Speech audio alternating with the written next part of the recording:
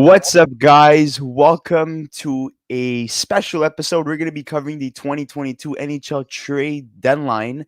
This is our first time covering it, so year one for us. So I hope you guys enjoy our show today. We'll be covering every single trade leading up until the deadline is concluded, which is around 3 o'clock. But sometimes there's trades that come out at 4 o'clock. So starting off, we have some news. Marc-Andre Fleury has been traded to the Minnesota Wild. Let's just see here. Give me Marc-Andre Fleury just got traded. yeah, Holy a shit! conditional second round pick that could become a first round pick. I'm just gonna have to change the. Give me a second, guys. We're gonna have to go to the Twitter. There's gonna be a lot of switching today. So as you guys can see right now, Dave Pagnotta has stated that it's a done deal. The Minnesota Wild have acquired Marc-Andre Fleury. And concerning that, he was not willing to go anywhere, to be honest. And then all of a sudden, Minnesota became the front runner in terms of, you know, I would like to go there because he actually has a connection to the general manager, Gurin. He won a Stanley Cup with him in 2009. So I'm guessing that's why he was willing to go. And he wanted to go to a team that he felt was a contender, a true contender. I know there was a deal that was supposed to happen where he was supposed to go to the Toronto Maple Leafs with Hagel, that fell apart. So I mean, good for Minnesota. That's fantastic. I mean, you already have Kahkonen, you I have mean, Talbot, listen. I mean, Chicago. Thank God they got a pick out of that, because if they would have just wasted, an asset like that for nothing, I and mean, they got him for free. They got him for they free did. actually. Yeah. So that's crazy. So Fleury conditions second round pick becomes a first for the Chicago Blackhawks if Minnesota reaches Western Conference Final and Fleury accounts for 4 wins or more in 2 rounds. Daniel Kim here is saying that Fleury. I heard that he didn't want to leave the country, so he didn't go to Toronto. Yeah, I mean, I didn't really hear anything about him not wanting to leave the country, but I do think he didn't want to go. If I'm not mistaken, he didn't want to go far away from his family. I think that's what it was. He's at the end of his career. He's probably It's gonna pretty play far. one more year, if anything. So why move your whole family to Canada when you're in the States already?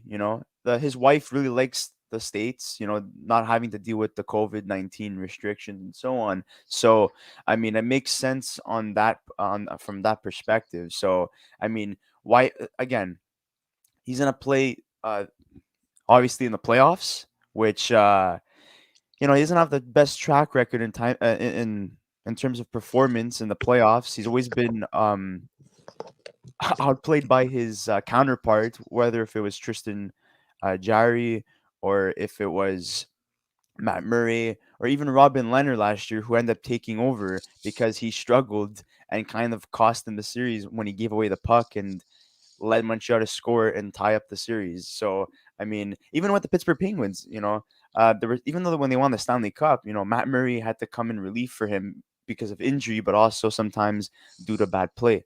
So Also, let's pull up Anthony Manzano's question.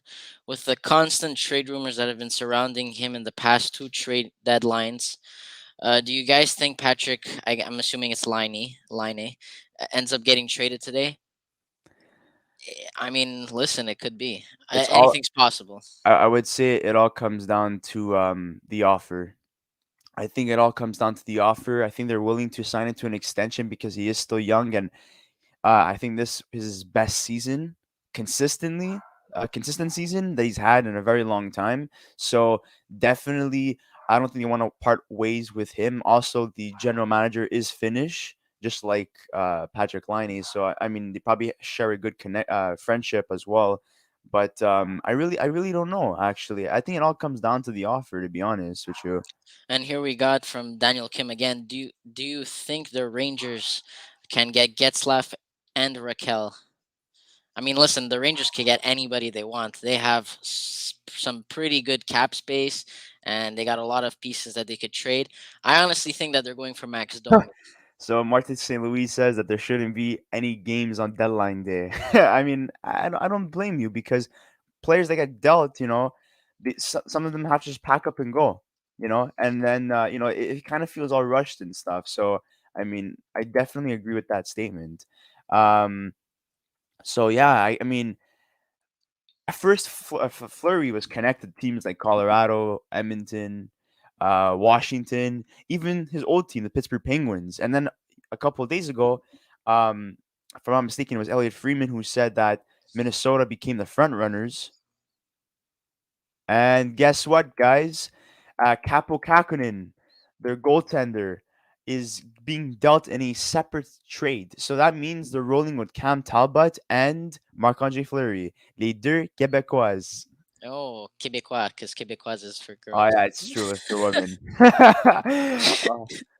But yeah, I mean, I wonder what that deal's gonna be. It's probably going to So Edmonton. Ben Sherratt's still in Montreal despite getting traded to Florida because he will be playing his first game against the Montreal Canadiens and with the Florida Panthers on Thursday. That's so awkward. Is he still like practicing with them? Well, I don't know. All I know is that he's wearing a blue jersey right now that has no logo on it. Someone just drew a picture here as a joke. Um, This is crazy. Listen, I'm excited for three guys that are probably gonna get dealt. I'm excited for Max Domi potentially getting traded. I still believe Jacob Chikrin is up for grabs, and I'd like to see what happens with Ryan Getzlaff.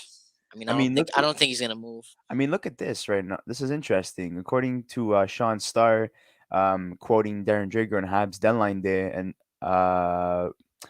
he says that it feels like Montreal almost prefers decent prospects at this moment. Hughes is very interested in McBain. McBain went to Arizona yesterday. That tells me he's looking at other prospects around the NHL. So, I mean, they did acquire a couple of first rounders already. So, Listen, if there's one prospect that I want the Habs to get, it's Kravtsov. Because I know that the Rangers were interested in Lehkonen. I don't know if they're willing to give up Kravtsov for him, but yeah. that's Uh, that's one guy that if we get him, it's a big win. we also have here that Brian Burke is not expected to do much due to cap space, and he likes the team that he has. Nathan Beaulieu won't be playing until the playoffs. So, I mean, he's going to be on IR until then or I, LTIR. I actually heard that Mike Hoffman was is the Pittsburgh Penguins are interested in him. Okay, so Jacob Chikrin has changed. Okay, so the asking price changed for Jacob Chikrin. Maybe three first round picks and a prospect. Oh, just maybe. And just okay. I think that's even a higher offer than it was originally. Prior, they were asking a first round pick, either a top six forward and a top four D and two prospects. And then someone said, it's Mr. Clutch said, yeah, when the NHL sees a player like Hagel go for two first round picks and prospects as a forward, Arizona knows that a D man is much more valuable. Yeah, I mean, that this year the market is set for defensemen. We saw yesterday how many defensemen got traded. Mark Giordano, Robert Haig, Troy Stetcher, Travis Hamonic. Yeah, they're not the best defensemen, but you see that there's a need for defense at the moment. Also, Jake DeBrusk signed a 2-year deal at $4 million per. $4 million. He was rumored to get traded actually. Um, because he wasn't happy with the situation. He was being healthy scratched and so on. But he picked up his game the last couple of weeks. And I think they finally started to utilize him correctly. And that's what led him to sign the extension. And that's very good in terms of Jake DeBrusk because I don't think they would have gotten the return they would have liked for Jake DeBrusk. I think he's more valuable to stay with the team than being traded, especially the way he's been playing. And he's a former first round pick for them. So, you don't want to give up on a guy like that. You want to convince him to stay. We have a couple of questions here that we could answer. We have Anthony Manza. Oh, sorry. We'll start with Daniel. Do you guys think JT Miller will be traded? Brock Besser has a higher chance. Yeah, I would say Brock Besser has a higher chance, and most likely either or could potentially go to the Rangers. I think the Rangers are, you know, the biggest fish here. when it comes They to be- getting they were the Rangers were interested in literally everybody, and they still everyone. haven't done anything to this point. Uh, Anton Forsberg signed a 3-year deal, um, eight at eight two point $25 million. He's averaging 2.75 million per season. To take note uh, on that. Another comment here by Anthony Manzano. Do you guys think well, I mean, I'm assuming his question is with Aaron Ekblad injured, do they have enough? Do you think they're gonna make another move since he's on IR? I mean, it's possible. I mean, he is a big piece on the team that they're missing right now. And going into the playoffs, their defense. Okay, I so mean, we have sorry to cut oh, you off, Chris. We have another oh, trade. Marcus Johansson to the Washington Capitals in exchange for Daniel Sprong, who I'm surprised got dealt because he was doing pretty well with the Washington Capitals, and draft picks are a part of this deal. oh wow, Daniel Sprong. And Marcus Johansson's contract is being 50% retained. Um, and this is a former Washington Capital. Marcus Johansson did play for the Washington Capitals a couple years ago. If I'm talking about the right Marcus Johansson, No, let you me are, you are. He's playing on the. He's played on the Capitals. okay. So yeah, we're talking about the right one here. Daniel Sprong. Really, they got rid of him. He was a good fit with them. Yeah, it was interesting move. Okay, so meanwhile, guys, we're gonna cover some of the trades that happened late last night. So give us a second here. While A you're lot. doing that, I'm gonna answer John Wickel. Leafs not winning the cup with Jack Campbell. Yeah. I don't know how else to put it. Yeah. I mean, listen, they did they went to get Giordano. I mean, getting that type of defenseman over a goalie, was it necessary? I mean, I guess, but they need to do something about their goaltending because Freddie Anderson's coming after them in the playoffs. Let Okay, me tell you guys. that. So yesterday we stopped doing videos at right up until Nick Paul being traded to Tampa Bay for Matthew Joseph and a fourth round pick heading to Ottawa. So late last night, past 11 o'clock, as you can see right here at 11:02, we were sound asleep, getting ready for today. Um, Jeremy Lauzon from the Seattle Kraken gets traded to the Nashville Predators for a second round pick. If a guy like Jeremy Lauzon gets traded for a second round pick and a guy like Travis Hamonic gets traded for a third round pick, this begs the question: can Brett Kulak get more than a second round pick in return? Because he is better than both these guys. You know what I think? I think he might. I think he might get traded for a second, and there might be either a third or a fourth put in as well. But I don't think he's Like gonna get traded multiple for. draft picks, then yeah, that's quite possible. Yeah, he's not gonna Uh, get traded for a first though. That's out of the question. so then the deal that precedes that, Arizona was very active, by the way, yesterday.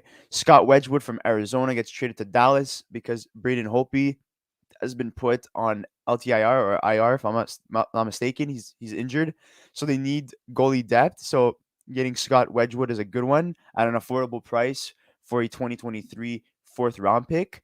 Then the one of the bigger names yesterday, Jake McBain, one of the top prospects for the Minnesota Wild, who was linked to the Montreal Canadiens and multiple teams, ultimately chooses Arizona Coyotes as his destination because his general manager for Team Canada, Shane Doan, convinced him to go there. They had good discussions while the Olympics were going, so that was his preferred destination. They gave up a 2022 second round pick in exchange for McBain. Moving on to Winnipeg, three consecutive deals here. Um, the last one last night at 12:15. Mason Appleton goes back to the Winnipeg Jets in exchange for a 2023 fourth round pick. Okay. That means the door is open for Cop to get dealt, in my opinion. That's what it Yeah. shows. That's what it shows.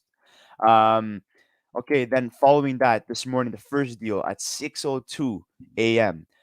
Nathan Beaulieu gets traded to the Pittsburgh Penguins, who is currently injured and will only be available for the playoffs. 47 round pick. That's good value for him. Then that deal that happens right after is Winnipeg trades Brian Little's contract and Nathan Smith for a fourth round pick. So holy crap. I mean, Arizona did say they were willing to take on back contracts, and that shows right there because I'm pretty sure Nathan Smith will be playing for the Arizona Coyotes next season because, you know, Arizona's not a preferred destination to go, and especially with their situation next year with the whole arena playing in front of 5,000 fans, I don't think that's ideal for NHL players to be a part of. So they need bodies on that roster to fill up that roster. They don't care who it is; they will be willing to do anything in order to fill up the roster. So I mean, that shows you that they're in terms of that they're somewhat desperate. So maybe Jake McBain did want to sign Arizona. So I mean, maybe there's some people that do like Arizona. Then obviously that follows that deal that follows that. You have the Washington Capitals trading Daniel Sprong, left winger, and a couple of draft picks for Marcus Johansson, so he comes back into the fold. And now we're up to date with Chicago trading Marc-Andre Fleury to Minnesota for a conditional first round pick. You know what's funny is that even yesterday, when just for the fans to know, behind the scenes after we record our videos, we discuss how we should do next and blah blah. We were talking about Arizona. Why does no one want to go play there? And you know, Luca, the other member on our podcast, was like, no one wants to go play there because the franchise sucks. You're playing in front of 5,000 fans. No one knows hockey there.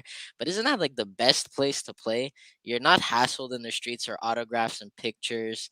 The weather is awesome. You're never cold. I mean, unless it's at night, because at night I know it does get a little chilly. But like, it's like summer all year long. You know, uh, the jerseys are cool. Listen, I mean, at least you're looking stylish when you're playing hockey, and I'm pretty sure the taxes aren't super high there either. So, like, I don't know why that wouldn't be a prime place to play hockey. I mean, But sorry to cut you off. Sounds like yeah, St. all good. Louis and Predators are interested in Calvin DeHaan, and we all know that St. Louis was Ooh, interested in guys like Jacob Chikrin, Ben Sherratt, Hampus Lindholm, and they got none because I don't think they were willing to pay the price. And Calvin DeHaan is still a very good defenseman, but he's probably going to come at a cheaper price for them. So that's great for them. where are the Rangers? Where are they? This is. I have Okay, a feeling. I have a feeling it's the Rangers aren't going to do anything today. Either that or they're waiting for okay. right at So the end, and they're like, "Let me make a big Coyotes re-signed their splash." goalie Karol Vejamelka, if I pronounce his name correctly, to a 3-year deal, averaging 2.725 million. That's a good deal for him. He had a good season despite Arizona's results. Okay, so Count Talbot will start tonight's game against Vegas. Evan Avison says that he's a pro and will go about his business despite the acquisition of Marc-Andre Fleury. I mean, let's be honest here. Cam Talbot's fantastic, but when was the last time he made the playoffs? You know, Marc-Andre Fleury provides that experience and that ability of pushing the Minnesota Wild even further, especially with the season that they've been having. So having two established number one goaltenders, that's fantastic. Yeah, you give up Capo Kahkonen, which I thought was going to be the future starting goaltender for Minnesota, but he's relatively young. And a team like Edmonton, as you can see, our one of our co-hosts, Luca Locopo, Yeah, says that what if Kakunin ends up in Edmonton? That's a great move. So yeah, that's definitely a good move. But it's all about the price, and Edmonton was not willing to pay a first round pick for a goaltender. Well, so was Minnesota, and they still did it, but it was a conditional first, so whatever. I'm surprised they got rid of. I mean, I would have preferred to get rid of Talbot over. I mean, I guess that's what it took to get Fleury. Listen, I really hope that they don't trade their young goaltender. I mean, I wouldn't see why. I don't see why they would do that. I mean, I did see him also as oh my God, Max Domi is ranked number 2. Let's go. Yeah, this That's definitely that's has to be that's the one. updated. That's the one I want to see. I want to see where he goes because I find he's very underappreciated on every team. That season he had with Montreal, where if I'm not mistaken, had over 60 points. Like around 75, if I'm mistaken. That's Max Domi. Max Domi was playing great because they put him in a situation where he was exceeding and then excelling. Sorry, and then here, So and Succeeding, excelling, yeah. whatever, and then and then the year after they put him on the fourth, the third wing center, and then they did that again, and he had a shittier season. With I guess with Columbus, it's not. This guy's meant to play in a big market. I see him going to Toronto. I see him going to the Rangers. I see him going wherever any of the original six teams would be awesome. Would be lucky to have him. I don't think the Habs are gonna try to get him back because he doesn't fit like the Speaking whole. about Max Domi, our co-host Luca Lacopo has stated that Max Domi is not participating with the Columbus Blue Jackets during their practice session. Oh, that means a trade is coming. Of course, it's I coming. I love mean, to. yesterday it was reported that he was going to be dealt within the next 24 hours. Nicoletti. Listen, I think you know what would be a sick deal. I think Zadina and Max Domi 1-for-1. That would be a good move. I would make that move. I don't think. Big gamble, but I would make that move because I'm a big Domi fan. Listen, he has a lot of potential. He was drafted third overall, if I'm not mistaken. So Who? Max Domi, if I believe Arizona drafted him third No, he or was higher fourth. than that. He was 13th, if I'm not mistaken. No, I said third overall. I didn't even know he was drafted 13th. Max Domi, Yeah, he was not in the part of the top three. 12th overall. Yeah, you're right. My bad. Yeah. If he was third, I'm sorry to say, but that's a bust. Apart from that great season, Nah, nah, nah. That's not a bust. Capo Caco is a bust. Okay, Max Domi ain't no bust. Max Domi is a good player. Even if Max Domi would have been drafted, well, I mean, listen, is Joanne a bust for being drafted that high? some players just don't pan out, I don't think I don't unfortunately. I don't think Joanne is a bust. I think Joanne got drafted at a. I mean, he could have maybe been drafted fifth, but third overall too. I mean, There's the any whole situation concerning Mrazek, and no one really knows what's going on there in terms of if he's gonna get claimed or not. Um, yeah, you know, it's gonna be an interesting deadline day. But let's go through this list very quickly. We have Ricard Raquel, who was supposed to be dealt last year during the 2021 trade deadline, but he got injured, so he never got dealt. And I remember Toronto was very poised in acquiring him, so he's back on the list. Max Domi, Max Domi got traded for Josh Anderson. Clearly, the deal didn't work in Columbus's favor, and Montreal stole that one. Then you have Justin Braun, who's been linked to teams like the St. Louis Blues and Nashville Predators, who need a defenseman of his caliber. Andrew Kopp's been connected to teams like Colorado, New York, and if I'm mistaken, the Pittsburgh Penguins. Tyler Mott's been connected to multiple teams as well, such as the Toronto Maple Leafs being one of them. Jacob Chikrin, a lot of high interest from Los Angeles. Jake DeBrusk, they gotta get him off that trade bait list because he signed. like I said, you never know. Just because he signs doesn't mean they don't trade him. What else do we have here? We have Carson Soucy. It seems like Seattle's, at a garage sale right now, just selling anything for anyone. Sorry, everyone for anything at this point. Something they should have done during the offseason, which I was surprised they stood pat and they just kept the team that they drafted, and they didn't try to get more draft picks in return. But it seems like now they're doing it at the deadline, so good for them. But like, let's be honest though. We mentioned this in the last video. They did have a good team. Like on paper, you see the defense, you see the goaltending, and some of the Goaltending and forwards. defensively, yes, but But look, offensively they were always weak. some of the forwards they had were like they're goal scorers. Yanni Gord, Eberle, Tanev. They went to get someone else. Oh, what's his name? I'm gonna have to go check their roster now. Okay, so the San Jose Sharks have acquired Capo Kahkonen Oh from the wow, Wild. Edmonton. Come on, guys. Yo, man, I'm telling you, Capo Kahkonen doesn't come cheap. The Minnesota Wild had to give up a second round pick last year, at the start of the season, to reacquire Capo Kahkonen from the Seattle Kraken. Oh no, sorry, that was oh my god, Jaden that was, Schwartz. That's what I was. no, Sorry. that was Vanacek. Holy crap, that was Washington that had to pay that price for to get Vanacek back. My bad. Okay, so Ooh. So Jacob Middleton, who was highly sought out for by many teams, is a part of the deal. So Kahkonen traded to San Jose in exchange for Jacob Middleton. Sources say pick involved as well. Damn. Wow. I think okay. Middleton's a defenseman, so they add Middleton for Minnesota. That's fantastic. I think he's a very underrated defenseman for the San Jose Sharks, and a lot of teams had high interest in him. So them getting him in return, but also having Fleury, so that makes a goaltender expendable. So trading Capo Kakinen, who is younger than Talbot, in exchange for a very underrated defenseman, Jacob Middleton, knowing that Minnesota is like all in this year, that's good for both teams. San Jose, this gives them the opportunity to maybe move James Reimer, who has had a lot of interest in terms of um, teams wanting to acquire him.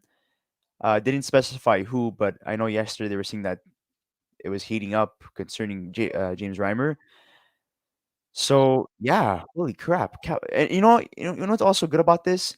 Capo is not gonna have to battle it out with another goaltender for first anymore. He will be the first the starting goaltender essentially.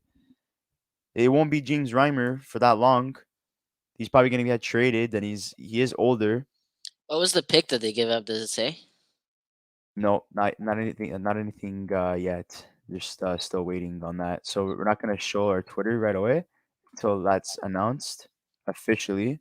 Still okay. And Okay, so Capo Kakinen is one game away from losing his waiver exempt status. As of right now, he is still exempt, but once he plays one more game, he'll require waivers before he can be assigned. Okay, not bad. Um, yeah, sorry, Chris, what you were saying before? No, yeah, just San Jose's in a weird situation. Well, they did get younger. This is a good move for them. Capo Yeah, Kakinen is like yeah, but they have a lot 24 of years old, if guys I'm who mistaken. are signed for a very long time at very high contracts at a Well, I think very Velasquez's gonna get bought old out from age. San Jose. Who? Velasic. Well, I mean, they have Logan Couture, who's 32 and is getting Yeah, paid 8 million for the next God knows how yeah, but he's long. not bad whatsoever. He's still good. I like him. Then you got Eric Carlson. So I don't think Velasquez's gonna get bought out, dude. I mean, you know how much they're gonna have to for the next 4 years, 7 million. You know how long that's gonna take for the buyout to penalty to. Yeah, that's true. And I would just play it out at that point. Okay, so continuing our list, we're Artturi Lehkonen, 50-50 chance. He's really found a spot under Martin St. Louis' playing style. Hughes likes him. Martin St. Louis likes him. So it's really gonna take more than a first round pick to acquire Lehkonen. Jacob Middleton just got traded for Capo Kakkonen. Shea Weber's contract is in there too. Sorry, Yeah, I know I'm going a little bit too low, but I mean, no, like, that's let's. fine. Yeah, Arizona is very interested in acquiring uh players that are not playing anymore just for the sake of slapping it onto LTIR. And Arizona's been really interested in Shea Weber's contract, so that's something to look out for. Nick Letty's he got scratched last game, so look out for that. I really wonder where he lands. Calvin DeHaan been connected to Nashville and St. Louis, like we mentioned before. John Klinberg, I don't think that's going to happen anymore. I think they're going to use Klinberg as their own rental essentially, and they're just going to let him go as a UFA at the end of the season because Dallas picked it up a lot, you know, since he requested for a trade, and they're essentially going to be a playoff team this year. So you know what? Let's just stick with the team that we have. Let's add a couple of pieces. We don't want to add too much, and let's continue rolling. They did sign Pavelski to a 1 year extension, so that's great on them for doing that. Colin Miller has been linked to a lot of teams as well. Johan Larson, they were saying that late last night that trade talks are picking up. Same thing with James Reimer. Andrew Colliano, San Jose. Okay, I don't think that they're really gonna fetch much for him. Josh Brown, same thing too. Connor Garland, yeah. Out of all the three big names that have been rumored to be traded, JT Miller, Brock Besser, and Connor Garland, the most likely one to go is Connor Garland because he is the worst one out of all three of them, right? And out of he has an affordable contract for what he's able to do. 4 more years at 4.95 million. You know, a team that's looking for secondary scoring in their top six. I think that would be fantastic. And he's only 25 years old, so I think that would be a good addition. Zach Sanford, that's dead. Jack Roslovich, I know you like him, Chris. Yeah, they shouldn't. I don't think they should trade him. But I mean, listen, you can get a You have lot for him. you have Brett Kulak, who's been garnering a lot of interest. Even Zdeno Chana's been garnering a lot of interest. Jeff Petrie, it's more of him having an off season, and also the contract's not ideal, considering that he is 34 years old and he Wait, has two where, more where, where, where do you see Jeff Petrie? I don't see him. Am I right here. blind? Oh my god. Okay, I was Yeah. looking at something else. And then you have Brock Besser, who's at 30th. And, there's also the two New Jersey Devil players here. You have Damon Severson, who voiced his opinion saying he would like to stay with the New Jersey Devils and not be traded.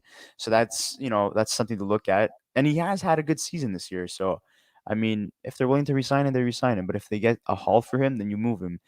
Pavel Zaka, that's more of a change of scenery. Let's see if they updated this list because I know there's a couple of trades that happened. Zdeno Chara. No, My they still god. haven't. They still haven't updated it. But we're gonna switch screens here again. You know what's funny? The only thing I remember, well, not remember, but the funny things I remember about Zdeno Chara are, uh, remember those McDonald's commercials where he comes to Montreal and he gives the fans his own burger, his signature burger from McDonald's, and they're like, "Oh, it's really good." And then they're like, "Guess who made it?" And then like he just shows up and they're like, "Ah, Yeah, shit." They're like, that's freaking hilarious. I love that. I don't know if this is true, but read this comment, Chris. I'll let you do the honors. Coach Brad Larson says Max Domi was taking a maintenance day for a foot injury. That is bullshit. That is bullshit. That's the truth, he insisted. Well, I Uh, insist it's bullshit because I think he's going to get dealt. Because you can get a lot oh, out of it too doesn't make any sense. You know what I mean? Like all of a sudden, now he has an injury, but yesterday trade talks are picking up. Like one thing that I have to say about some of the newer GMs that were named GMs this season. So Vancouver's, Montreal's, and so on. I feel like they've been pretty honest. They're not like trying to cover up stuff, and like be very like I don't know secretive and stuff. Okay, so the trade Ooh. for Daniel Sprong has officially been announced. So it's Daniel Sprong and he's fourth round pick in 2022 and a sixth round pick from the Washington Capitals that is going to the Seattle Kraken in exchange for 50% retained Marcus Johansson. I I mean, look, Johansson has like a fantastic career, especially with his time being with the Washington Capitals. But I just think that's a way too much. Daniel Sprong was playing good hockey with the Washington Capitals. I don't know what happened recently if that changed, but giving up a fourth and a sixth for a guy like Marcus Johansson who hasn't, he's a third line shutdown centerman at this point. He's not the centerman he once was. He's up there in age, of course, but I mean, I guess it kind of does make sense because Washington was willing to trade up some pieces for a guy who was able to play in a shutdown role, someone they could put on the penalty kill and play on the third or fourth line, and essentially that's Marcus Johansson, right? So, I mean, if that's what they really, really wanted, and that's the price they were willing to pay, as opposed to like maybe giving up a lot more for a guy like a Artturi Lehkonen, or maybe Kale Clutterbuck, which they were interested in them too, and also Cali Youngcroak or Croc, they were interested in him too as well. Um, yeah, this is a funny picture. As you know, Kevin Weeks has been announcing trades in literally the most random places ever. So that's like the talk of the day, essentially. Um, okay, let's see what's going on here. It's not as active as I thought, but the deals that are happening right now are pretty significant. They're not bad whatsoever. I'd like a big one to happen now. As you can see right now, Kevin Weeks is like literally in the most random place ever. Looks like he's in the I don't even know where that is. Oh my god. Let's refresh this thing here. Daniel Sprong, fourth round pick, sixth round pick. Mm, yeah, yeah. So for you guys that missed out like a couple of minutes ago, Capo Caco did get traded to San Jose. That's a fantastic move for him. Chris, do you mind pulling out his stats and stuff and his age so that Yeah, San Jose knows what they're getting? I'll be happy to do that. Thank you, Just sir. gonna open this. Okay, so the Sharks also get a fifth round pick from Minnesota. So it's Capo Kakkonen and a fifth round pick to San Jose for Middleton, who's going to Minnesota. He's a defenseman for you guys who haven't heard of him before. So he is 25 years old. Do you want me to give him stats this season, or Yeah, just in general, like the last couple of seasons. he has 25 games played this season, 12 wins, 8 losses. He has a save percentage of .910, which is pretty decent. But he has an overall career of .907. You know, for a guy who hasn't, and he's only played 54 games in the NHL, so doesn't have that much, doesn't get that much playing time. So I feel like Minnesota kind of gave up on this guy way too early. I think, I I mean, think, look, I, their window is short because the cap space is gonna be a hard thing to work around in order to re-sign certain players. So they want to go all in essentially this year. That's what it seems like. I don't know if you agree with that. I mean, You have to give to get. That's how it works in this business. they could have given Talbot away. Let's be honest here. So many teams that have been willing to take him. Yeah, but it's also his cap hit. I think Capo Kakinen is relatively cheaper, and like you were saying with San Jose, with all those bad contracts and stuff, you really want to add another aging guy on a on an expensive contract. I It's mean, I true. wouldn't. So Capo Kakinen is cheaper. They're slowly, doing certain things here and there in order to build for their future, slowly but surely. But they still got guys like Brent Burns and Carlson on the team and Velasic that they have to get rid of. I We mean, have a we have a comment here. Sorry, by JRB 2021. Do you think Kapanen will be traded? The Montreal one or the Pittsburgh one? Jokes. no. Uh, it could be. Listen. I think we mentioned that in one of our episodes that he might get traded. Uh, listen. They're in the playoffs right now. I don't- they're trying. They could probably make a really good run. So I don't see them giving him up unless it's for something really good, or if it's like he's packaged with something to get someone else. But I would be really shocked to see like a 1-for-1 deal Kapanen for like another guy that's just similar to him. I don't. It's an unnecessary move, I think. So I would say I would say there's an 80% chance he stays, 20% chance he. Yeah, I agree. And according to Russ Roy, don't be surprised if St. Louis and Philly are linked ahead of today's NHL trade deadline, as the Blues have interest in Ivan Provorov and Travis Sanheim. It's entirely possible one gets done today. Otherwise, talks will likely resume around the draft. Another comment here from JRB 2021. DeBrusk.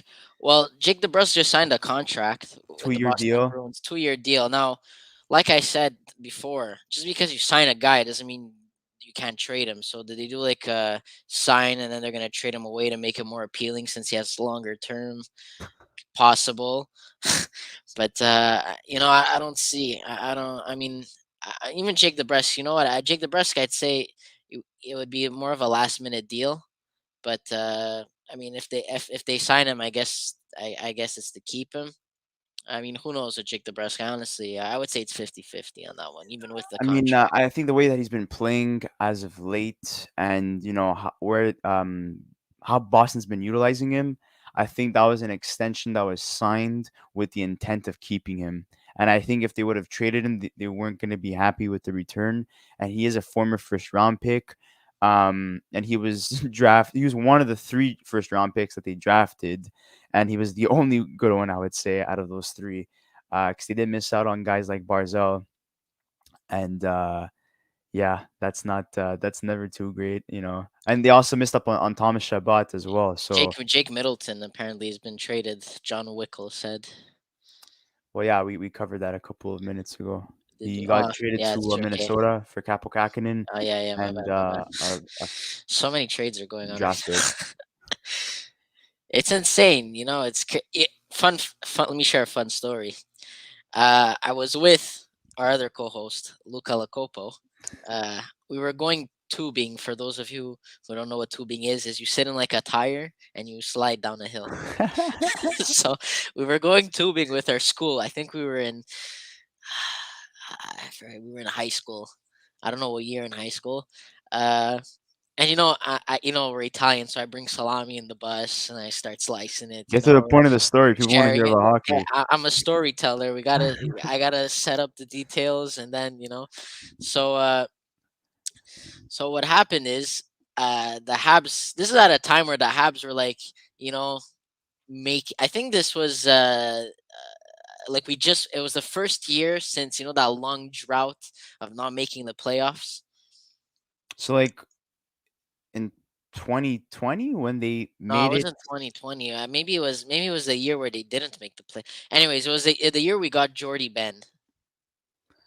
How long ago was I that? think that was like 2018, 2017. So all we see is Habs get J Ben. We're like, Oh what yeah, yeah. the That happened to a hell? lot of people. People thought we traded for Jamie Benn. We're like, what the hell? We got Jamie Ben. We got Jamie Ben. We're all freaking out in the bus. The salami went flying all over the place. And then Luca, obviously the bearer of bad news when it comes to trades and stuff. He's like, guys, it's Jordy Ben. The whole bus went silent. We're like, shit. Went back to Uh, Marcus Johansson, we have sorry, 31 years old. Yeah, sorry. we have another comment here from Travis Bruno. I predict Monahan for DeBrusk. Calgary frees up cap space for a D man. Uh, Apologies for my dog, if you guys hear I going mean crazy. the Brusque isn't a defenseman.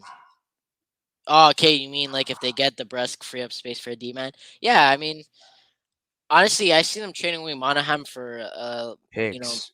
picks. Yeah, because they need more than just $3 million Yeah, they're not gonna cap add space. nothing else on offense. But there has been one guy that was heavily linked to the Calgary Flames because apparently he fits the Daryl Sutter playing style, and that's Christian Dvorak. Christian Dvorak missed a couple of weeks. He just came back from injury. The Canadiens they give up a lot Yeah, we for got Dvorak. fleeced on the Habs got fleeced on that I one. don't. I wouldn't say that the Habs got fleeced. I would say that him trying to build chemistry with a team that was depleted due to injuries and having Dom Ducharme as head coach did not help his situation.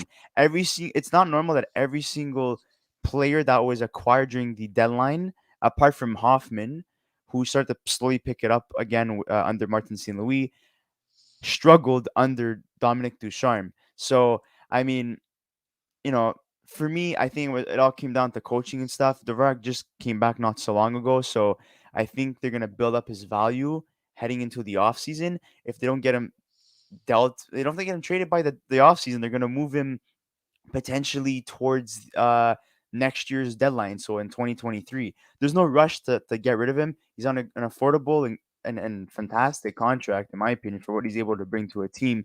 He just needs to build that chemistry and He's good hopefully defensively too. I mean, yeah, so like let's not drop the ball on anything, but one guy that definitely should get traded and has been given multiple chances is Jonathan Drouin. yeah, We that un- guy we understand his needs situation to with go. mental health and stuff. We're Holy. not we're excluding that. We're talking about his playing style, and he's very inconsistent. He had a wrist injury. Okay, he comes back to his first game against the Ottawa Senators, if I'm mistaken, on Saturday. The guy was like playing as if he didn't care. You know, um, your wrist was hurting you. You could still skate. You could drop a couple of hits. You could go for a decent pass. We're not asking you to take crazy ass freaking wicked wrist shots and stuff, you know? Like we know that you're not 100% and you may be in pain, but like come on, put a little bit more of an effort. You know, there's guys, NHL players, hockey players in general play through injuries all the time. You know, look at Shea Weber. He was dealing with multiple career ending injuries during a playoff run, and he didn't. He seemed like he was perfectly normal. You know what I mean? Yeah, they're built differently. You know, Weber's over 200 pounds. You know, and he's 6'3", if I'm not mistaken, or 6'4". So like obviously like he's literally a tank. He's a mountain, as people have been calling him. And Dwayne, he's more like lean. And you know, he doesn't pack up that much muscle compared to Weber. But like, come on, man, like very disappointed. He has all the talent in the world, but unfortunately, I don't know what it is. Well, there's other stuff too. Honestly, I think, and this is why I strongly think that the Habs should stop trying to pursue players from Montreal or from Quebec who are, and make them and hype them up to being the next Guy Lafleur or Well, that was whatever. the problem with You know, Jonathan Drouin, essentially, right? A lot it's of the players were, I mean, sorry, a lot of the people were saying that this guy was going to score 50 goals in his first season. Like, come on, guys! I know it's exciting to have a local boy from Montreal, from Quebec, you know, but come on, give the guy a chance. Give him some breathing room. not only that, but they put him at center the first season. They're like, yeah, yeah, he's gonna be our first line center. We know he plays the wing only, but we're gonna try him out at center. So It's Sportsnet just released a funny video saying that they're sorry for these fans in failing to acquire Marc-Andre Fleury. He is Minnesota bound, so that's funny to see. we got a comment here from Animal 007. Yes, sir. Bruh, Washington with another cap trade. First one was Manta Vrana, and now this. I mean, yeah. I mean, I'm really shocked that Daniel Sprong was part of that deal. I thought he fit the mold very well in Washington. Last year, specifically, man. Last year he was I don't know, man. I really was really impressed with his play, and I shout out to my cousin who's a Washington Capitals fan. Uh, he loves Daniel Sprong. He's currently working right now, so have not informed him, and I'm not even sure if he has been informed about the deal. But I don't think he's going to be too happy. But he does like Marcus Johansson because he's been a long time Caps fan. But at the price of Daniel Sprong and multiple picks, I don't know how he feels about that. I'm really gonna have to ask him. Great Anthony prices at practice right now, as you guys could see. Anthony Manzano, Luca, and Chris. It's Chris and Chris, by the way. But Luca's a good-looking guy. I wouldn't mind being compared to Luca. We don't know if he's gonna hop in at any time during the today's video, but we will be posting a winners and losers video tonight once the deadline's done, and Luca will be included, of Oh, course. I didn't see this. I think Kulak will be traded for two conditional second-round picks that can turn into first picks depending on how many games he plays in the rest of the So regular. you're saying two first round picks potentially? I don't know about that. I No, think that's not two first rounders. I think he's saying one of them will oh potentially one of turn. them. I don't see that happening. I think that's Kulak for a way too much. And first. if they do that, they need to take it, run, not look back, and have the biggest smiles. And definitely, I That's a think that steak. would That's a steak dinner celebration kind of trade. I think that would be the steal of the trade deadline. I know there's a lot of deals that go down that end up being cracked. You know, you look at Nick Foligno, for example.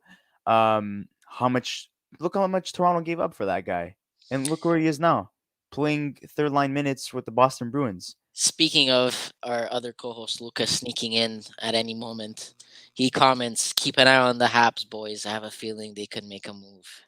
Ooh, So I have here, well, it doesn't show on my Twitter, but on my phone, Patrick Lordy has been told that Kings and Habs have been in discussions as of late. Kings inquiring about everyone, but seem keen on one of Petrie or Kulak. what is the name? Sorry, of the player that Petrie or they're Kulak no, no, are no. the, That is there no? There's no link to which Kings player we're potentially on the move. no, just who the LA Kings are interested in. Oh, they're gonna give up Quentin Byfield. And the Athletic are reporting that Jordan Harris will be signing with the Montreal Canadiens. Oh, really? Yeah, that's a huge, huge, huge W for Montreal. Under Mark I Bergevin, love I don't it. think that was going to be likely. because he looked like he was on his way out. He preferred to go to a team like Boston or New York and sign with them. But with Harris having connection to Hughes in terms of their sons playing together at the same university, and also Gordon, if I'm mistaken, had a role at some point in the organization of where he plays. I'm curious what university it is. I don't know if any of you guys in the comment section could tell us. Give me a I could search it second. up if anything. Yeah, I search it up. Jordan Harris, elite prospects. Let's click on this. NCAA Northeastern University. Yeah, yeah. So I mean, look, they brought on two guys in management that are not only suitable for the job, but they got the job done in terms of signing a top prospect in Jordan Harris. And I definitely do think he will be playing a couple games of the Montreal Canadiens this season. We now have 524 subscribers. I'd like to say thank you to whoever the new subscriber is. Thank you guys for the Appreciate it. support. Hopefully, this video helps us get closer to 600. And obviously, ultimately, our goal is to hit 1K. And then after that point, anything is possible. But we just wanted to give you guys a huge shout out and a huge thank you to everyone that's been supporting us since day one. In terms of our channel, we skyrocketed in terms of expectations. We didn't think that we were going to be in this spot. And without you guys, we wouldn't be living our dream essentially. So we wanted to say thank you so much in terms of helping us get to this point. Um, and let's keep the ball rolling. We have another comment here from Brandon D. Laxton. Take Peachy from us, LA. He's Vezina caliber, I promise. I think he meant Norris, or maybe he was just joking in terms of like saying that he's Vesna, meaning like he's a good defensive defenseman. Because Vesna is awarded to the best goaltender. I'm not sure. I mean, I get the joke, but I don't get like the Vesna part. Okay, here we go. Over here, Bissonette repping a Toronto sweater. Absolute wagon. I don't know what his fascination is with Toronto. I know he is Did from he ever play Toronto. there?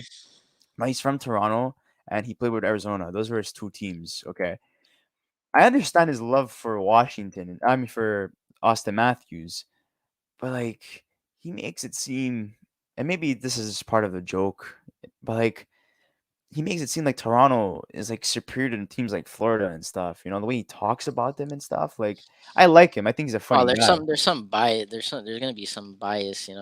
It's like all the guys on TSN. They're all Toronto fans, and they're always gonna shit on the Habs. But perhaps to be so net, Biznasty, as many of you guys may call him, you know, he doesn't shy away from showing his love towards the teams that he goes for and stuff. So at least we're known of the biases that he has for certain NHL teams. Whereas you know analysts in general, it's very like obvious who they go for and stuff. And Brandon D. Laxton did mean Norris, but he's in class right now, so I guess he typed. I guess he had to type it fast. well, we appreciate you taking the time out of your class to participate in today's special event.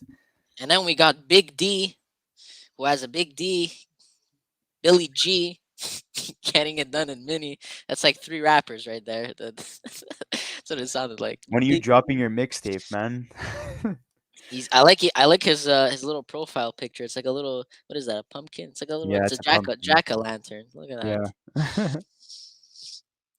Oh my god. Yeah, that's your Habs Chronicle says here. Got the face. David Pagnotta on TSN 690 said that the Habs are engaged in trade talks. He mentioned Kulak, Lehkonen, and Allen. Ooh. Okay, so considering Allen, that's an interesting situation because Kent Hughes did notify everybody, or maybe that was just him playing his cards right, that he was unwilling to trade a goaltender because you have Hamid on IR or LTIR, if I'm mistaken. Carey Price is day to day. You have Jake Allen that's back, and you have Montembeault. Montembeault, surprisingly, the last couple of weeks has been playing some good hockey, and I think it would be a cheaper backup for Carey Price, who's most likely going to start the season next year. Um, Jake Allen, though, he has a lot of value. So, I mean, and he signed to an affordable contract. So, you know what? Might as well just get rid of him. Montembeault, is not Jake Allen. Jake Allen is far superior. But if you could get a haul for Jake Allen, and he is in his early 30s, and Montembeault is younger. He's in his mid 20s. So I mean, you know what, man? You're a team that's rebuilding. Just do it. It's all So about acquiring prospects and picks at this point. when it comes to Big D, he said he's dropping his mixtape soon, Chris. Soon. Can't And wait to hear it. Theo, I guess it's Theo C132. Do you see Cop and Stasny being moved before trade deadline? I feel like 100%. that Manson 100%. Appleton return kind of solidifies it. Yeah. Yeah, I think Cop is gonna get moved. I don't know about Stasny, but Cop is Stats I would say he doesn't get more than a third round pick. And teams that would be interested in him, I really have to think hard.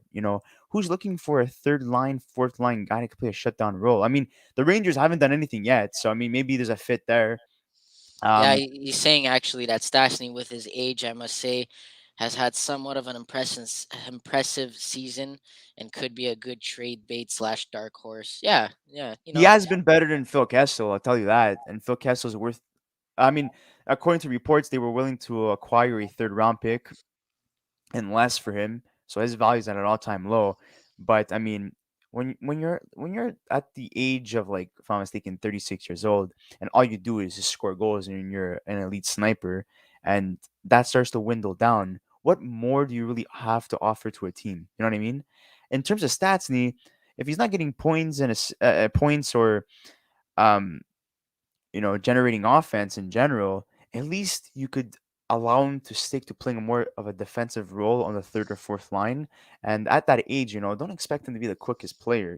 The game has changed a lot.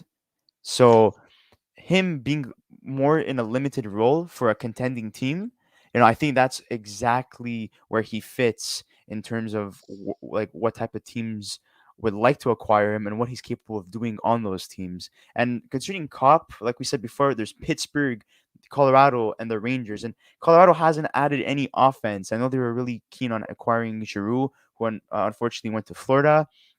They did add Josh Manson on defense, which was a good deal for them. The Rangers, crickets, man. There's been nothing on that front. Um, 525 subscribers. Thank you Thank you for guys. Let's keep it going. I just broke my whoever hand. that was. Ouch. Here we got a few comments here. From Yeah, let's Brandon hear D. it. Laxton. Is Florida done, or will they use space from the Now, LTIR of Ekblad? I according to mean, reports, they are looking for a depth goaltender. Why? When you have Spencer Knight and Bobrovsky, I have no clue. Bobrovsky. You scared everybody. Um, yeah, I don't know why that was reported. I mean, I really don't know what they could add, but like, I know uh, exactly who they could add. who? The universe is so humongous big. They don't even have Uh, to give up anything for him. Just sign him. That guy's legendary. Burgislav? I Brizgal, can't. Brizgalov. Brizgalov. Oh, I can't even pronounce his name. My God. What's Guys that have been following us for a while now, I think it's become apparent that I have a very hard time pronouncing foreign players' names. Okay. Um, another Anthony Manzano comment? What surprising trade can you see happen with either a superstar or depth piece during the deadline? For me, I'm looking specifically at the Tkachuk brothers. Oh, no chance. I don't think any of them are getting traded. no, that's not gonna I would happen. see Brock Besser, Jacob Patrick Kane. Chikrin, Patrick Kane was Patrick Kane. rumored, but then his agent debunked it and said that his client is not yet ready to leave the organization. So I that's gonna be listen. an off-season move, I think. I think Max Domi's a star, not a superstar, but star. I could see him. In terms Uh, of his name, then yes, but in terms of how he's been playing as of late, no. the reason oh, here he has another comment. The reason I believe that players want to get traded out of Arizona and free agents or treat or free targets. Tree targets. I'm not sure. Don't want to go there I is think it's because trade targets. That's what he a meant to trade. say. Okay, the unstable stadium situation. I mean, listen. If I'm a kid playing hockey, I don't care where I'm playing hockey. I play hockey because I love to play hockey, and I'm getting paid to play hockey. So I don't care who comes and watch me play hockey. If that makes sense, that's the So, way I see it. so in terms of Arizona's deal where they shed Brian Little's contract, the general manager of the Coyotes, Armstrong, on Smith, who was a 2018 third round pick. He said that we're very excited to acquire Nate. He's a very skilled two-way center who is relentless and competes hard every night. We're very happy to acquire his rights and look forward to him joining the Coyotes organization. He's an unsigned prospect, so and he's 23 years old, but I think that's a good fit for them. They added McBain, they added Smith. They're slowly building towards the future, and they have a surplus of picks. We have a comment here from David Aulard. I don't know how to pronounce that. I'm sorry, man. Spencer Knight is still green. Lorado, I think if I'm mistaken, Lorado. Aulard. Okay. Well, I mean, he Panthers want Varlamov. That's what he's heard. I mean, fuck. Why? Yeah. I mean, listen. It could be. It could be. They have the cap space. And he also says, "Great podcast. Keep up the good work, Okay, guys." so Thank you. according to okay, so the Los Angeles Kings are making a huge push for Jeff Petrie. That's interesting. And the Calgary Flames have inquired about Mathieu Perreault of the Montreal Canadiens, and that's more of a deal that's going to happen towards the end of deadline, and we could potentially see a sixth or seventh round pick in return for Perreault. So him going to Calgary, he's staying in Canada. He did play for Winnipeg for a lot of years. If I'm mistaken, for close to a decade. So that's good. He wasn't really down to report to the Laval Rockets. So him being able to go there and a contending team, you're playing with your ex teammates and Toffoli. I mean, my God, man, Calgary's literally finding a sweet spot in my heart, and I'm really, really rooting for them to win the Stanley Cup. As a Canadian, I I'm have very. them as my favorites. They're my if when we do our bracket challenge video, Calgary is winning the Stanley Cup. I mean, That, I that's I, wh- that's I who may I have see. to. I may have to. I think they're gonna go very far. I would say up until the Western Conference Finals, for like guaranteed. I think they're gonna Um, make it to the finals. And I do believe it's they. very That, possible. You have to go. uh, You have to go through the only competition I would say that Calgary has in terms of the West is Colorado, but Colorado, the yeah. East is gonna be wow. That's gonna be beautiful to see. Theo C 132 sounds like a class. Domi would be much needed grit for Colorado. That's not a bad I trade didn't. You know, destination. I didn't think of that. I didn't think of that. I think he would work well in Colorado. I didn't. I mean, I know they really wanted Claude Giroux since he could play center and wing, and Max Domi could play Yeah, he center and could do the wing. So same I mean, it thing make it too. makes it makes sense. I didn't think of that. That's I mean, I would like to see him more with the New York Rangers, but Colorado would be a good location for him too. With the possible, oh here, sorry, another comment from Anthony Manzano. Uh, with the possibility of teams possibly moving out of the state, you really think players would want to go there with unstable? Okay, so he's still mentioning Arizona. I mean, I mean, listen. I to be honest, I believe Arizona is a good. If I were a player personally, I wouldn't mind moving there. I mean, if other people, share a different opinion, I mean, to each their own, right? I mean, it's like, would you want to live in Winnipeg or Vegas? Okay, You know? Jeff Peach, my bad. Brett Kulak left practice with two sticks in his hands. I don't know what that means. Oani Mal is saying, I think the MTL will make a last minute push to the finals like last year. Whew, yeah, no chance. I think it's statistically impossible. I think That's you a have good to. I one. think. I think even if they were to win every single game, would they still No, make? it's they're gonna have to catch up to the Washington Capitals, and if I'm mistaken, they're like 81 points right now. There's like Yeah. no way. There's no way, and I think the Habs are not even. They're like, let me see what the standings are right now. Here, do you want to read this comment, Chris, from Big D, our rapper?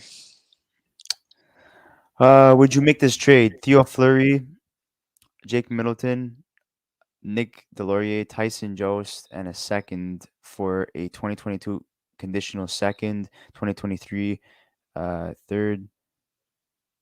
I mean, all these guys are from different teams. So Yeah. how does that work? Is that just like a scenario, like in general? Like, I mean, we'll get back to us on that one because I'm kind of confused if that's just like a made up fictional like trade or And here's Yeah. another one from Anthony Manzano. Honestly, Capitals fans don't need to worry about them trading a defenseman. They have a history of developing good defensemen through their system. So I mean, yeah, I mean it's true. They do have pretty solid defensemen. I mean, I always remember they had really good defensive players.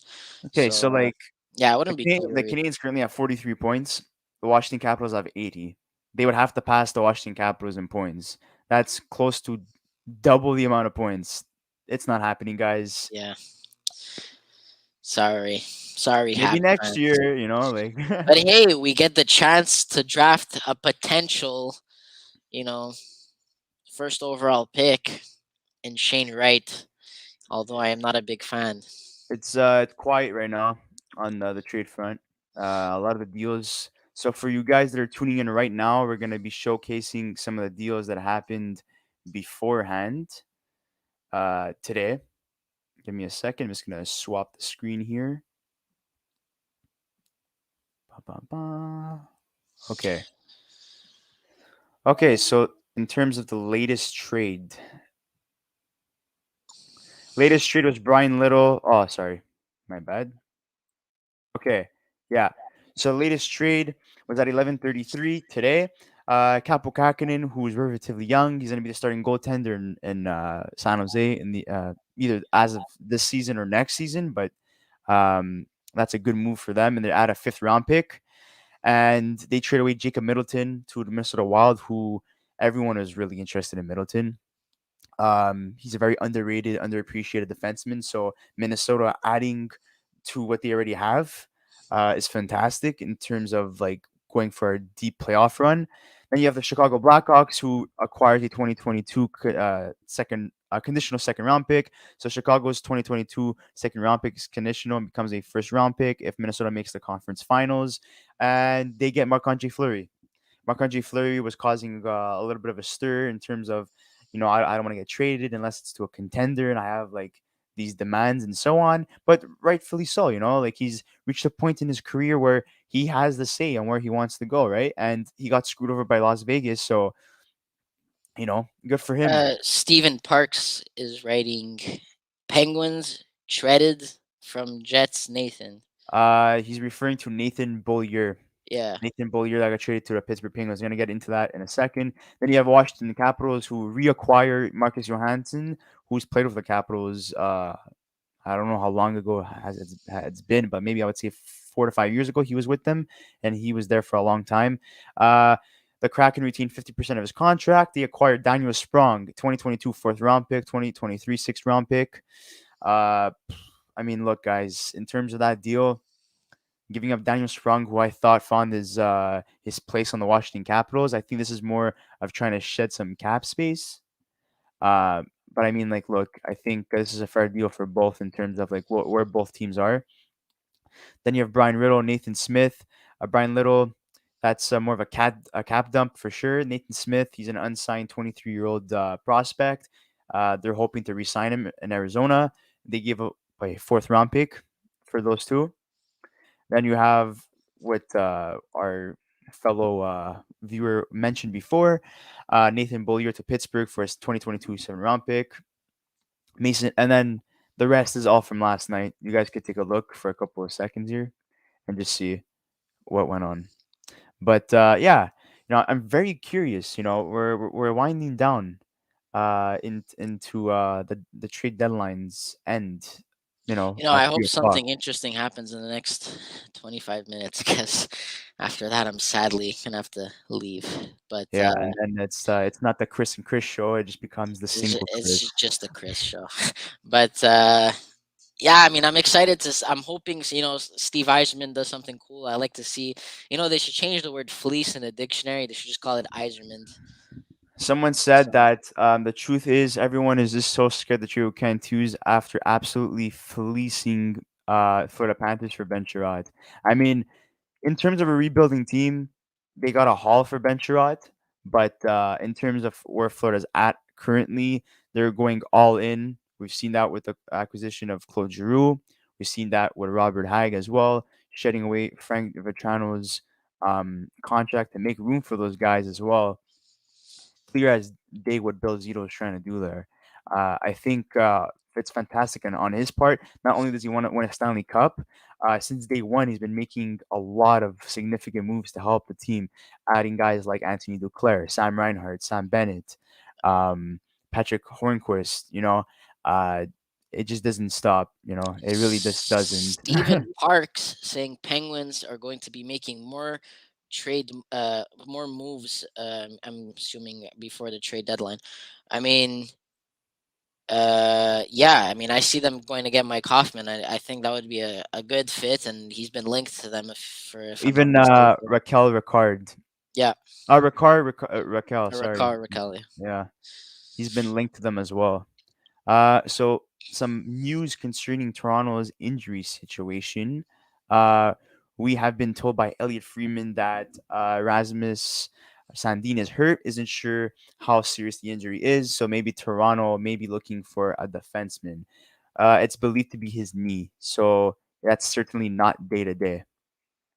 Okay, Toronto, that's not looking good for you. He's one of your bright spots on defense, and now he's gone. So I wonder what does Toronto have as assets that they could potentially move? Do they still have their first round pick? They do. yeah, they're unwilling to move it though. Really? I don't think they moved that pick. Look, I mean, they didn't do it for Mark Giordano, so why would they do it for somebody else? Unless it's somebody that's Well, significantly listen, younger with term on his desperate contract. times call for desperate measures. I mean, I would see them giving up a first rounder for someone good. It all comes down to who the player is in terms of his age, what he's capable of bringing to the Toronto Maple Leafs that they're lacking in, and also the term on his contract. When's Jake Muzzin coming back, though? Is there any Before news on that? playoffs, so it's a Okay. just refreshing Twitter all day. Okay, Toronto. so Seattle Kraken are retaining three contracts in terms of salary. Giordano, Jan Krok, and Johansson. This means they are not eligible to retain any more salary for any contract active this year. So, any further deal that Seattle makes from this point on, they cannot No retain more. any more contracts. Yep. So, So, it's a crazy day today so far. Nothing super big has happened. nope, Maybe they're saving it for the draft. Who knows? Who knows? We still got definitely. a, I still mean, got look, it's it's until still three got to. o'clock if I'm not mistaken, right? Yeah, teams have until 3 o'clock to submit their what's it called again? Your trade. Their trades, and things are gonna be trickling out past 3 o'clock. And yeah, that's gonna be very interesting in terms of like what they're gonna be able to announce. Sometimes it's more like debt moves, things that are like very last minute because it's like, oh man, I wasn't able to acquire. Let's say St. Louis isn't able to acquire a defenseman. I mean, they already lost out on Sherrod, they lost out on Lindholm, and we don't know if they're really interested in acquiring a guy like Chikrin, but I know they're interested in Braun. Let's say they don't get Braun, and Kulak is still available, or Petrie is still available, or a guy like Colin Miller is still available. Then they're gonna make a last minute push and submit a deal and be like, you know what, guys, like, fine, we'll pay the price because we're desperate. We're in desperate need of a defenseman. So that happens quite often, to be honest with you. So I don't know what happens in terms of that. Okay. I'm just surprised as to how quiet the the Rangers have been. I'm shocked. From a team that went from, oh yeah, we're interested in everybody, to let's not make any moves. I don't know why. I have no clue why Riverdale keeps popping up here. This is deadline day, god damn it. um, let's see here. I mean, I'm interested to see. I'm interested to see what a lot of teams do. You know what's one team that a lot of people are sleeping on when it comes to trades? The What team? Islanders. They don't really have much. I mean, look. I mean, they have some stuff they give up, but in terms of like, okay, good for him. I Who don't is know. that? Vladimir Guerrero Jr. Oh, the baseball player. Good for him. It was good. Okay, Gallagher's Riverdale. out. Yeah, I don't know what's going on with this Riverdale news. Kind of getting annoying. Yeah, it's pretty quiet on the trade front right now. I'm not hearing anything in terms of deals. I think. I mean, it is past 12 o'clock. I mean, look, let's talk about that the biggest headline heading to the trade deadline. Kevin Weeks. Kevin Weeks has been reporting all the major news in terms of deals leading up to the deadline, but also um, what I like about them, well, him, sorry, is that like he makes it spontaneous. He makes it fun. He's recording videos and stuff, announcing deals at the most like random locations. So I mean, like, look, like I'd say like hockey needs to continue to build their name because they're not in terms of like popularity. Football and baseball are superior in North America, and Basketball too. basketball too. So like, and it's all because of marketing and the drama and so on and whatever. And I think the NHL lack into that. They're more conservative in terms of Well, see, that I type of actually stuff. I was having a conversation with my friend last night about this. We are watching a basketball game. I love the NBA. Go Golden State Warriors. I'm not a Yeah. bandwagon. I love them before. I love them since '08. But I was saying like in this league, everything is a joke. You could an all-star player can be traded like this instantly, like nothing happened. How like McDavid would never get traded in the NHL, like never. That would never happen. But in the NBA, you have Ben Simmons and James Harden. For those who watch, they're all-star players getting traded for one another, like not like nothing, and also the salary cap and the constant like, oh, I don't like him in the locker room, and they're so vocal about it. I find that something I like about the NHL is that it's more I would say I would like to see it like structured or in a way, or like like you don't have players like chasing cups unless they're like older and they want to win after so many years of losing. But like you don't see Connor McDavid saying, hey, listen, I want to go to Toronto, and then everybody in free agency goes to Toronto, and then Toronto becomes this powerhouse, and they win. It's not the same, and I find that's what's special about the NHL is that it's balanced, unlike other leagues. So yeah, that's my whole spiel on that. Uh, we have other comments here. Read them, Uh, baby. I was talking to a friend who is a Maple Leafs fan, so I'm wondering if this is an overreaction. He said that if the Maple Leafs get eliminated in the first round, he wants Dubas fired. I Uh, mean, that's been the talk right now. In terms of like, does Dubas last past the season if they fail to reach the first round? because here's why I think he should have been Okay, we have a fired. trade to announce. Oh, what happened? Brett Kulak has been traded to the Yes, Edmonton Oilers. four. We don't know yet. God, jeez. Ah, This better be a haul, man. This better be a haul. we better get Yamamoto. Yeah, okay. Relax. I mean, you never know. With the market this year, it's been crazy.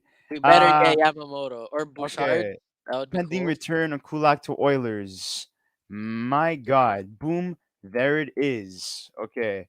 Do they have a first round pick? I would say this is the biggest deal apart from the Kahkonen and Fleury deal that happened today. This I would say I'd rank this in the top three as of right now on deadline day. Um, this is huge for Edmonton. They have second round picks, so maybe it might be second round picks of next year. Yo, Who knows? everyone was saying that if they could get a fourth round pick at most, they would be happy. Yo, you look at the market. Look at guys like Travis Hamonic who went for a third. You look at I'm gonna okay. be honest. I think it's So, Yamamoto. so in French, according to a JF Chaumont, Kent Hughes got an offer that he couldn't refuse because Oof. he really liked Brett Kulak. He really did. He was saying that it's someone that he would have liked to keep long term. Um, yeah, I think we're right here. I think according to what people are saying, I'm hearing Edmonton Oilers will acquire Brett Kulak from the Montreal Canadiens for a second round pick. Oh, that's it. That's good. Are you kidding me? This guy was valued at a fourth. Okay, Biega to Nashville. That's another deal. That's the offer he couldn't refuse. I was expecting something grand. Like I don't Why? know. He was valued at a fourth round No, pick. but I'm happy with the second. But like I don't know. I was just expecting more. I mean that's according to someone on Twitter. It's not really an Cause like Lozon got that. You know. which is fair. Which is fair. I mean, I think Kulak is better than Lozon, but desperate times come for desperate measures. Okay, so let's see here. So Alex Biega, from the Toronto Maple Leafs gets traded to Nashville. That's more of a depth move for Nashville. I think Leafs just wanted to shed some salary cap. Anthony Manzano, sorry. I'm sticking with my prediction: a conditional second round pick and a possibly of them turning into first rounders, depending on playing time and ice time in the playoffs. Who knows? Who knows? We're gonna leave this up to you guys. We have our co-host Luca Lacopo who says there it is. Very interesting in terms of that. Man, the Habs. Listen, the scouting better be on point this season, cause geez, No, the amount trust of me. picks. The duo of Kent Hughes and Jeff Gordon have heavily emphasized on how important player development is. Something that was not properly addressed beforehand. But definitely, I would say this is the this is something to look forward to. You look at the development under Martin St. Louis, the trades that have been made in terms of acquiring top draft picks and prospects. I mean, we already have a sense of the direction that the Montreal Canadiens are heading into, and it's positive. You look at how Caulfield's been able to play under Martin St. Louis, Suzuki as well. Everyone's playing better under Martin St. Louis except Yoel Armia, who, you know, somewhat inconsistent, but I mean, whatever. I mean, you can't save everybody at the end of the day. So, I mean, we're just glad for that. Do you see him potentially being moved, even though his contract is kind of? Yeah, we're at 526 subscribers. Thank you so Oh, much, thank guys. you, thank you Keep so it much. coming. Appreciate it. Keep it coming. Okay. The return for Kulak get announced. Anthony Manzano reporting. Is this coming from LeBron or Kenny Weeks? I mean, I don't think LeBron James has anything to do with the I NHL. think he I means think he means LeBron. LeBron. Yeah, I Yeah. know. But I'm not sure actually. It's coming from Twitter, Chris's Twitter page here. I'm not sure who it was that mentioned that. But Okay, here. come on. Uh, Not that there was really any great danger of it happening, I don't think, but all signs point to Philip Forsberg staying put to Nashville. Well, thanks a lot, Pierre LeBrun. We just made a freaking trade destination video concerning Philip Forsberg for nothing. No, I'm joking. Stephen Parks, let me know when the Penguins make a trade. Absolutely. I mean, we're covering every single one. So, Yeah, I and mean, tonight, do not forget to check out our winners and losers video that we'll be making right after the deadline around I would say 6-7 o'clock tonight. so far, I know who my losers are. They haven't made a move yet, and they have a lot of stuff to Okay, trade. so according to Chris Johnson on TSN, Ricard Raquel's wish list includes the Colorado Avalanche, Boston Bruins, and New York Rangers. So I guess forget the Pittsburgh Penguins completely at this point. I think that's not a possibility anymore. I could see him going to Boston. I really think the Rangers should try to What's get the a. return on Kulak? I feel like there's more to it. I know there was rumor that a second round pick would have been included in that, but that was just some random Montreal Canadiens fan. So I'm really curious to be honest. And Well, for it to be an offer you can't refuse, that's some Godfather stuff. That's gotta be something good. what I like about Kent Hughes is that he's slow. Like he came in and he meant business from day one. But Well, he's yeah. because of the deals he's been making with teams, he's slowly establishing himself as a good GM. And I think he's going to be a great GM. And having Jeff Gordon mentor him from behind the scenes, I think that's a fantastic duo. Like I said in our Montreal Canadiens video covering Kent Hughes' vision, that we made a couple of months ago or weeks ago. He's the negotiator, but he also has connections. And Jeff Gordon is the guy that gets stuff done, and he has connections as well. So, I mean, this is a fantastic duo in terms of having a good president and a good general manager.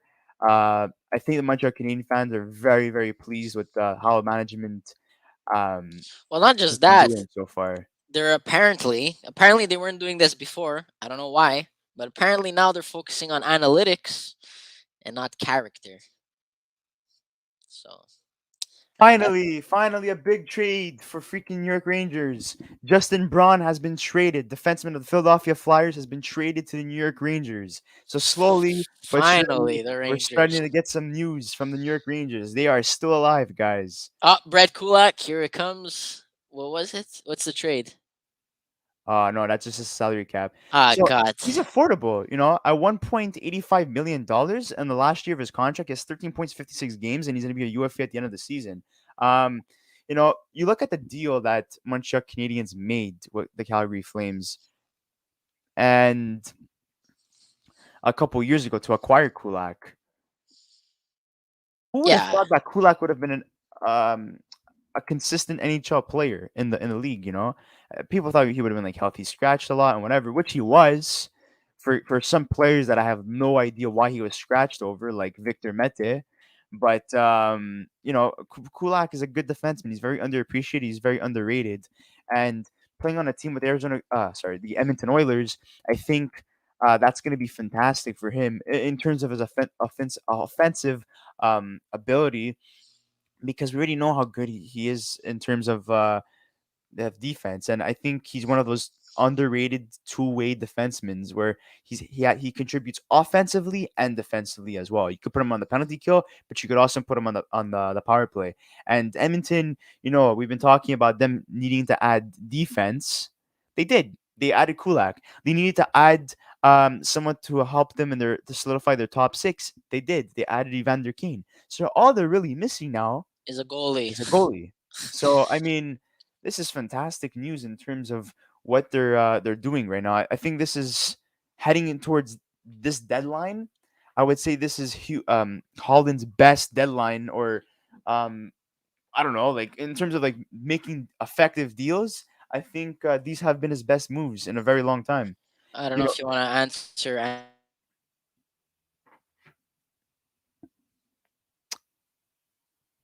by chance, do you guys know how long Bill Zero has been working in NHL front offices? So I'm wondering. Oh, Bill Zito.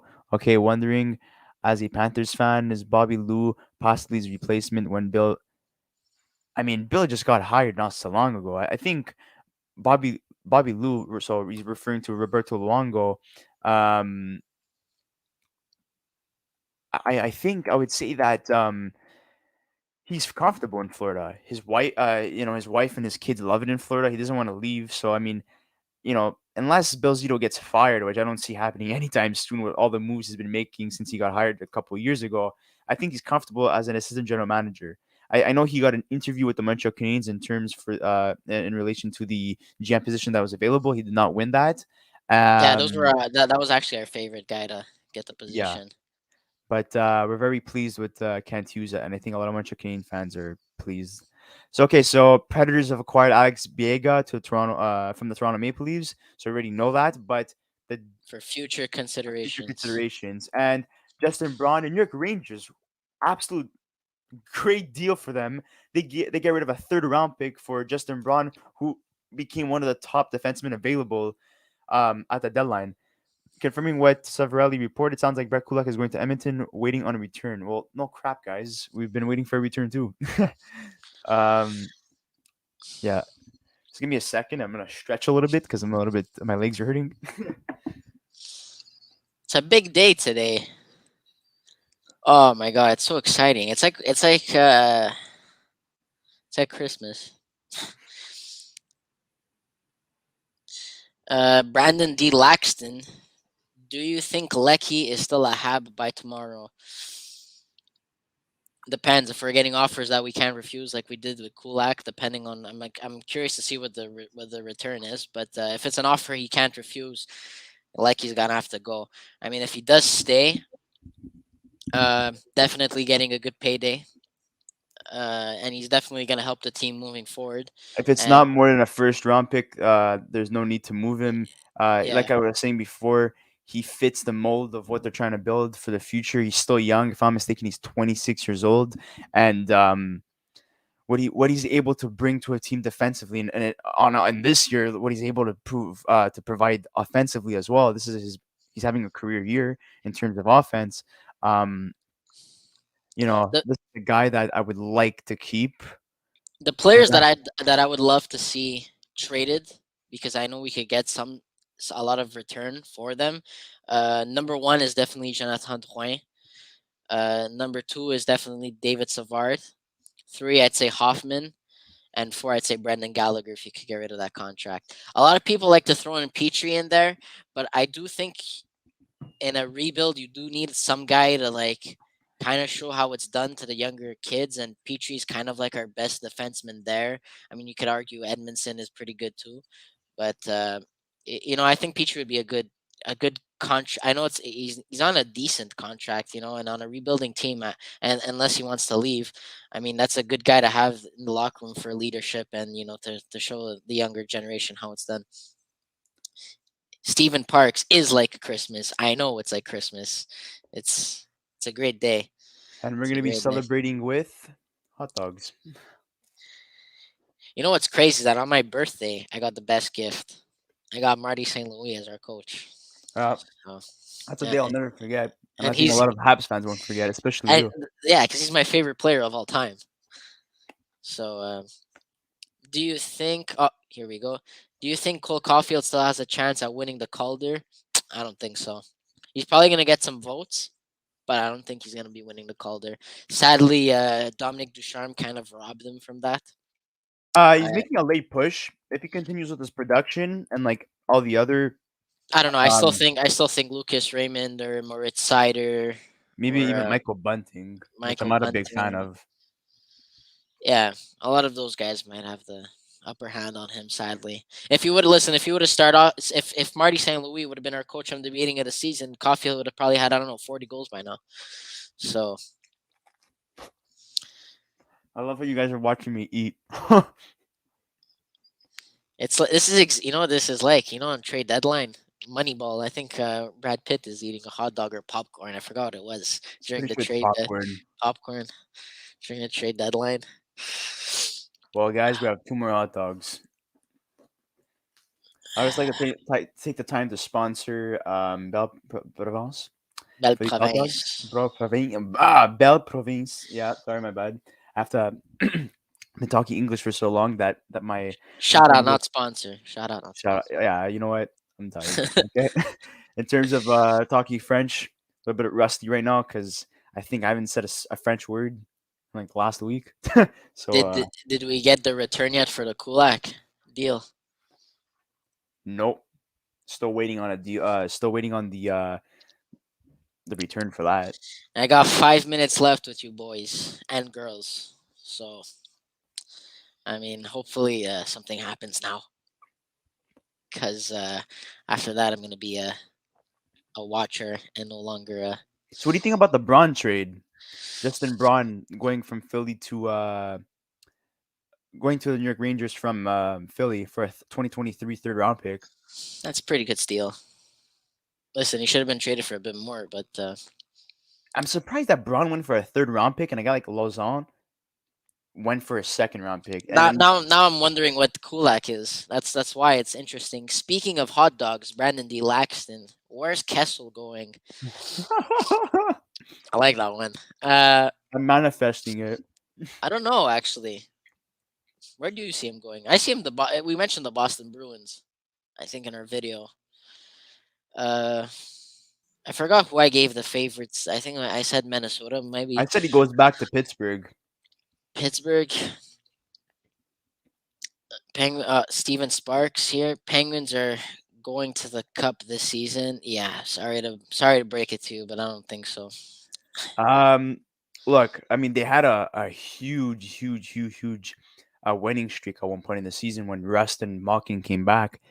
But are they capable of going on a run like that in the playoffs? I mean, look, the playoffs. The beauty about the playoffs is that it's a completely new season. Everyone has the equal amount of chances to win a Stanley Cup. It doesn't matter where you finish in the standings. That's the beauty of the game.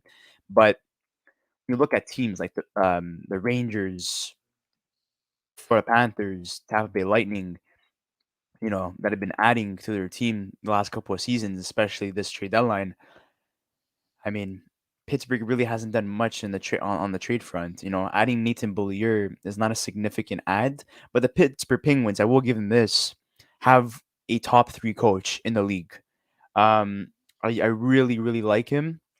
I think he's very underappreciated. Mike Sullivan, there were so many rumors a couple of years ago that he was going to get fired because they had like a slow start or something. And I was so upset because I'm like, that doesn't make any sense, man. I like Sullivan takes a depleted Pittsburgh team, okay, and is still able to compete with that team and win games without Sidney Crosby being in the lineup this year at the start of the season and Evgeny Malkin. And there was Gensel that got injured too at one point, and he had teams players from the AHL playing for that team, and they were still winning games. And to make a guy like holy crap, Rodriguez have a career year this year when he got traded, a couple of times over the last couple of seasons, finally finds a spot on Pittsburgh where he was at 1.2. He went back to Pittsburgh, um, and doing what he was capable of doing. That's all because of the coach, because he knows how to utilize his players accordingly. So Mike Sullivan, in my books, he's a top three coach in the modern era of hockey. Man, could you refresh the Twitter page? Maybe something came up. Yeah, If I weren't on a diet, I would love to be eating some hot dogs right now. yeah. I'm stuck with eating chicken and salads.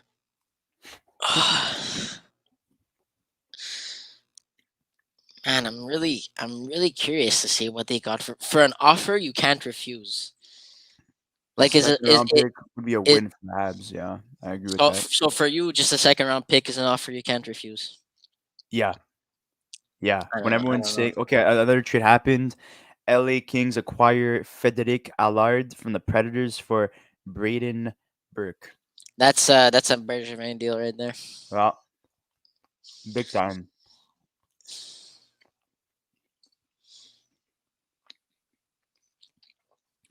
NHL watcher, I want to see a Manta Vrana type trade. Yeah, no, Stevie Yzerman's been pretty quiet today. You know what that means. Stevie Eiserman, he's like a snake. He's very sneaky and he hides and then he attacks you like right at the end with a big fleece, you know, and then they go celebrate with steak dinners. I really hope I don't have to go to the washroom. For those of you who uh, who don't know this, they're changing the word in the dictionary. The word fleece is getting changed to Eiserman. Why Yzerman? Uh, and you know what's funny is that if for those of you who play NHL 22, if you make deals with Detroit, just don't like those automatic trades that you get. Just refuse them because you'll lose every single time. I know from experience. What if Montreal? Oh my God! What if Montreal gets McDavid for Kulak? Edmonton that desperate for a good D-man? I don't think I so. think what's gonna happen. Wait, did anything get announced in terms of Kulak? What I think is gonna happen is the following: if this was such a easy deal where it was just gonna be a draft pick, it would have been announced by now. I think Montreal's taking back a bad contract. I really I don't. do. I don't think so. I think they're taking back a bad contract, and that's why they're going to be able to get a high draft pick in return for Brett Kulak. Well, what contract do you think they're going to be taking away from Edmonton? Kyle Turris, maybe?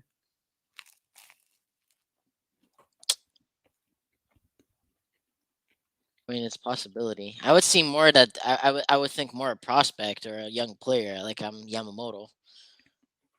Do you I mean, do you have the list of contracts for the Edmonton Oilers? Yeah, I do. But Kyle Turris is on LTIR and he's only getting paid 1.6 million. Yeah, but money's money at the end of the day. You know what I mean? No, but his So contract expires this year. I don't see them getting rid of maybe Oscar Clefbaum, but even at that, he's 28. He doesn't fit the mold of what I the mean, Habs are he's looking been on for. LTIR for the longest time. It's been like 2 years now. I would say maybe Evan Bouchard, but then that begs the question of they need defense, so they wouldn't get rid of defense. I honestly see Yamamoto getting dealt. That's why I honestly think is going the other way. If that's the deal, I think I'm going streaking tonight. If that's the deal, we're celebrating. Steak dinner. We're going to the keg. Shout out to the keg. We're not We're gonna sponsored. we're I gonna wish we message were. we're gonna message Confuse and Gordon and be like, so which is your restaurant that you would Yeah, like yeah. to eat at tonight? Where do you guys want to go? We'll take you out. Cause Well, thank you guys for watching me eat my lunch. That was fun. yeah, it made me hungry. Well, guys, sadly, I'm gonna have to leave. Oh no, I'm by Yeah, myself. I'm so sorry. I'm so sorry. Listen, it was fun. I'm gonna be watching the videos to see if the trades are still going on because I'm gonna be in the subway, so it's gonna be it's gonna be interesting to see what's gonna be happening throughout the day. Hopefully, we get Yamamoto. I'll make sure to write it in the comment section that I told you so. Uh, yeah, I mean, thank you guys. I appreciate it. I appreciate for all those that subscribed, and yeah. So see you Well, guys thanks, Chris, tonight. for coming with us today and helping me cover essentially the most part of the deals heading in towards the end of the deadline. But we'll talk later when we're talking about our winners and losers. We'll definitely Yep. see you in the section in the comment section. And is there any comments before you go? Seattle. Teddy of the Penguins broken jaw from Steven So Sparks, and I'm Seattle guessing. is in last place. So I'm guessing he's referring to Teddy Bluger. Well, that's the end of me, guys. It was nice seeing you, Chris. We'll chat later. And now it's the Chris show and not the Chris and Chris show. Yes, sir. Yes, sir. Okay, guys. So it's just me. Sadly. What's going on here? Okay. No official deal on Brett Kulak. The Edmonton Oilers deal is not done yet. Obviously, it could at one point. Okay. So we shall see. Yeah, so just gonna wait here. Oh my god, I have so many Twitter apps opened.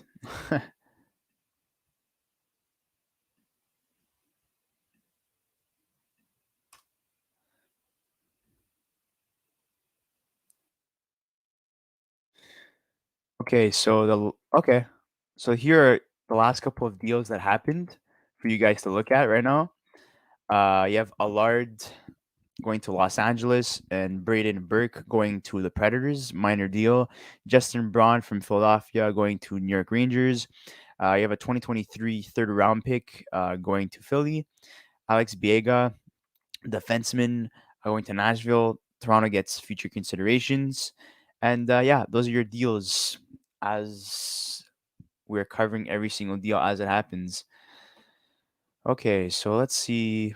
Everyone's just waiting on the Brett Kulak return right now. No one knows what's going on in terms of that.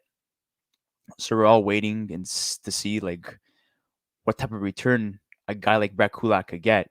You know, it's crazy. You look at what guys like Travis Hamonic, who barely played this year, a guy like, oh my God, what was his name? Holy crap. Oh, yeah. Yes. Jeremy Lauzon, who is by means not a bad defenseman, but he's more of a defensive defenseman, and he doesn't play top for minutes. He plays a third pairing role on defense, and he's the fifth or sixth defenseman, getting a second round pick in return. So a guy like Brett Kulak, who I think is a lot better I think that's going to be interesting to see, to be honest with you. I really okay. So everyone in the comment section, any suggestions on trades that could happen today? Uh, because I'm looking forward to hearing what you guys have to say in the comment section. Okay, so Kulak immediately steps up in a third pairing left shot guy and could push for more. Veteran presence can insulate Bouchard a bit as well if they could end up together. Local product. It's true. Brett Kulak is from Edmonton, so that's great.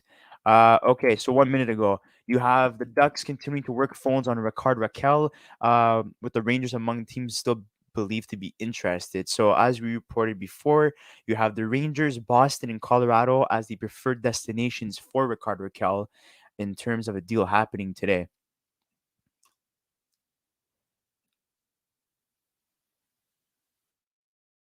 Okay, so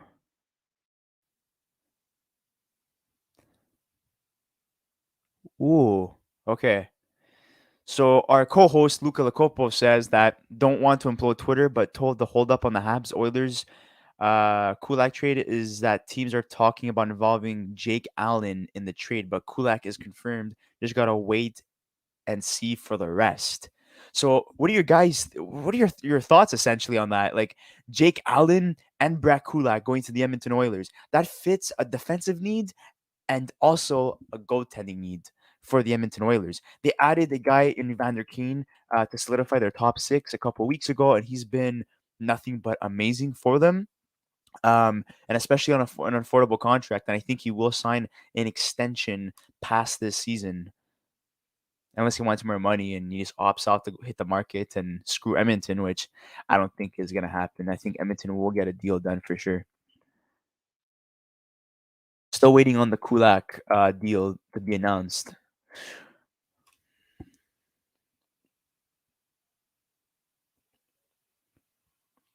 Don't know what's gonna happen.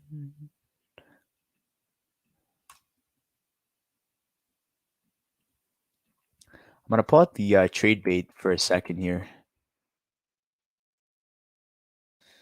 so you guys are informed of who's left for the deadline. Okay.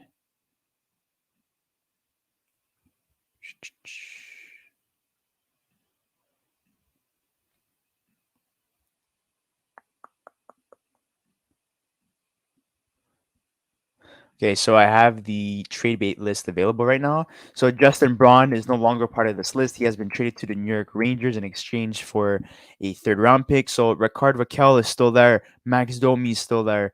Andrew Kopp, Tyler Mott, Jacob Chikrin, Jake DeBrusk signed a 2-year deal. I highly doubt that he gets flipped after signing that contract.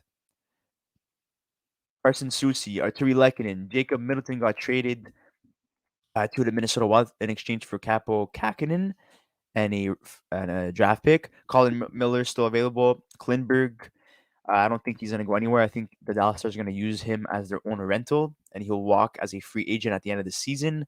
You have Calvin Dehan, Nick Leddy, James Reimer, Johan Larson. Arizona has a lot of cap space to work with, so they're going to be taking in a lot of bad contracts. They already took in Brian Little this morning and a deal. Connor Garland, Shea Weber's contract, who had the contract has been linked to Arizona on multiple occasions, so we'll see what happens there. Um, yeah, I don't really see Damon Severson being dealt. He's been having a great season so far, and I think they would like to sign to an extension. He's only 27 years old, and I mean they do want to get rid of PK Subban. They informed him that they want to get rid of him, so I mean we'll see what happens there. Okay, let's see what's going on at the Kulak front. Okay, so we have 2 hours and 59 minutes till the end of trade deadline at 3 o'clock. So look out for that. I think right now what's going on is that GMs are really fielding a lot of offers for players right now, and also maybe some of the players being offered to certain players. Uh, I think it's way too much for teams to pay. But teams do get desperate at the end, and I definitely do think that there's going to be a blockbuster deal in the works leading up to 3 o'clock. Um, Potentially maybe involving Jacob Chikrin, maybe I don't know, someone that we wouldn't even expect, to be honest. There's always that one guy or two guys during the deadline that gets dealt that we had no idea would have got moved. Last year it was Vrana that got dealt and a huge blockbuster deal.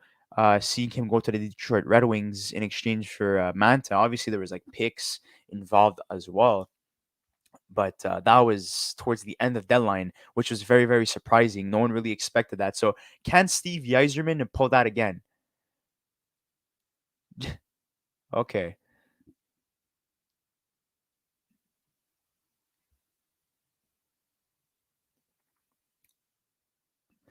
So Brandon D. Laxton says, I'm assuming the return for Kulak is a conditional second. If it's a conditional second that could become a first round pick, then we're talking business, because we don't know what Edmonton's really capable in terms of how far they go into the playoffs this year. And if they somehow choke, then that there's a very high chance that Montreal does get that first round pick if it's a conditional second that turns into a first. So that's very, very interesting to look out for. Brandon D. Laxon as well. Kulak being traded to the Oilers? What are the odds? The Habs trade Petrie. Um, Very likely. Apparently, LA and Montreal are in deep and heated conversations concerning a deal between both parties. I know that Chikrin was heavily, heavily, heavily connected to um, the LA Kings, but I just think that the price to pay is just not worth it. And you also have Marc Bergevin, who is the advisor to the GM in LA. So that's definitely interesting to look out for. The Penguins are going to make more deals. Yeah, I mean, I don't think they're really done. I think they're looking to add depth on offense, but you could potentially look out for a guy like Ricard Raquel or a Kessel or maybe even Andrew Kopp. But again, it all comes down to price. Okay. Oh, Animal 007. Jake Allen is way too much. Montreal has a big hole to fill at the position, and he is by far their best option.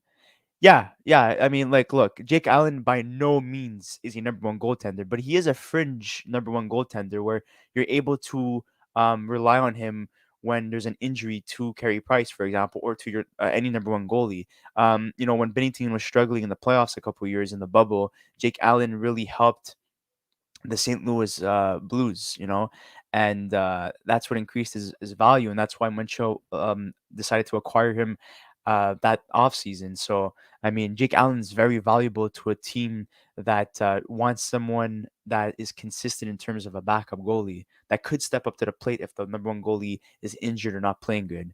Jake Allen coming to Pittsburgh? I don't think so, to be honest. I think if they were to add a backup goalie, I think the Smith is okay, but he's not good enough, to be honest, to back up Jerry.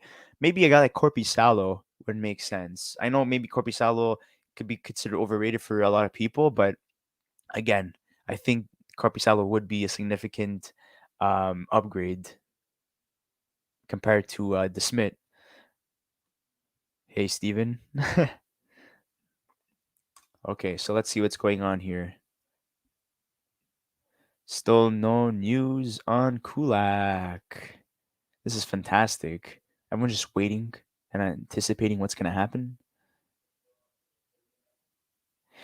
Definitely the deal is bigger than what it is. It's definitely not there's probably conditions, probably a bad contract, maybe another player involved. Uh Concerning the Kulak deal, it's not they're working things. They're working out things just like Mark Giordano. You know how there was conditions to the picks that they gave up. Um, Also including a guy like Colin Blackwell, part of the deal as well. The Mark Giordano deal essentially was announced an hour prior to the details coming out, and we were waiting yesterday to make that video. We're like, oh my god, when's this gonna happen? And it finally came out like close to an hour later, around 5 o'clock. Because again, GMs need to work out the paperwork, and they also need to work out some key details to fit. some players under their cap. As you guys could see, there's still a trade bait list that I'm leaving up there. I'm only going to switch back to Twitter once something happens. And now Steven changes his stance, and Penguins are not going to make any more deals. I mean, look, you got to be patient, man. Maybe they pull something that out of nowhere. You never know with the Pittsburgh Penguins. I would be very proud of them if they don't give up their first round pick this year, because that's something they tend to give up often. And their prospect pool is not the greatest, and their core is aging. There's potential. There's a possibility that Letang and Malkin do walk away after the season. Letang wants a pay raise and Malkin's willing to take a cut, but they also have to re-sign Brian Rust. So going to be very interesting for the Pittsburgh Penguins. This may be their last shot at winning a Stanley Cup, or at least going very far in the Stanley Cup. Okay. Let's see what's going on here. Uh, it's more quiet again. This is the worst part of the deadline when there's like really not much to dissect. And like the deals that happened today, Marc-Andre Fleury getting traded to the Minnesota Wild, it was a huge, huge, huge win for the Chicago Blackhawks because he was unwilling to go anywhere.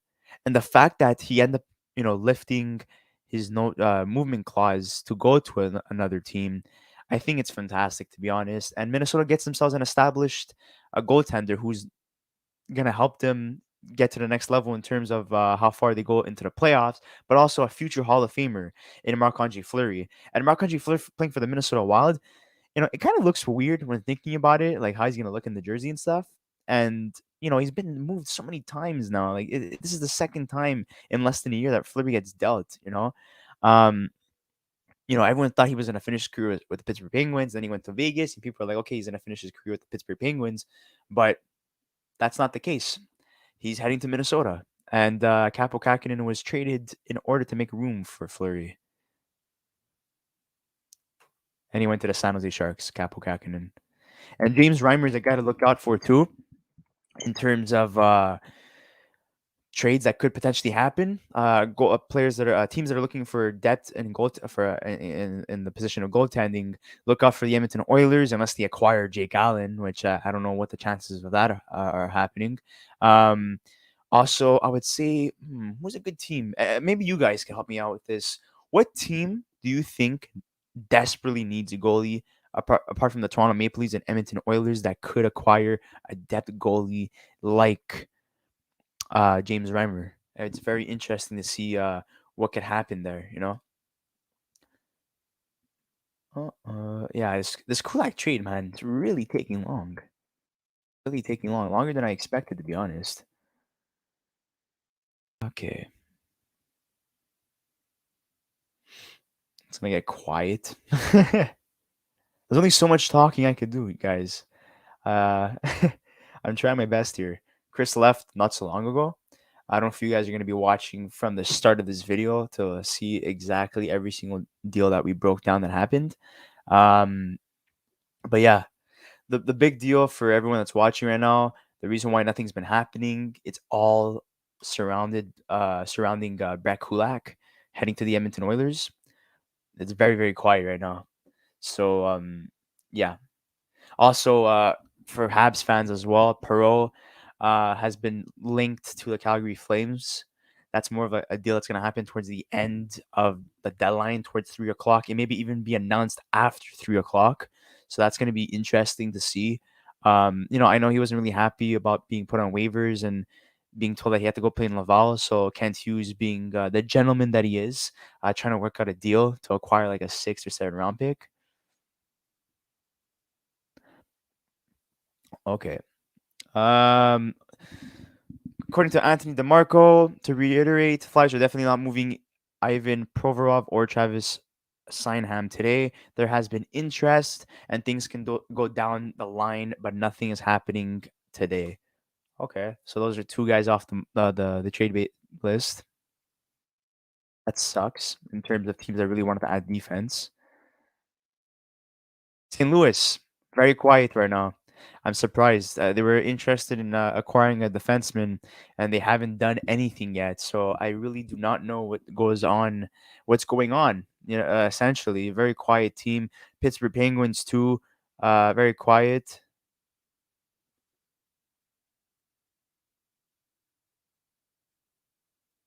Hmm. It was suggested an hour ago that maybe Jake DeBrusk could get dealt to the Montreal Canadiens after signing a 2-year extension with the Boston Bruins. Maybe look. He's been playing really great hockey with the Boston Bruins in the last couple of weeks, but I don't know if his stance changed in terms of like him requesting a trade out of Boston. Um, and maybe they weren't getting the value they wanted in return for Jake DeBrusk, and so being an RFA at the end of the season, so signing him to an extension means either two things: a, DeBrusk signed to increase his value, so a trade is more likely to happen, and they could get a significant value in return for Jake DeBrusk. Or B, boss Bruce Cassidy and DeBrusk finally found common ground in terms of finding a spot for DeBrusk on the lineup, in the lineup, sorry. And he's been playing great hockey so far. So maybe they buried the hatchet and they moved on. And they're like, you know what, DeBrusk, we drafted you in the first round a couple years ago. You're one of our top prospects at one point. Now you're playing on the team. You started off strong, then you struggled. Now you're starting to pick it up. Um, we don't want to move you. We want you to stay. So very very interesting to see what happens in terms of that. We're still waiting. So we have Ricard Raquel at number one on the trade bait list, Max Domi at number two, Andrew Kopp at number three, and Tyler Mott at number four. So I'm gonna just show you guys this for now.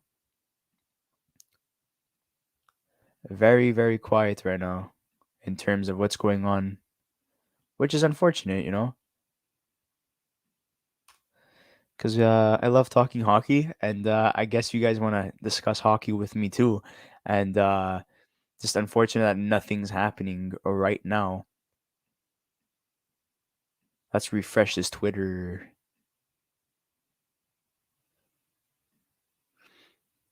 Okay, so according to Cap Friendly, so far, 7 trades have been officially announced. The trade deadline is 1 hour and 45 minutes away. Yeah. So last year, Uh, in 2021, there were 17 deals. In 2020, there was 31. In 2019, there was 22. In 2018, there was 18. And in 2017, there was 20. So 7 trades only on deadline day. I know there was like guys like Giroux and Sherratt, Vertrano, Manson, Lindholm that were moved essentially, and that kind of takes away from the whole like deadline day experience. But as of right now, it's been pretty interesting. You see Marc-Andre Fleury going to the Minnesota Wild, which is the biggest deal of the day. Kulak heading to the Edmonton Oilers for an for nothing as of right now because we don't know the details to that trade. What else? Justin Braun, going to the New York Rangers for a third round picks is fantastic value in terms of what they were able to give up. See, the big question that I'm thinking about now is Kravtsov for the New York Rangers. They need to move him. They need to move him. I don't know what's gonna go. I don't know what's gonna go on concerning Kravtsov. I know there was links that he was going to get traded to Montreal for a massive deal, which would have seen Lehkonen going to the New York Rangers. But I don't know. I really don't know what's going to go on. I know there's a Dina that needs to change the scenery. There's Pavel Zaka that needs to change the scenery. There's a couple of guys, definitely a couple of guys that needs to be dealt according to some of these GMs because their values declining as time goes on. These guys were first round picks, you know. They were highly sought prospects at one point, and unfortunately, they're just not fitting the mold for their respective teams. So we'll see what happens in terms of deals for those guys, but things are gonna pick up. I think there's a stall right now because details need to be worked out.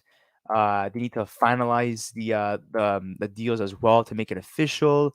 And there's a lot of paperwork involved in this, guys, man. Like it's not as easy as just like calling up a guy and just saying, "Hey, you know what, Brett Kulak for your second round pick." Okay, yeah, perfect. And then the deal is done. No, they need to make this trade official and stuff. They need to make sure that players fit under the salary cap as well.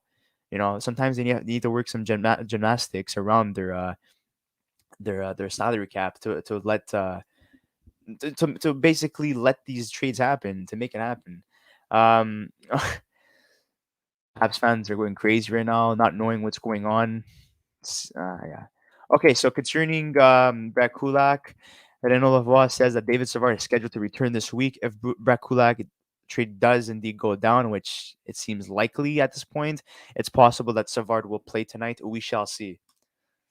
I mean, I don't doubt that for a second. But guys, look at the list that I have up for you guys. If there's anybody that interests you and you have any predictions in terms of where these players could go and for what, make sure to write it in the comments section. I really would like to see your mock trades in terms of deadline deals that could happen today. That would be fantastic to have conversations concerning that. There's obviously a couple of names on that list, like Justin Brown, who got dealt to the New York Rangers. So he's not on that list. Okay, so we have one from King James. Great. Domi to New York or Toronto? I think after the deal that Toronto made with Seattle getting Colin Blackwell, I don't think that's likely anymore for Toronto, but you never know. Um, but for New York, I do see that as a fit. I really do. And the funny thing is that Domi's father, Ty Domi, played for both New York and Toronto. So, having his son play for one or the other, and considering the fact that his father played for those teams, and not only is that like paying homage to his father, but it's also an honor to wear the same jersey and represent the same team that his father played for. So we'll definitely see what happens in terms of Max Domi. That's very interesting, and thank you for the mock trade. Keep it coming, guys. Want to hear more mock trades? I'm very curious to see like what you value certain players. Okay.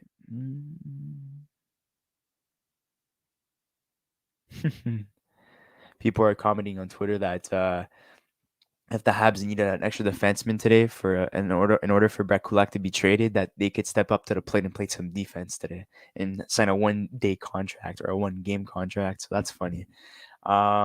Okay. Very, very quiet, guys, on the trade front right now. I feel like everything is going to be shot out like all at once at the end, and it's going to be very interesting to see what happens. But holy crap, like this is definitely going to be something very interesting to look at for. So I really don't know what's going on. I can't really. Oh, I got something to show you guys. This is really nice in terms of a newly acquired player. Um, Give me a second here. Look at this. Claude Giroux in Panthers gear. What are your thoughts on that? Does he look beautiful or does he look absolutely atrocious? I know what the answer is going to be for Philadelphia fans. That's for sure.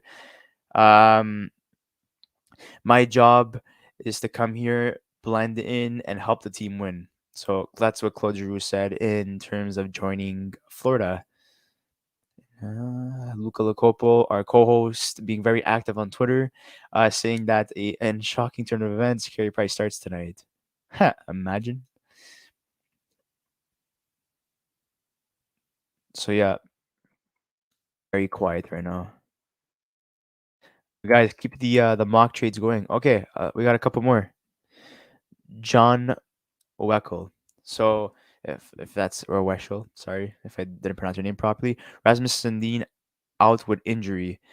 Yeah, so he has a knee injury currently, so I think that opens a spot for Toronto to put him on IR or LTIR, make some cap space, and try to acquire a depth defenseman while he's out. Um, Very young player, very has a high ceiling in terms of potential. I think this year he's starting to finally have his footing in terms of making an impact on the Toronto's defensive core. So that's kind of a huge blow for the Toronto Maple Leafs in terms of his injury. So we have King James with another proposal. I think Brock Besser goes to the New York Islanders. Okay, so that's an interesting proposal because the New York Islanders do need a sniper and an elite sniper to play along Matt Barzell. The thing is that I think they're more deadline sellers than buyers this year. So look out for guys like Green, Clutterbuck to be dealt. Maybe if they could get rid of Palmieri, like some of the older guys. Also, Chara's been linked to teams. Chara's actually been linked to the Toronto Maple Leafs. So maybe that could happen, which would be weird, for a lot of Boston Bruin fans seeing Chara wearing a Toronto Maple Leafs jersey. So in terms of Brock Besser's value, maybe they do get Kravtsov, a first round pick, maybe a depth NHL ready forward as well, or maybe a defenseman like Nemeth or whatever his freaking name is. Because I know that they want to continue adding and improving their defense, Vancouver. But Nemeth, according to a lot of New York Ranger fans, he's nothing special. John Weshlow says that Jason Spezza is hurt as well. I was not aware of that. Need to actually search that up because I want to see what type of injury he has.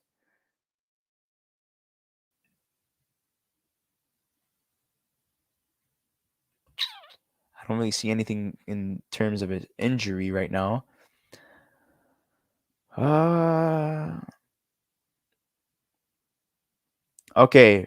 According to IB, the gambler, Habs Artturi Lehkonen market is starting to heat up as we get closer to the deadline.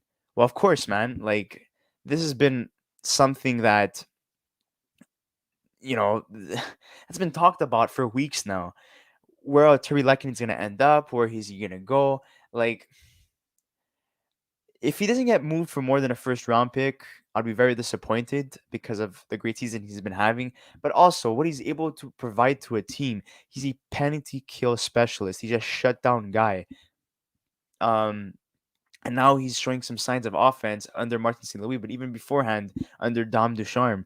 This has been he's been having a career year in terms of points. So, I mean, Artturi Lehkonen being traded, it comes down to 50-50. If the offer is right, then you go for it, If not, then you just stick to having him and you try to re-sign him an extension because Kent Hughes and Martin St. Louis are very happy with him, and he definitely has been fitting the mold. Young veteran presence.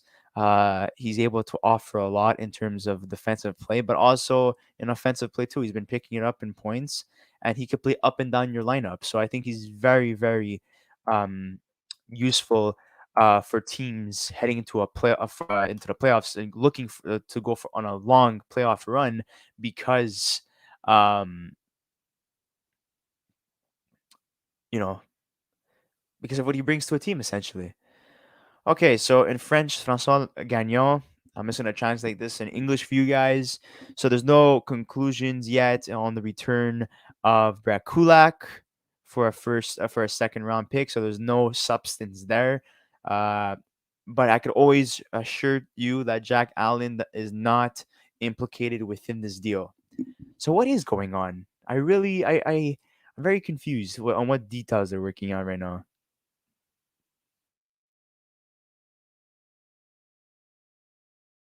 Very, very confused. This is like definitely the most boring stretch since we started. Imagine if I would have started at 8 o'clock this morning. There would have been like two trades to cover, and I would have just been talking about past trades that happened in the last couple of days and weeks. So I'm glad I started at 11 o'clock when things started to pick up. And the first deal we announced today was Marc-Andre Fleury heading to the Minnesota Wild for a conditional second round pick. So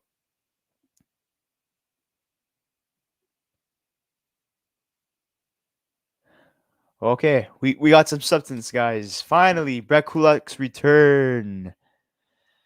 Oh my God, where is it? Dave Pagnotta, he said it. Okay, so finally, we have something to talk about here. So it sounds like a second round pick is going to Montreal, I believe, in 2023, but not confirmed yet. So they are getting a second round pick in this deal. I want to hear what your thoughts are, guys. Is this a absolute haul and a steal for the Montreal Canadiens in terms of Brett Kulak's value, or do you think they could have got a lot more for Brett Kulak? Um, okay, so we have a couple of questions here. Likening into Washington needs depth. That's a very good proposal, and I like that you mentioned that because the Washington Capitals have been linked to him, and they were thinking about actually moving Samsonov, their goaltender, to try to acquire a more established starting goaltender because I think they're kind of like not satisfied with their goaltending duo there. They don't have like a legitimate starting goaltender, but Lehkonen, what can they really offer? I mean, he doesn't have the most expensive contract, but they're gonna have to make some wiggle room there. They did shed Daniel Sprong's contract, but they did acquire Marcus Johansson in return. So there would have to be a contract coming back in return from Montreal if that were to happen, or maybe they make a side deal to move some cap. So we'll see what happens. But again, thanks for the mock trade. That's fantastic. Ryan Brown, thoughts on the Flames? So the Flames, hmm, they're linked to Matthew Perreault. That was announced this morning that they're discussing a possible deal that's possibly going to be announced towards the end of trade deadline, so around 3 o'clock or past the 3 o'clock window where you're supposed to submit a deal. So they can add that in terms of veteran experience, and also, you know, he's more of a shutdown guy in terms of what he's able to bring to a team right now. So I see him playing in the fourth line role, and he has a lot of leadership too. He played with the Winnipeg Jets for nearly a decade. Played a little bit with the Canadiens this year. Didn't work out. He had suffered a lot of injuries as well, so that kind of sucked for him. But I would also say even Christian Dvorak has been linked to the Calgary Flames as well. And the Montreal Canadiens would really, really, really be interested in acquiring Jacob Pelletier, top prospect in Calgary, in return for probably Christian Dvorak. John Welko, Chikrin not getting traded. Okay, yeah. So basically, he's saying that it's going to be an off-season move, and I think so too. I don't think they're in a rush. He still has term on his contract, a very affordable contract, and he's still young. If I'm mistaken, he's either 24 or 25 years old, and for what he's able to bring to the Arizona Coyotes on a relatively bad team, imagine what he could do on a very good team.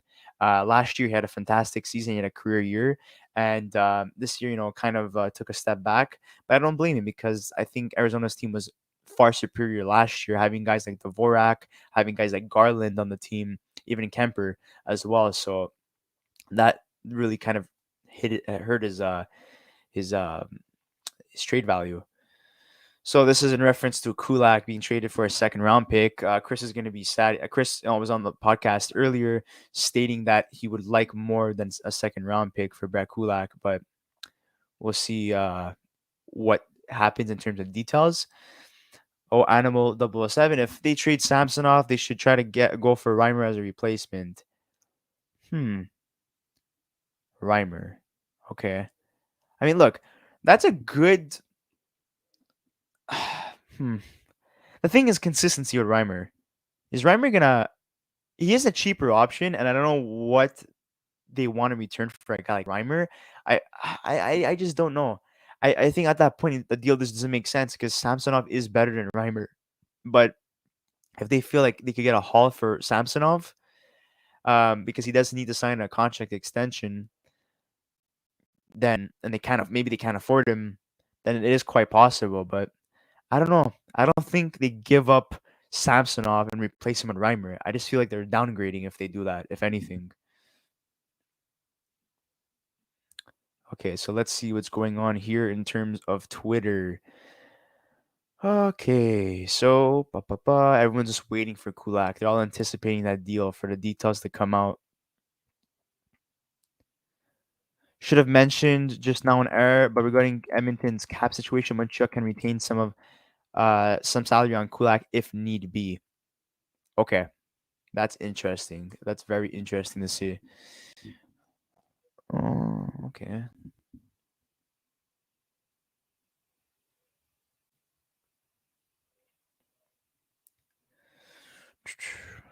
We're all anticipating this right now. We're all anticipating. We don't know what's going on. We really don't. I maybe now would be a good time to take a washroom break since it's quiet. You know what? I'm gonna go take a washroom break, guys. I'll be back. Uh, please, write comments in the comment section below. Engage with each other. I want to see some conversations going on. I will come back in about like 3 to 4 minutes. I'm just gonna you know clean up a little bit because I'm kind of tired. But I'll be back shortly. Just engage with yourself. Engage with yourselves for the moment. Write any comments. I'll answer them. I'll be back shortly.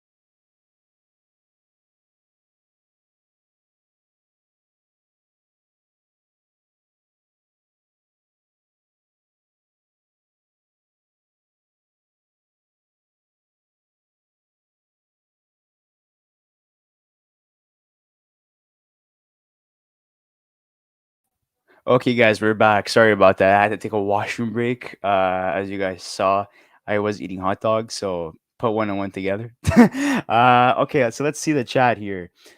Which Chicago? Okay, Royal with cheese. Which Chicago trading Marc-Andre Fleury? They'll need a goalie, right? I mean, Kevin Lankinen did fantastic last season. He really helped propel Chicago in terms of being a competitive team.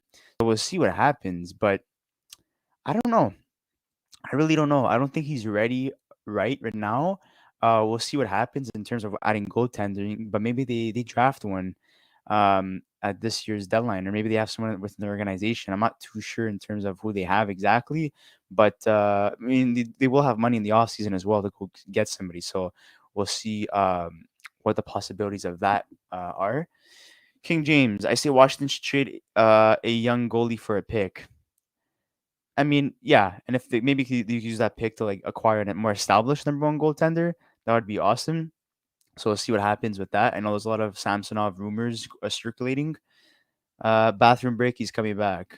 Thanks for notifying everybody. Chicago has a goalie. Yes, it's Kevin Lankinen. Okay, so his career 2022 9, and okay, that's his record. He's a UFA after this year. Kevin Lankinen, being as young as he is and doing what he did last season, even though he didn't have the best season this year, I would definitely think that he does sign an extension with the Chicago Blackhawks, and I do think he is a part of their future moving forward. I don't see how he's not. You have a potential starting goaltender right in front of you. Why would you get rid of him? Anyway, let's go back to Twitter now. Okay, so what do we have here?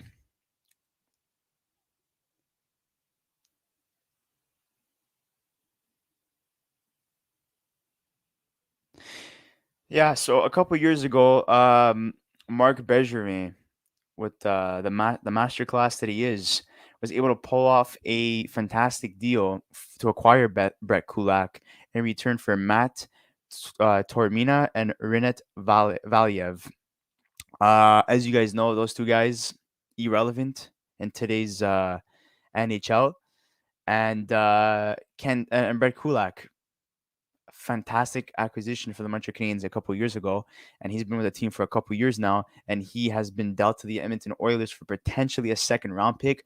We're still waiting on details on that. We don't know what's going on.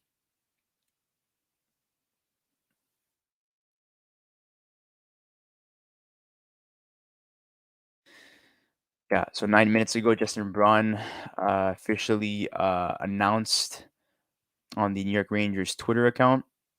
The trade went down a couple of hours ago. God, we're still waiting. What's going on? Come on, Kulak. Okay, so going back to James Ryan, what I was saying before, some talk. The Sharks are evaluating trade options for James Reimer, who has 1 year left at $2.25 million per season on his contract. I really wonder where he goes. I know one of you guys suggested that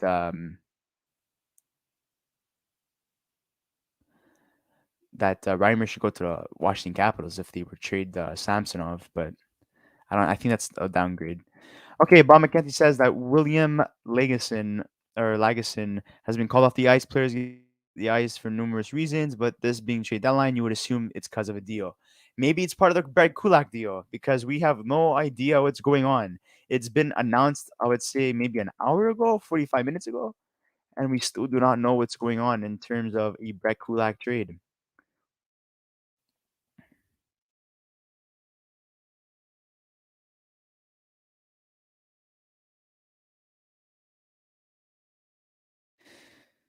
Okay, so Marc Olivier Baudouin, I don't know how to pronounce his name. I'm sorry.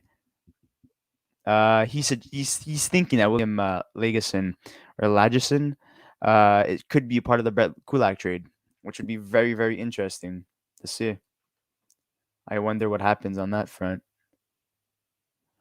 Nice. So we got a trade to announce, another trade, a new trade. Blackhawks and Predators are getting close on a Ryan Carpenter trade. Okay, so William Lagesson of the Edmonton Oilers has been traded from the Edmonton Oilers to the Montreal Canadiens. I'm guessing that it's gonna have to be part of that Brett Kulak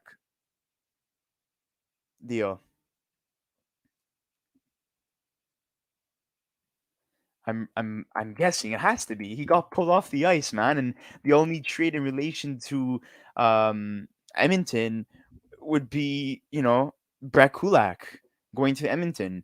The details are slowly coming out. I'm really curious on what this deal could be.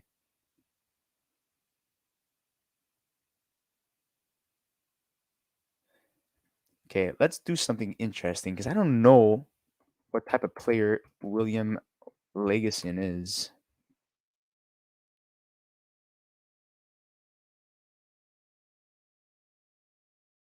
Okay, so he is a 26-year-old Swedish professional defenseman. He was drafted in the fourth round, 91st overall in 2014. Okay, let's see his stats. He's 6'2", 207 pounds. 4 assists in 30 games, decent. I don't think he's an offensive defenseman whatsoever. I think he's more of a defensive defenseman from the looks of it. Yeah, only had really established himself as an NHL defenseman this season, playing 30 games, 57 games in the last 3 seasons. I really hope that. I mean, people are probably like saying, "Oh no, he's the only guy part of the Brett Kulak deal." I highly doubt it. I think there's more to that.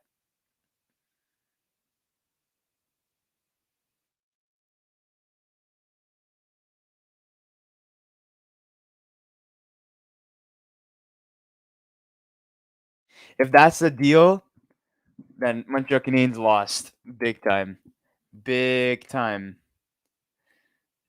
John Weichel or Weschel, two Edmonton Oilers defensemen pull off the ice. Two of them. I just saw one.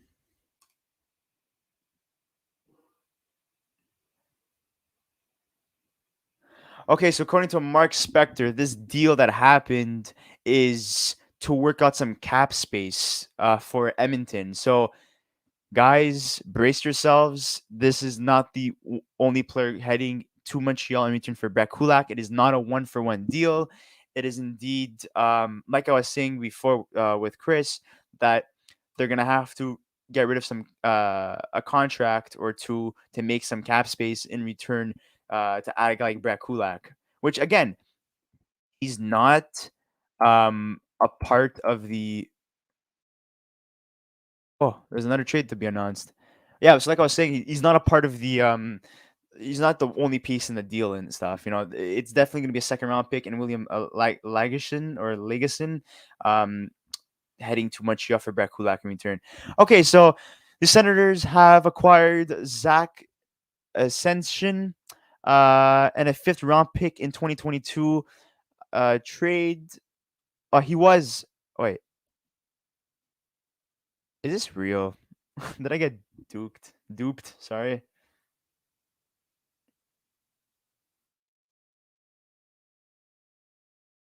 2022. Oh yeah, it is 2022. That's sorry guys, thought it was 2023. Okay, yeah. So this year's fifth round pick. There's been so many 2023 draft picks being dealt, so I just thought we're in 2023. He's going to the Senators in exchange for defenseman Josh Brown and a conditional second round pick in 2022. If I'm mistaken, okay, Zach.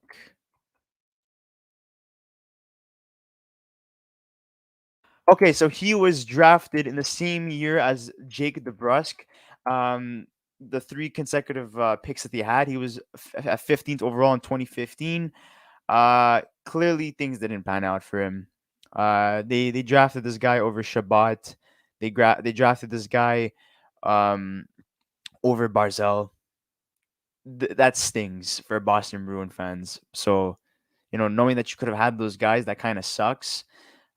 He's a right winger, 6'1", 205 pounds, 24 years old, has 3 points in 14 games, nothing special. Definitely did not live up to expectations in terms of where he was drafted. Um, 14 games in the NHL in 3 years. Yikes. That's not good at all.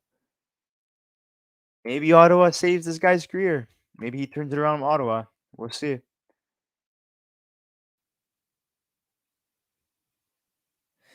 So Habs tonight just posted that Montreal Canadiens Brett Kulak has been traded today in Edmonton for William Lagesson. Uh, no offense to Habs tonight, but that's infactual. It's not. It's not factual. Because there's more to that. It's just not one on one. So I would have waited on posting something like that. I wouldn't have dropped the gun suddenly in terms of the deal. But for you guys, for Boston Bruin fans and for Ottawa Senator fans, uh, this is what's going on right now in terms of transactions for your teams. This deal goes down. So former first round pick in 2015, Zach Senshin. If I pronounce his name correctly, okay. But if I didn't, please let me know in the comment section below. 2022 fifth round pick.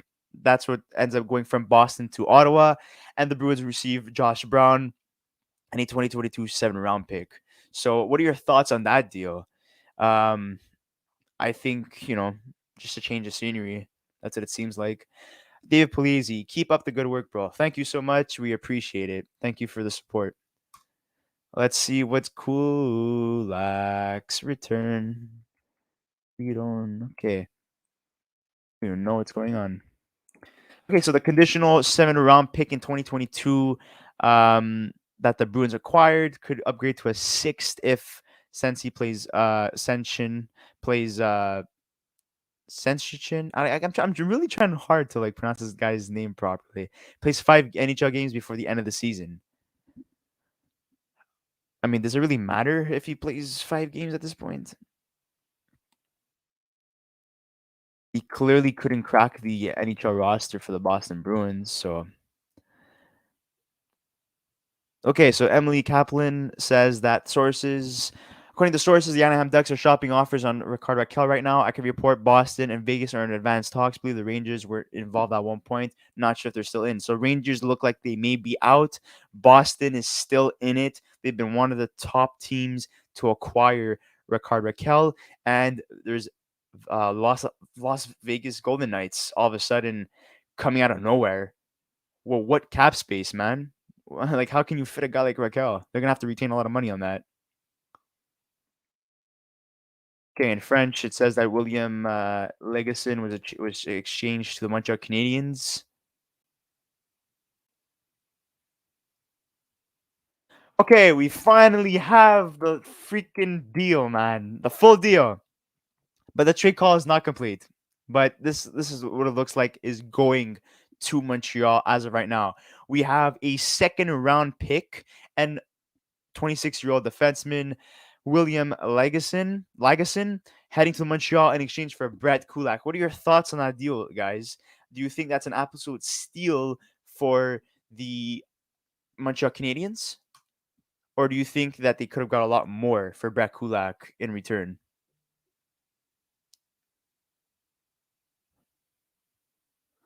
So I'm very curious to see on what happens there. My opinion? You really want to hear my opinion in terms of what I think about that deal? That's an absolute win for the Montreal Canadiens. They gave up nothing in return for Kulak a couple years ago when they acquired him from the Calgary Flames. And they get a second round pick and a defenseman at 26 years old who is nothing by any means flashy in terms of defenseman, but plays more of a defensive shutdown role. I think, in order to acquire a bad contract for Edmonton to fit Kulak in their cap space, to make cap space for Kulak, I think this is an absolute deal from steal from Montreal. Kulak is an underrated defenseman.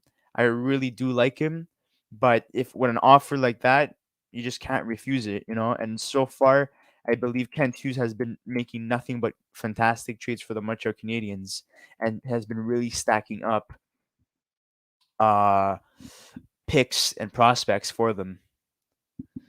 Okay, from Montreal point of view, that's sweet. Montreal needs a body like it's in his third parody. They hope for a second HR. I don't know what that means. Uh, Edmonton has to give up Legason to make the money work. So, like I was saying before, they're fine to lose the contract. There you go. That's the deal. So, Legason and second round pick potentially in 2023, heading to the Edmonton Oilers for Brett Kulak. According to Cap Friendly, William Lagesson needs to play 18 more games in order to retain restricted free agent status. That's good. That's really good because Montreal's going to have um, his rights essentially. So it's going to be easier for them to work out a deal in terms of giving him an extension, which I think could be very likely. And I think that's why they acquired him because they would like to extend him. Montreal have 20 games remaining. So unless this guy gets injured, he definitely will reach the 18 games he needs to be um, a restricted free agent.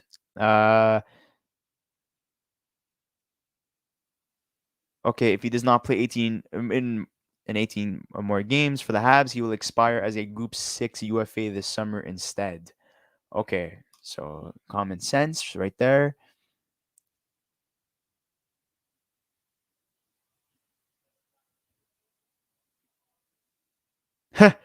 Marc-Andre Perrault has said that Kent Hughes is in a state of being arrested for all the steals in terms of the transactions he's been making.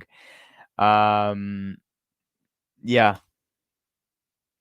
that's a very good deal for the Montreal Canadiens. Very, very good deal. But again, the Edmonton Oilers do get a good player in Brett Kulak, a good two-way game for a defenseman, and for at a good price too.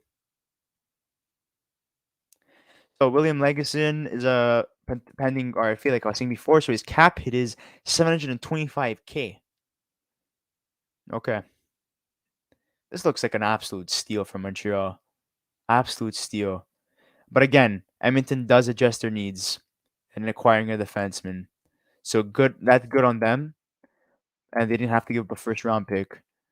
But Montreal got a huge haul for Brett Kulak, and I'm very very pleased. As a Montreal Canadiens fan, it's very nice to see that the general manager has been not only active but winning these trades so far.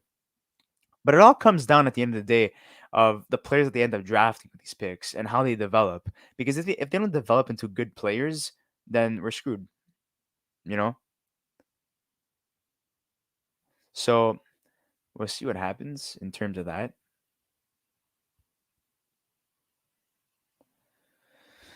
Okay, let's start refreshing. We're almost at the 2 p.m. mark, marking 1 hour left until the deadline ends.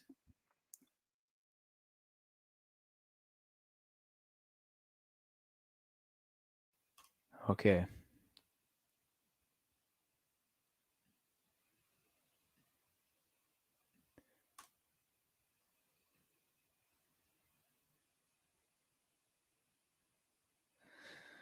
Okay, going back to the trade bait list, we still have Raquel that still hasn't been traded. We have Domi that's still available. We have Kopp that's still available. Braun got traded to the Rangers, so exclude him off that list. Tyler Mott, Jacob Chikrin, Jake DeBrusk, maybe he gets flipped after signing that 2-year extension with the Boston Bruins. You have Carson Soucy. You have Artturi Lehkonen. Middleton got traded to the Minnesota Wild for Kahkonen and a draft pick. Colin Miller is still available. Calvin Dahan is still available. Nick Leddy, James Reimer, Johan Larson, Connor Garland, Josh Brown just got traded to the Boston Bruins. So he's off that list too. Yeah, still some notable names left.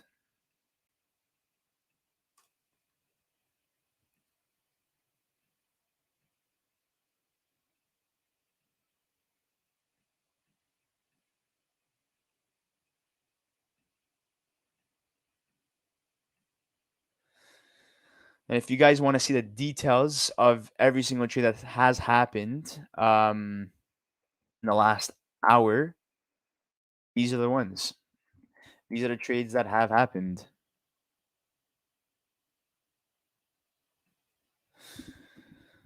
So, what are your thoughts on these deals? Essentially, are these good deals for these respective teams? Did they get what they were looking for? And did the teams that were essentially the sellers in these deals get enough?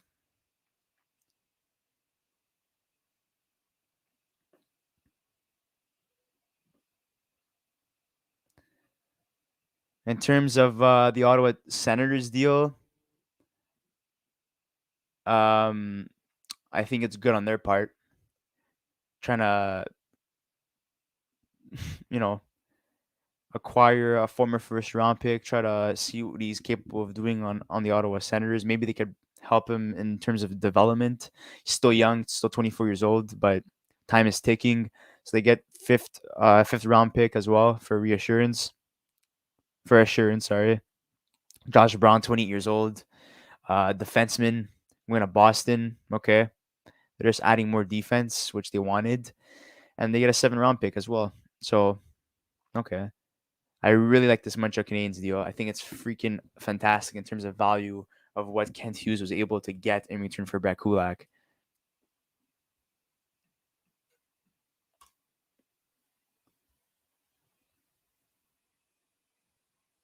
The Flyers have been working on options for Martin Jones. We'll see if they can get there. Huge news, guys. Artturi Lehkonen has been traded to the Colorado Avalanche. Holy crap. Nick Leddy to the St. Louis Blues. Oh my God. It's about time, baby. We got some interesting news happening. So again, Lehkonen to the Colorado Avalanche. We do not know what the return is for Artturi Lehkonen heading to the Colorado Avalanche, but there is some interesting prospects that they do have in their pool. And someone I'm really, really looking at is Alex Newhook. If that's possible, holy crap. So Lehkonen going to Colorado. We're still waiting on details. You have Nick Leddy going to the St. Louis Blues. So finally, St. Louis gets a defenseman. Oh my God. So Habs fans, it's time to eat, boys and girls. It's time to eat because Artturi Lehkonen has been traded to the Colorado Avalanche, and we're just waiting on details. Oh my God.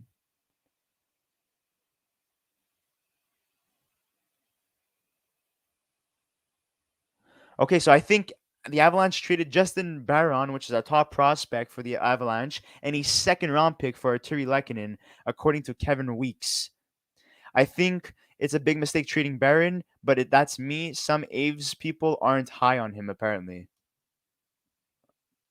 To be determined, I guess. Holy crap. I can't believe the Montreal Canadiens. Kent Hughes, you absolute beautiful, beautiful, beautiful man.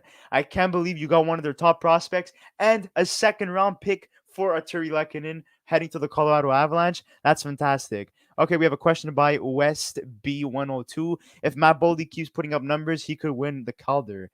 Yeah, I mean, I think at this point, it's up in the air in terms of who could win it. People are saying that it's Bunton, but that's mostly Toronto Maple Leafs fans is shouting out his name out. Lucas Raymond deserves it. Moritz Seider, Cole Caulfield's making a case for himself too. Rand Pitlick as well, the Montreal Canadiens.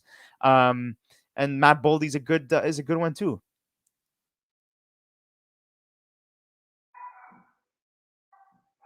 So I can't believe that Montreal ends up parting ways. He ends up parting ways with Artturi Lehkonen. Oh my God! And he's going to Colorado finally. We were saying this on the podcast a couple of times in older episodes that they were looking to add a more of a defensive presence on their 3rd and 4th line. Somebody that was going to be able to play a shutdown role. Someone that's good for the penalty kill. And Artturi Lehkonen going to the Colorado Avalanche in exchange for one of the top prospects in Colorado, Justin Barron, and a 2nd round pick in 2024 is a fantastic haul. Lehkonen is an RFA at the end of the season, so maybe he could even oh my God. Yeah, he's a former 1st round pick, according to Luca Locopo, our co-host. So that's great news. And Arizona claims Harry Satiri, sorry, that the Toronto Maple Leafs wanted to sign. I mean, that they have signed last year to a 1-year deal. So Arizona comes and steals Toronto's guy. Holy crap. There's a lot of activity.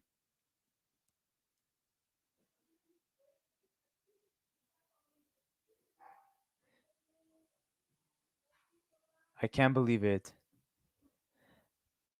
Marco DiMaco says that this is what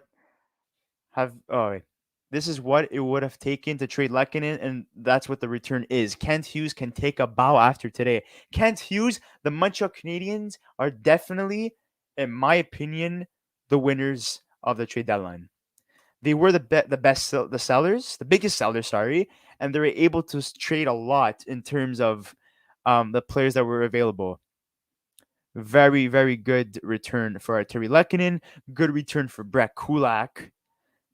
This team is building towards the future, and it seems like they are in good hands.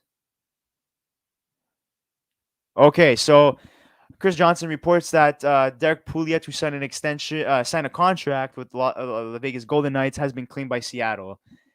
Oh my God, there's a lot of guys that got signed to contracts with teams that got claimed because they had to go through waivers to play for the team that got claimed.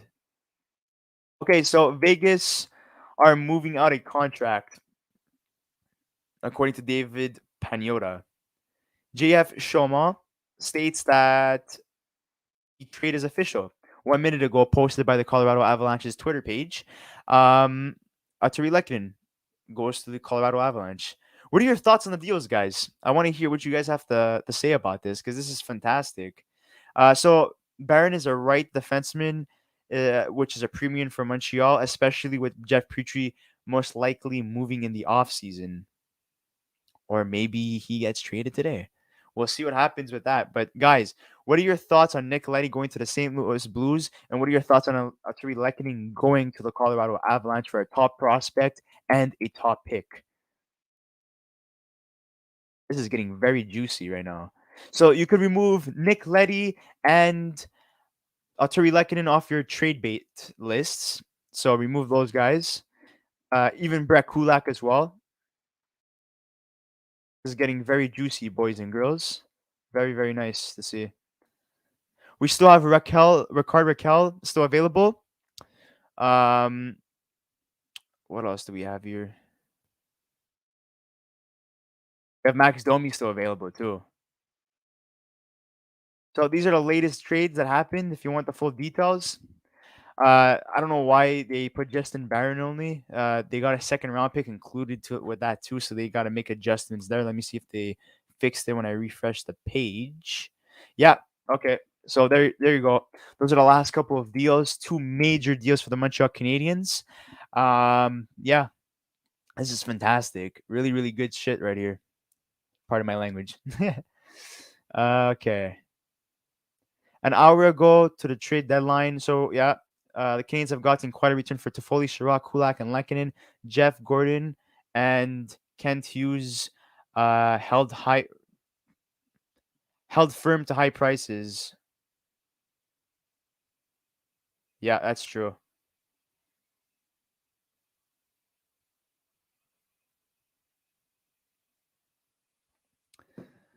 Okay, so let's see what's going on here.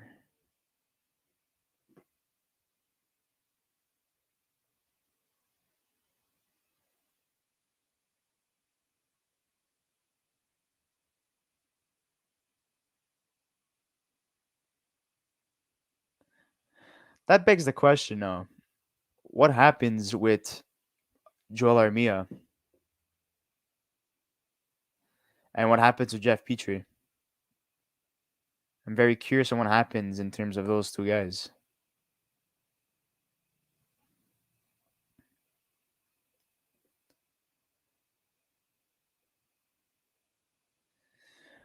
Okay, so the Montreal Canadiens Twitter page just announced the deal, so it's official.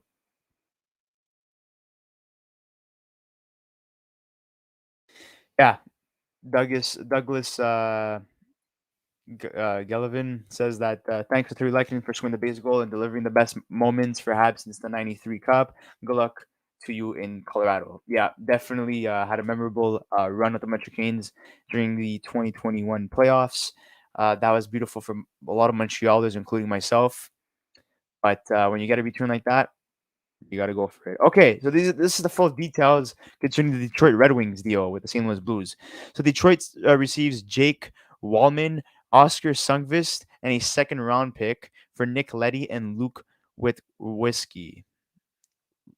With co Oh wait, I didn't pronounce his name properly. Witkowiski. Witkowiski. Okay, I guess so. So what are your thoughts on the Artturi Lehkonen deal? And what are your thoughts on the Nick Leddy deal? Definitely two deals that were announced around the same time. Okay, so let's see if there's anything else. So less than an hour to go before the deadline is finished.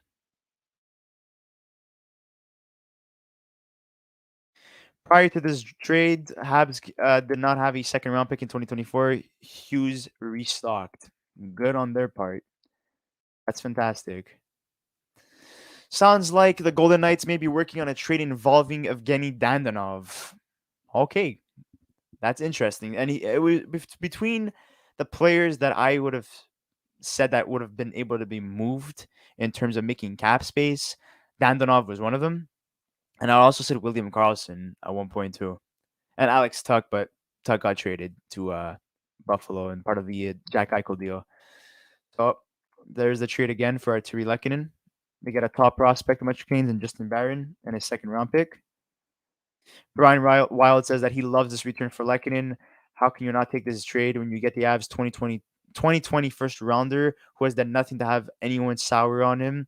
6'2", only 20 years old, 43 games played, has 20 points in the AHL. Looks good. It's looking good.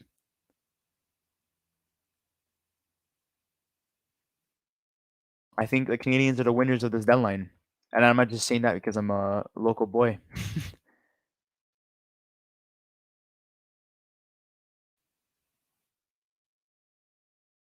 But in terms of Artturi Lehkonen, that's a great addition for Colorado. They're so stacked offensively. The only thing I would really say that they would, you know, need to improve in areas in terms of like defense, like the penalty kill and whatever.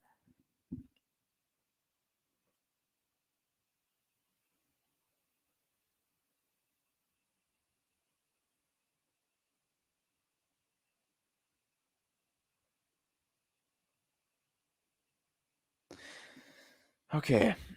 Yeah, so he's gonna be playing on the penalty kill. He's gonna be playing third line minutes, 100%. There's no doubt about it. Um, yeah, this is a great ad for a team. He's the type of guy that you want to have heading into the playoffs in terms of going for a deep playoff run. He can play up and down the lineup, and that's someone that is very, very, very I would say crucial to have in a playoff run for the Colorado Avalanche and solidify their chances as being the favorites to win the Stanley Cup. Has Detroit done anything? Yes, they traded Nick Leddy to the St. Louis Blues for a second round pick, Oscar Sundqvist, and I forgot who the other guy was. But this is for Animal 007. Where is it? Where is it? I saw it before.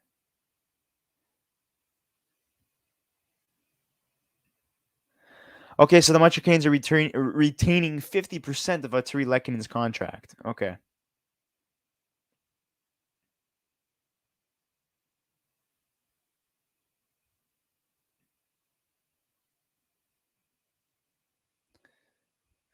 Okay, another trade to announce. The Washington Capitals. Johan Larsson goes to the Washington Capitals. That's fantastic. And yes, Stevie Y with the fleece. I mean, it's a good deal. I wouldn't say it's a fleece, but it's definitely good on their end. Peter Mrazek didn't get picked up. Yes, wasn't thinking that he would, to be honest.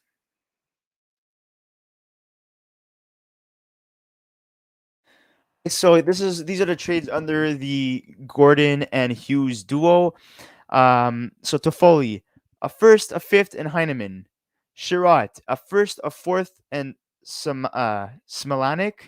Kulak, a second in Legason, and Lehkonen, a second in Baron. So pretty goddamn, pretty damn good work by new management so far. Yeah, 100%. I totally agree. Totally agree. I'm wondering what the Johan Larson deal is.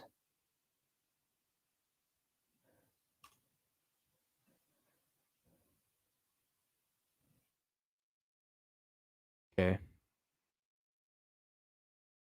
So Johan Larson has been dealt to the Washington Capitals. We do not know for what exactly, as you guys can see right now. Yeah, this is definitely interesting. Definitely really interesting. Um, Johan Larson, he was having a good season with the Arizona Coyotes. I'm gonna just pull up his stats because I'm curious to see. He's someone that I only heard of as of this season. Prior to that, not really. Did I spell his name right?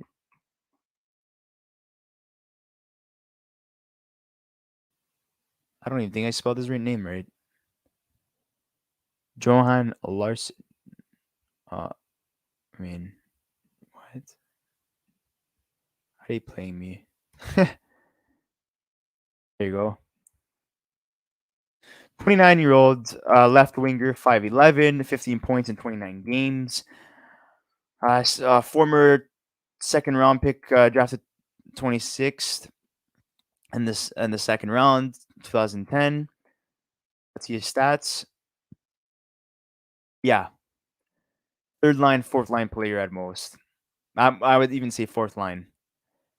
Has never reached over 20 points in an NHL season before. He has been playing since 2012, 2013. I really hope the Washington Capitals did not give up that much in terms of a deal for Larson. But here are the last couple of trades that happened.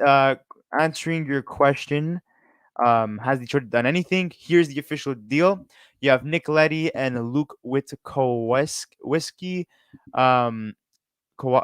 heading to St. Louis in exchange for Jake Wallman, Oscar Sundqvist, and a 2023 second round pick. I think that's a good haul for Nick Leddy. Um, I have no complaints about that, to be honest. Let's refresh Twitter and see what's going on here.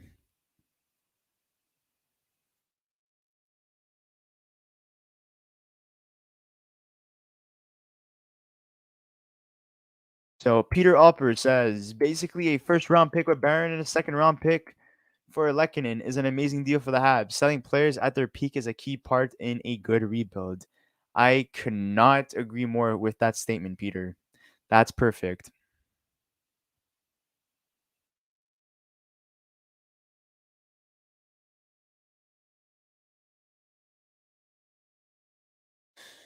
Okay, this is just Edmonton talking about Carey Price returning to morning skate. It's great to see him. He looks good out there too. Okay, so these are the details for Arizona. They get a 2023 third round pick from Washington in exchange for Johan Larson. The Coyotes retain 15%. I think that's a good deal. Honestly, for Washington, adding a guy on their fourth line, good penalty killing guy, some offensive upside as well. Good on their part. And Arizona getting a 2023 third round pick. That's supposed to be a hefty draft according to a lot of analysts. So, I mean, there you go. That's a good return for Arizona. Once again, stocking up on draft picks. They keep on adding.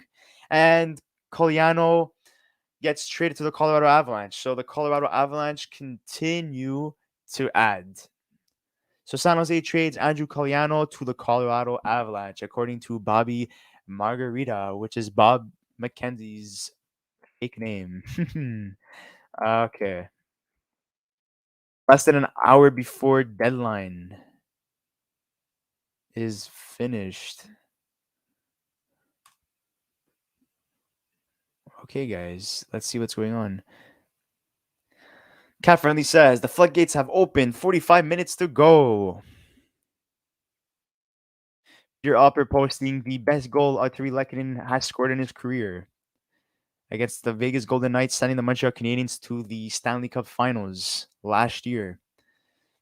Very beautiful moment for Montrealers, and definitely a beautiful moment for the players. As you can see, look how crazy it was in downtown Montreal. Beautiful moment. Very emotional. Okay.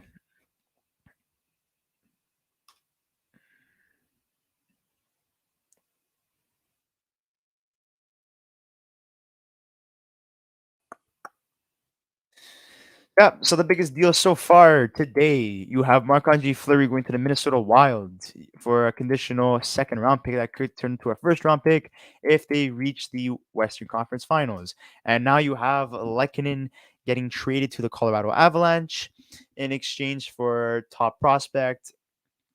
Justin Barron was a defenseman. He's in his first year of a 3-year contract, getting paid 925K. That's the cap hit, and they get a 2024 second round pick. And Lehkonen, they retain 50% of his contract. Those are the two biggest deals so far today.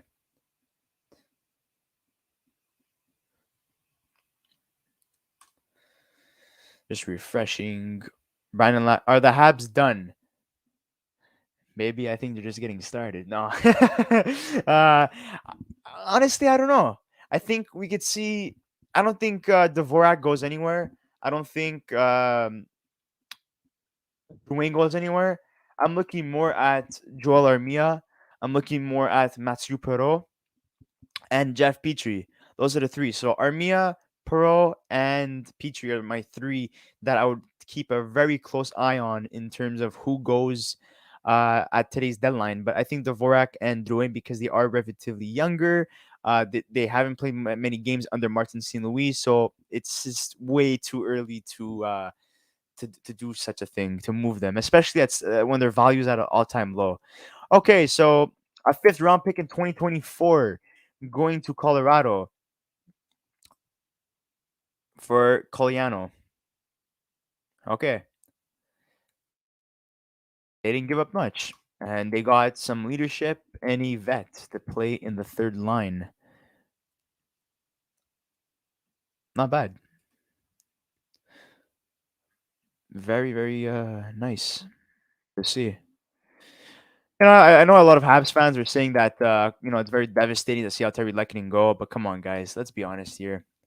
When you have a guy, Artturi Lehkonen, who is not great at finishing and stuff, but he is fantastic. I'm not trying to discredit him for about anything here, but his defensive game is what makes him far superior than most players. But in terms of being a good two-way forward, we've only really seen that this year where he's been able to finish and take and capitalize on that. Montreal's going through a rebuild. We all know that. They're trying to build a faster team that heavily relies on skill. And when you have like a guy that's restricted free agent like a Artturi Lehkonen, a guy like Kulak, who's a UFA, and they're playing their best hockey right now, it's kind of really hard not to let them go and to get a significant return for those guys. They would be dumb not to. You know, this is a business, guys. You can't get attached to these players. If you get a return, a haul, okay, in return for a player that you like now that's doing good now, but is playing on a team that's not going to make the Stanley Cup Finals anytime soon or even be a contender, you got to think about long term. I know it sucks to rebuild and to lose and so on, and to go through all these obstacles to become a contending team again and to restart. It's not fun. It's not fun for anybody, especially in being a fan in Montreal, the city. They take that to heart.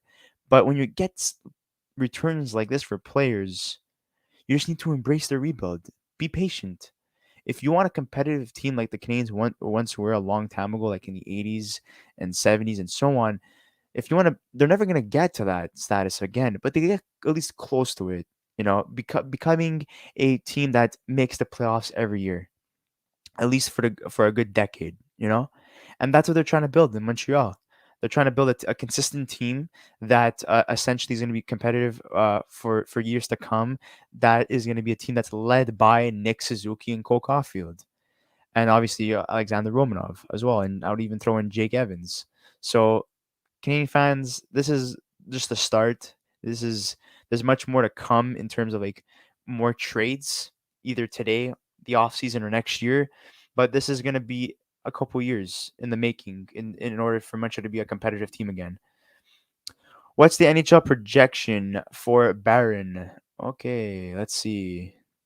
NHL projection for Barron. Scouting report. Let's see. This is back in 2020. I don't think it's been updated anytime soon.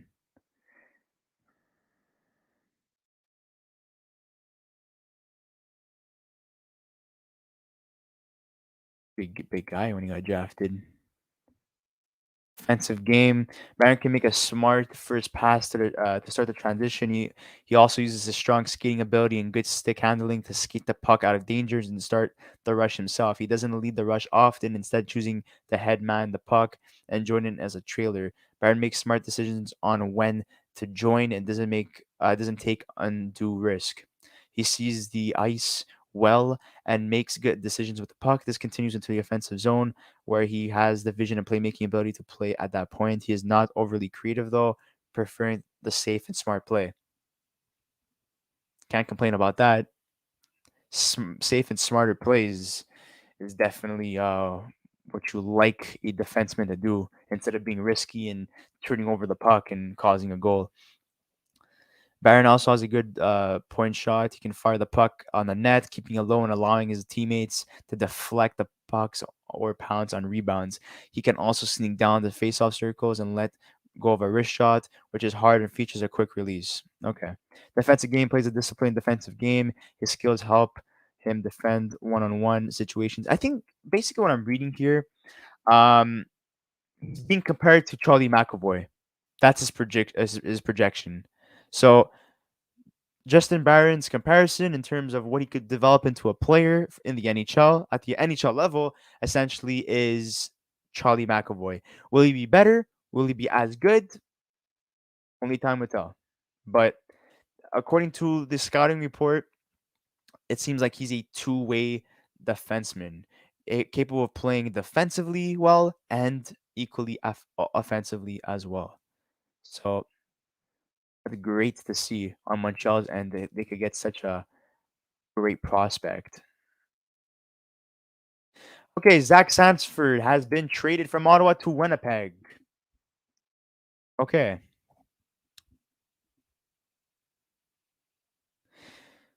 Gino Reda meltdown on TSN concerning the Leafs goaltending situation. As you guys know, Harry Sateri, who is signed to a 1 year, $750K deal, who is coming from the KHL, was expected to be with the Toronto Maple Leafs, but got claimed by the Arizona Coyotes. So they got screwed. They got played. It seems like the Toronto Maple Leafs have enemies out there. And now they're stuck with Mrazek in the minors and Campbell and that new kid that they got. He's Swedish. I forgot his name.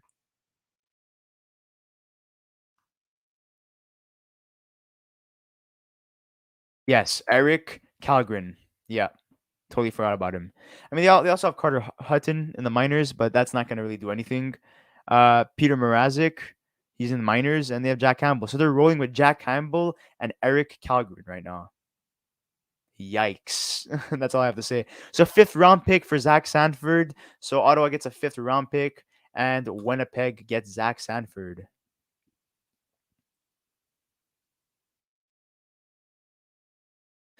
Okay, so guys, if you want a deep analysis concerning Justin Barron's scouting report, check out, according to Brian Wild, you could subscribe to the Athletic, where you can read about Scott's scouting report. And Scott has much more on Barron and a lot of other players. So, yeah. Okay, so Evgeny Dandanov has been traded to the Anaheim Ducks. Holy crap. So there's some cap dump for the Vegas Golden Knights. By no means is Evgeny Dandanov a bad player, but he's definitely not worth what he's getting paid. I can tell you that.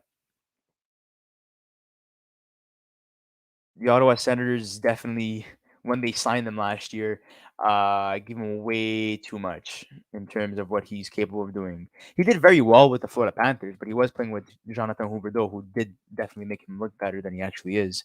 So, I mean, yeah, sometimes players make you look better than you actually are. It's all about playing with the right player. And we saw that with David Desharnais and Max Pacioretty in Montreal. We see that with Sidney Crosby and every single player that gets paired up with him. Rodriguez, Gunzel, Rust, all those guys are so much better because players like Sidney Crosby are able to make those players look 10 times better than they actually are. I'm not discrediting them. I think they're all good players, but he's able to push them to the next level essentially. Someone was posting something here about like Montreal Canadiens a minute ago, like do something. And then he reiterates what he said and says, "Thank you, Montreal." Well, it's all about patience, guys. It's a deadline. Not everything releases as soon as 12 o'clock hits. Okay, so NHL Watcher is going to be posting a video of TSN having a mental breakdown concerning the Toronto Maple Leafs goaltending situation. That's going to be exciting to watch, and I'm going to be showing you guys as soon as the video is posted. I mean, how many enemies do the Toronto Maple Leafs really have? I mean, I have nothing. I have no problem with the Toronto Maple Leafs. I feel bad for them, to be honest. They deserve a Stanley Cup, but the moves that they've been making, the situation they're in, I don't even know anymore what to expect from them. They are a Canadian team, and as much as a lot of Montrealers not big fans of the Montreal Canadiens, I'm Montreal Canadiens are not fans of the Toronto Maple Leafs. Sorry, I'm getting a little bit tired here. It's been like 3 hours and 20 minutes now. Um, I just want a Canadian team to win the Stanley Cup. I'm tired of American teams winning the Stanley Cup all the time. It's time for a change for once. And but again, may the best team win. It's as simple as that. No one's uh owed anything. Okay, so oh my god. Kevin Weeks has a garbage can on his head as he announces the Arizona Coyotes trade of Johan Larson to the Capitals for a third round pick in 2023.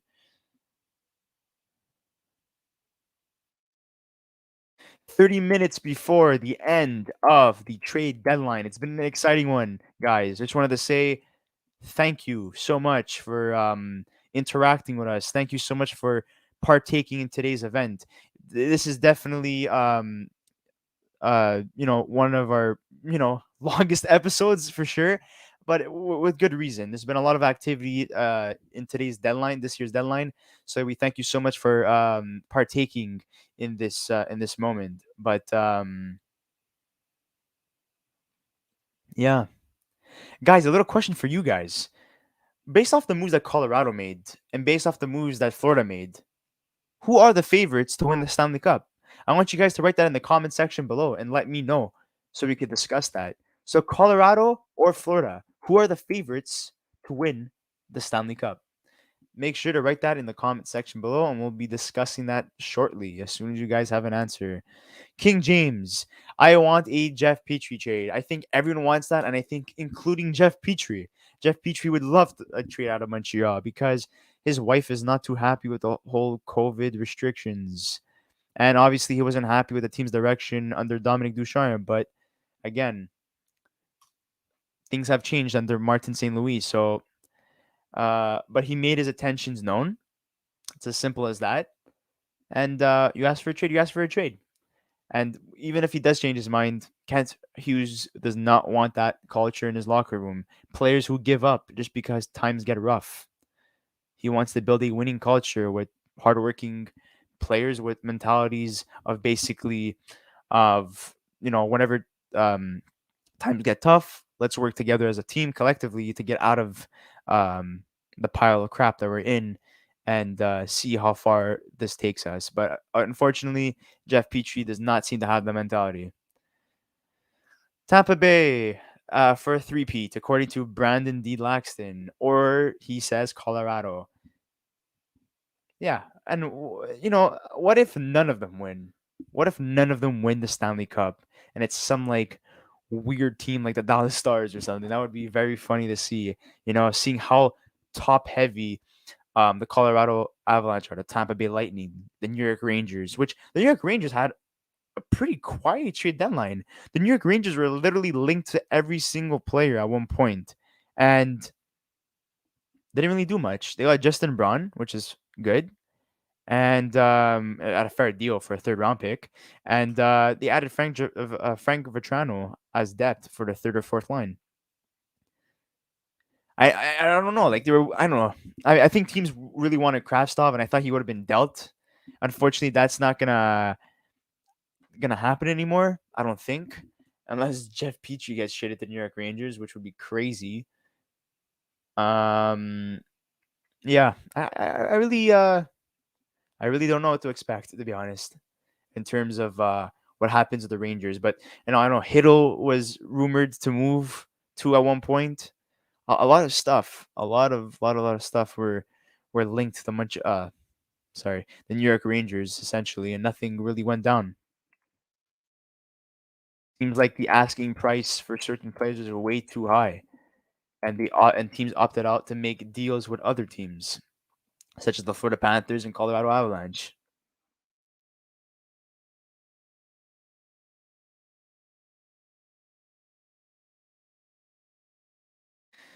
Okay, so just to translate what this says right here is Hughes confirmed that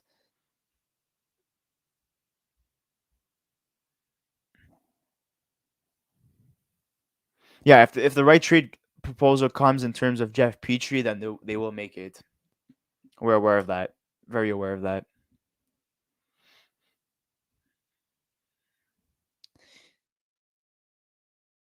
Okay, so according to Adrian Dater, who is a top reporter in Colorado, he thinks that trading Barron is an error. But he does say that some Avalanche people aren't as high on him apparently. Well, your trash is someone else's treasure. And I think Montreal Canadian fans, thank you for that.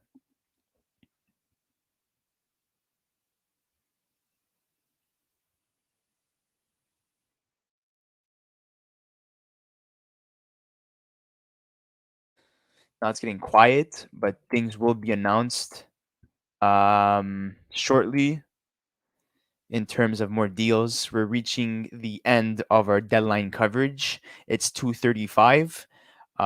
We have about 25 minutes left. But there's also deals that come out after that as well. So we'll see what happens.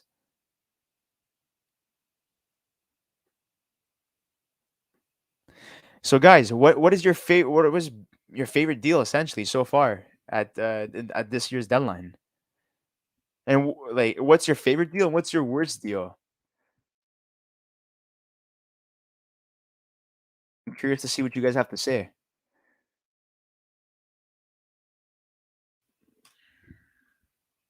Just refreshing the page right now. Time's ticking down. Okay. And we have a special guest. Luca finally joins us. Okay, Luca, I'm Hello. tired of talking. We want to hear everything you have to say in terms of all the deadline action that's occurred that you weren't able to cover from this morning. Well, okay. Starting off with Marc-Andre Fleury. I mean, that one's a pretty big surprise. I'm not gonna lie to you. Uh, there was talks a little bit about him going potentially waiving his no move clause to go to Minnesota, and there was a lot of talk about that at the beginning.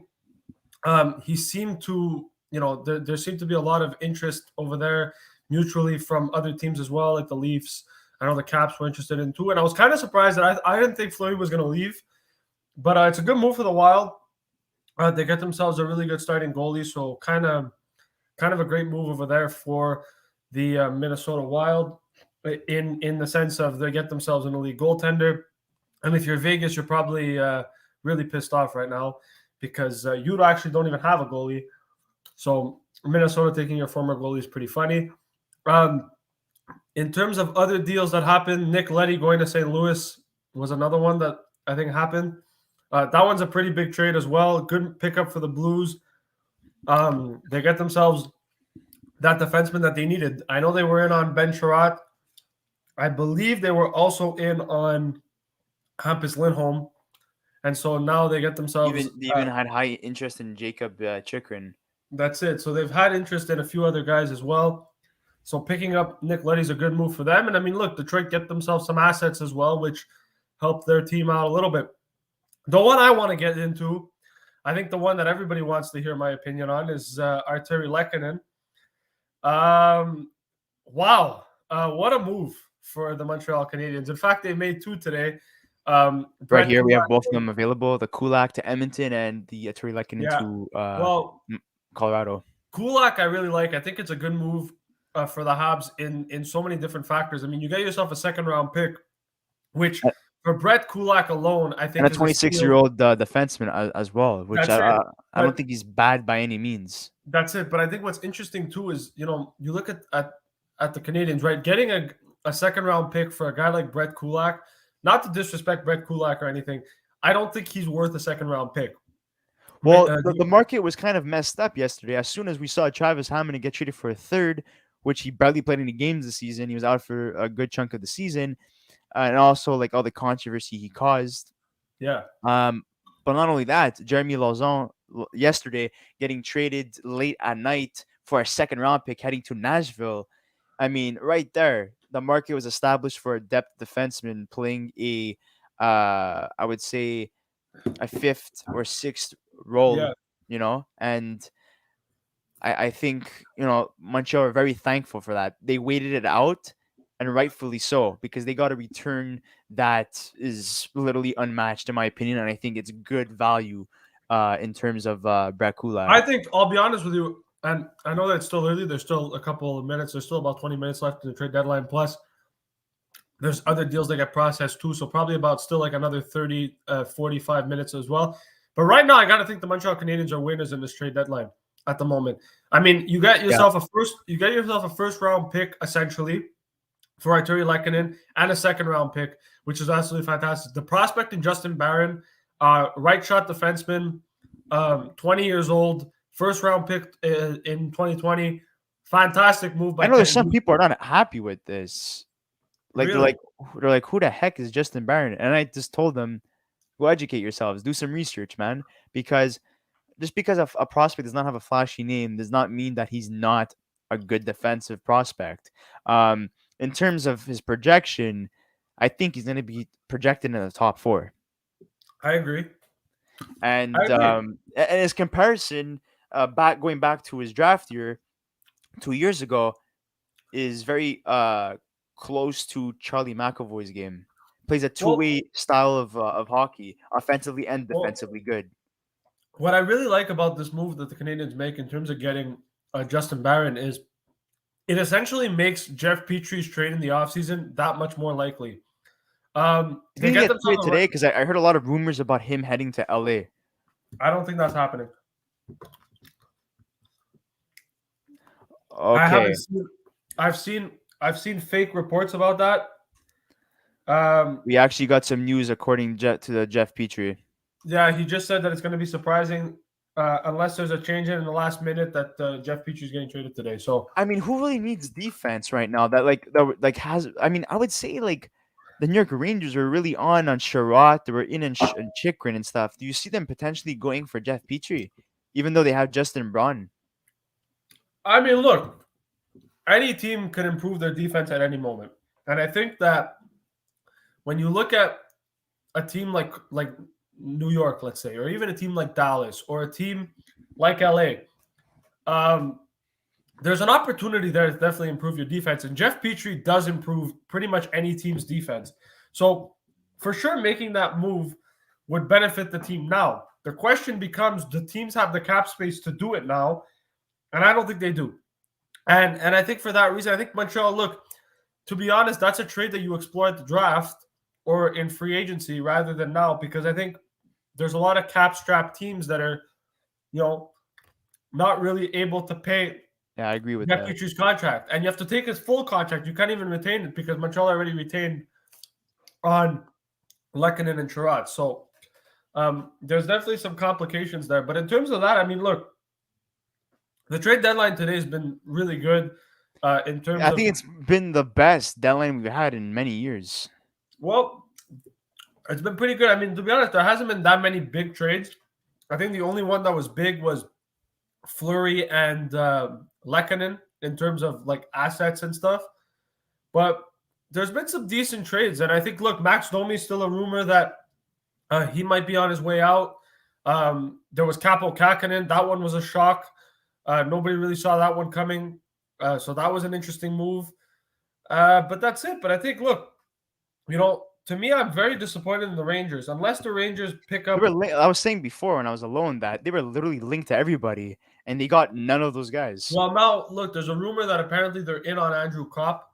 But if the Rangers don't add anyone before 3 o'clock, that's very, very, very disappointing. There's 17 minutes to go, guys, until the end of the trade deadline, meaning that teams have until 3 o'clock to submit final offers for players. But they could get processed after 3 o'clock, and they can be processed up until 5 o'clock, 4 o'clock. But to submit a deal, it has to be submitted before 3 o'clock, or else it's not going to pass. I know a couple years ago, like a bunch of Canadiens were actually making a deal for to trade away Lars Eller, and the deal fell apart because it didn't get submitted on time. You know what I mean? So like teams need to be very cautious on how much on the time that they have left in order to make a trade. And some things you also take into consideration is that a lot of teams too are now like already have trade calls in place with the league before 3 o'clock, but they get announced a little bit later because they haven't officially spoken to the league yet about that deal. Okay, so just a little rapid fire continuing questions. Yeah. So you have a bunch of Canadiens as a winner today. Who else do you have as another winner, and who are the biggest losers so far? I would say the Minnesota Wild are pretty big winners today. I think they've done some good business getting Fleury. They went to Jacob Middleton as well, I believe, from San Jose, which is a good move. Colorado, I think they're winners as well. Lehkonen's a fantastic pickup. And I'm not just saying that because he played for the Habs. I think he's going to be fantastic in Colorado. I really do. And I like that move for them in terms of the player they got. Not necessarily the assets they gave up, but the players they got.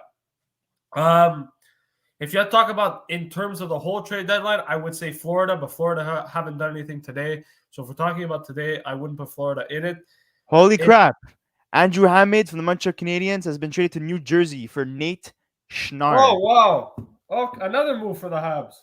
Jeez. Wow. Well, thank you, Hamburglar. We've liked your time here. You were undefeated, but it's time to go. Yeah, that means Carey Price is slowly returning. Yeah, I think he's gonna be back. You know what's weird? The Habs haven't announced the Kulak trade yet. Like it's done. It looks like, but they haven't announced it yet. Okay, so let's do some research. Who is Nate Schnarr? I believe he was part, if I'm not mistaken. Why would New Jersey trade for a goalie now? I know they wanted a goaltender, but they're not even making the playoffs. Okay, so Nate Schnarr. Wasn't he part of the Arizona trade for Taylor Hall? I believe he was at one point. Okay, so we have Andrew Hammond going to the New Jersey Devils for center Nate Schnarr.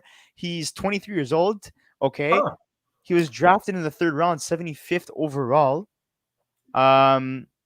Okay, his AHL stats are not horrible. Look, this is what's really interesting actually with the Habs and this move is, if you look at it, they're benefiting themselves for the future. But the Laval Rocket have a lot of players missing due to injury right now. And picking up a guy like Nate Schnarr adds depth to the Rocket. But even adding Justin Barron. Barron's a guy that was in Colorado's AHL team all season this year. Him coming to Laval is going to be huge for this team. And there it is. Andrew Kopp to the New York Rangers and Tyler Mott. Wow! Oh my God. We spoke shit. We spoke too early. The New York Rangers heard us and they said, you know what, boys? Well, screw you. We're gonna get some things done right now. Can I change that? What they're doing. I don't think the Rangers are no longer losers. Now, wow. The Habs didn't lose the Lehkonen trade. Holy crap! As I mentioned over the weekend, there was a team or two poking around on Andrew Hammond. He was on the ice today. He should be back in form for a lower body injury in a week. But Andrew Hammond, I think the return is fair for Andrew Hammond. King James, I don't think that the Habs lost the Lehkonen trade. I think they won the Lehkonen trade. Mario Palucci, it's all kicking off now. Yes, sir, it is. Well, you know what? King James, I would highly suggest that you do some research, and this is not an insult, so don't take it the wrong way. Do some research, look at some scouting reports, and you'll have a better understanding of who Justin Barron is. Is it unfortunate? Is it unfortunate that the Habs traded Artturi Lehkonen? I think it is because I think, look, the fan favorite. It's the fact that, look, he was a good player, and I do think that for what the Canadiens are doing, I do think that even in terms of the rebuild or whatever, they would have absolutely needed a guy like that. Yeah, Fleury was a good deal. I agree with that. But I think the other thing is that you have to look at it from the perception of, well, the Montreal Canadiens, and not only the Montreal Canadiens, but everything else. They're getting themselves a first-round talent. A guy who's 20 years old and a first-round talent and a second-round pick. 20 years old, man. It's fun. It's honestly he's being compared to Charlie McAvoy. I don't know how you don't say yes to that. You know what I mean? Like the Habs got a better return for Lehkonen than they did for Toffoli. I said it. I'm not saying that choose between all like the trades, which one was my least favorite? It was Tyler Toffoli because he had a term on his contract. We know what he's capable of doing, and I feel like the trade was underwhelming, unfortunately. But it's still it's a fair return. That's the one deal where I thought that the deal was fair for both teams, where like Montreal could have easily gotten more, but they got a fair deal for him. One thing I want to say, and I'm gonna comment on West B's thing about Fleury's my favorite deal. Minnesota made an underrated move there. Like, if Minnesota, like, I'm not gonna say Minnesota's gonna win the cup. All I'm saying is that you're putting yourself in a position as Minnesota to say to yourselves, we have an opportunity here with a goaltender that has won 3 Stanley Cups, and we have an opportunity to make things even better. Like, Minnesota's an underdog to win the cup now, and I'm not trying. Look, I know Fleury's numbers haven't been fantastic this season. But look at the team that he's playing on. But the worst team he's played on in his career. I still think Minnesota's a sleeper team. I really do. And I like what they did. But Andrew Hammond getting traded, I'm going to miss the Hamburglar in the short time that he was here as a Canadian. I thought he did really well. Good luck in New Jersey. Nate Schnarr, 23 years old. He's still super young. Like I said, Laval adds some depth to their team, some much-needed depth. But he could make that. There's potential that he could make the jump to the NHL, playing a fourth-line role eventually. Maybe one day. But according to Marco DiMacco right now, it says that he's still a legit prospect. He's only 23 years old, but he's more likely to be an AHL top 6 material, which means that he could, crack the fourth line of the Montreal Canadiens whenever there's injuries and stuff. He plays a game that I think many will appreciate in Laval as they push for the playoffs. Good size, plays center and right wing, and shoots a lot. Man, think about this. Wait, sorry, I just want to add this before we continue. Go. So if you really think about it, give me a second. They traded Brandon Babcock, whatever his name was, for Hammond. And he wasn't the youngest in terms of age, right? And then you get a goalie in relief for, Allen being injured, Montembeault dealing with an injury, and for Primo to develop properly in the AHL. Well, and I think, look, one thing that I got to say, 34-year-old for a 23-year-old prospect who still has the potential of cracking an NHL team, but not at at a high level, just playing fourth line minutes at most. Well, what I found really funny, right? And I don't know if I spoke about this morning when I texted you, Chris, but I was saying that I didn't feel the Canadiens were going to make a trade today, and I was completely wrong. and I'm kind of happy The that most I'm active team, man. Come But on. you know what? Like, dude, it's one thing to be like, I think they're not going to make a trade, whatever. But then, like, I thought about it. I'm like, I don't know if they're going to trade Lehkonen. I don't even know if they're going to trade Kulak. They ended up trading both. And, like, now they've ended up trading Andrew Hammond. And look, it's not even 3:00 yet, and the Habs may still make another move. I don't know if they're done. I think my money.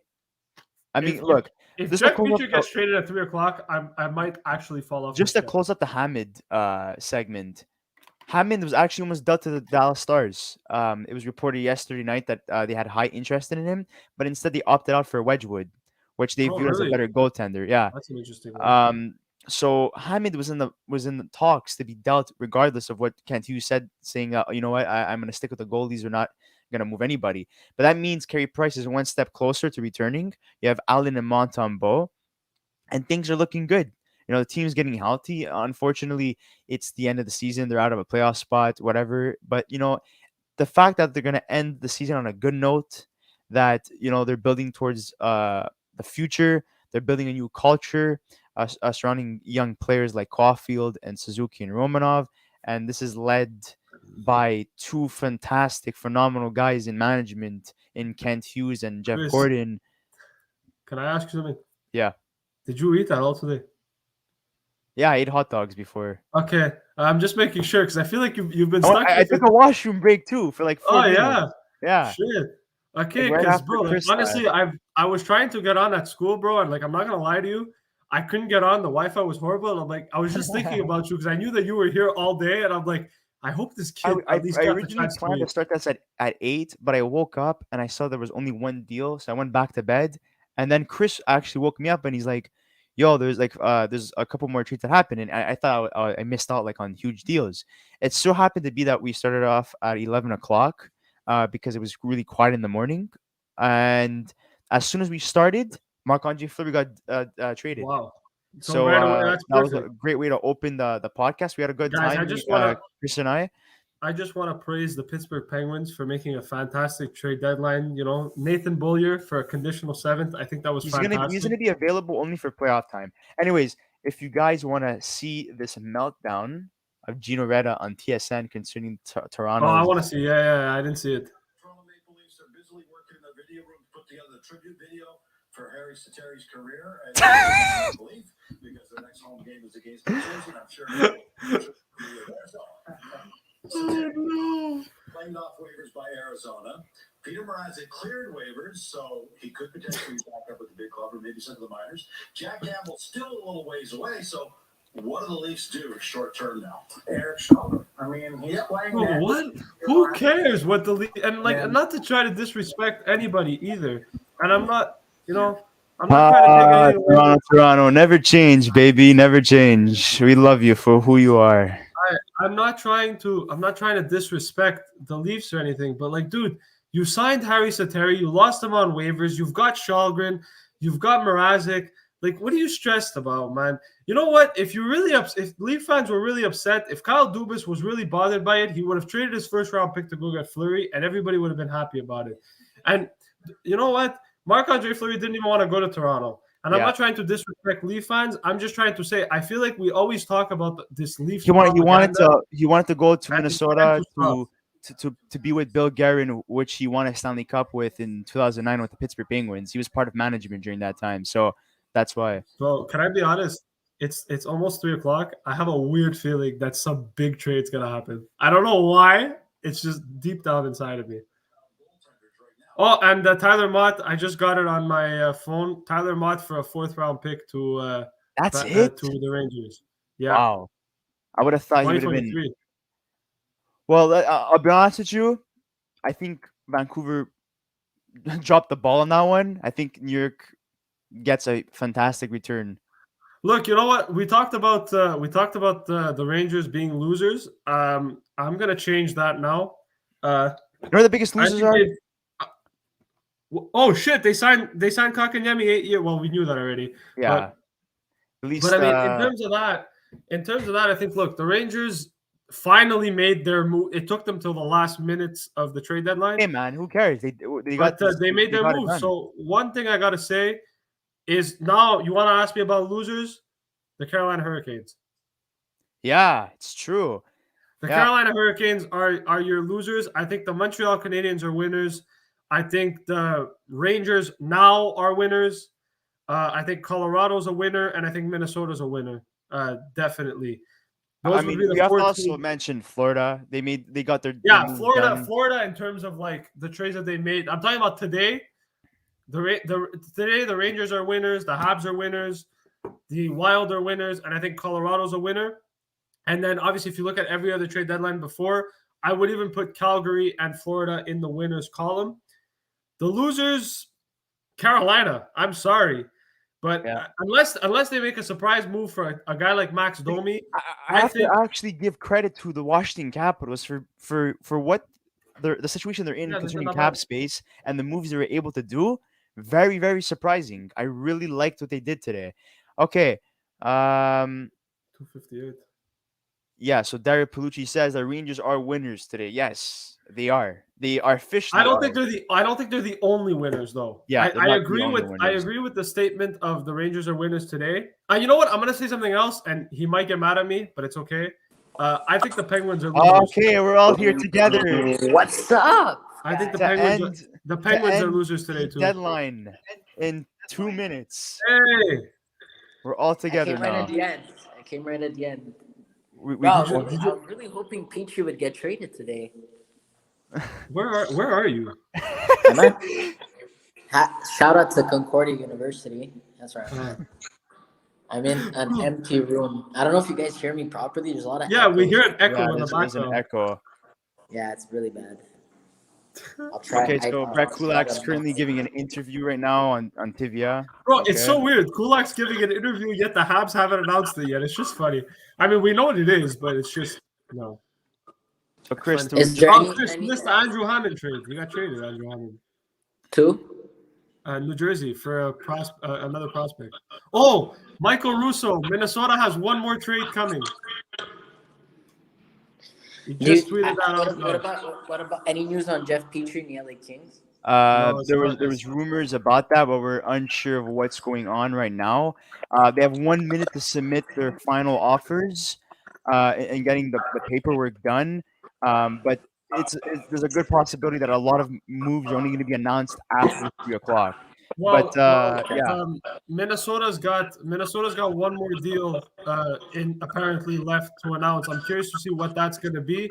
The trade deadline is officially arrived. It's 3:00, boys. Let's see what other moves get made between now and probably 4:00. Okay, just to keep you guys updated very quickly as we recap today's deadline. So Tyler Mott was the last trade before 3:00 for now, heading to the New York Rangers for a 2023 fourth round pick. You have Anthony Batito, defenseman, going to San Jose, and the return is to be decided. You have Andrew Hammond from the Montreal Canadiens going to the New Jersey Devils because Price is back, and so is Allen. So they're going to be 3 goaltenders now. And they get prospect Nate Schnarr, who's going to be playing for Laval and helping them in their playoff run. You have Zach Sanford going to the Winnipeg Jets in exchange for a 2022 fifth-round pick, heading to Ottawa. Just saying that Pierre LeBrun just tweeted out Jacob Chikrin is staying put. It's going to be looked at again in the summer. So Jacob Chikrin is not being moved.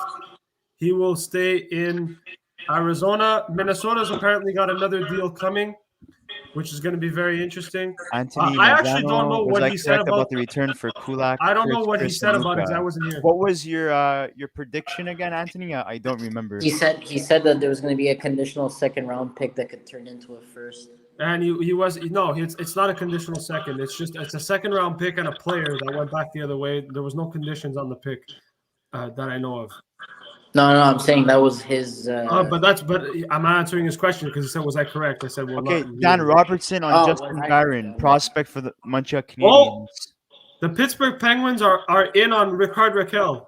I knew this. I knew they were going to be connected, and they were linked to Rickard Rakell. Emily Kaplan just tweeted, "Let's see what happens," because Rickard Rakell apparently had 2 offers, one from Boston and Vegas. And now apparently the Pittsburgh Penguins too are in there. So where does Rickard Rakell go? So according to Dan Robertson on Montreal Canadiens' new prospect Justin Barron,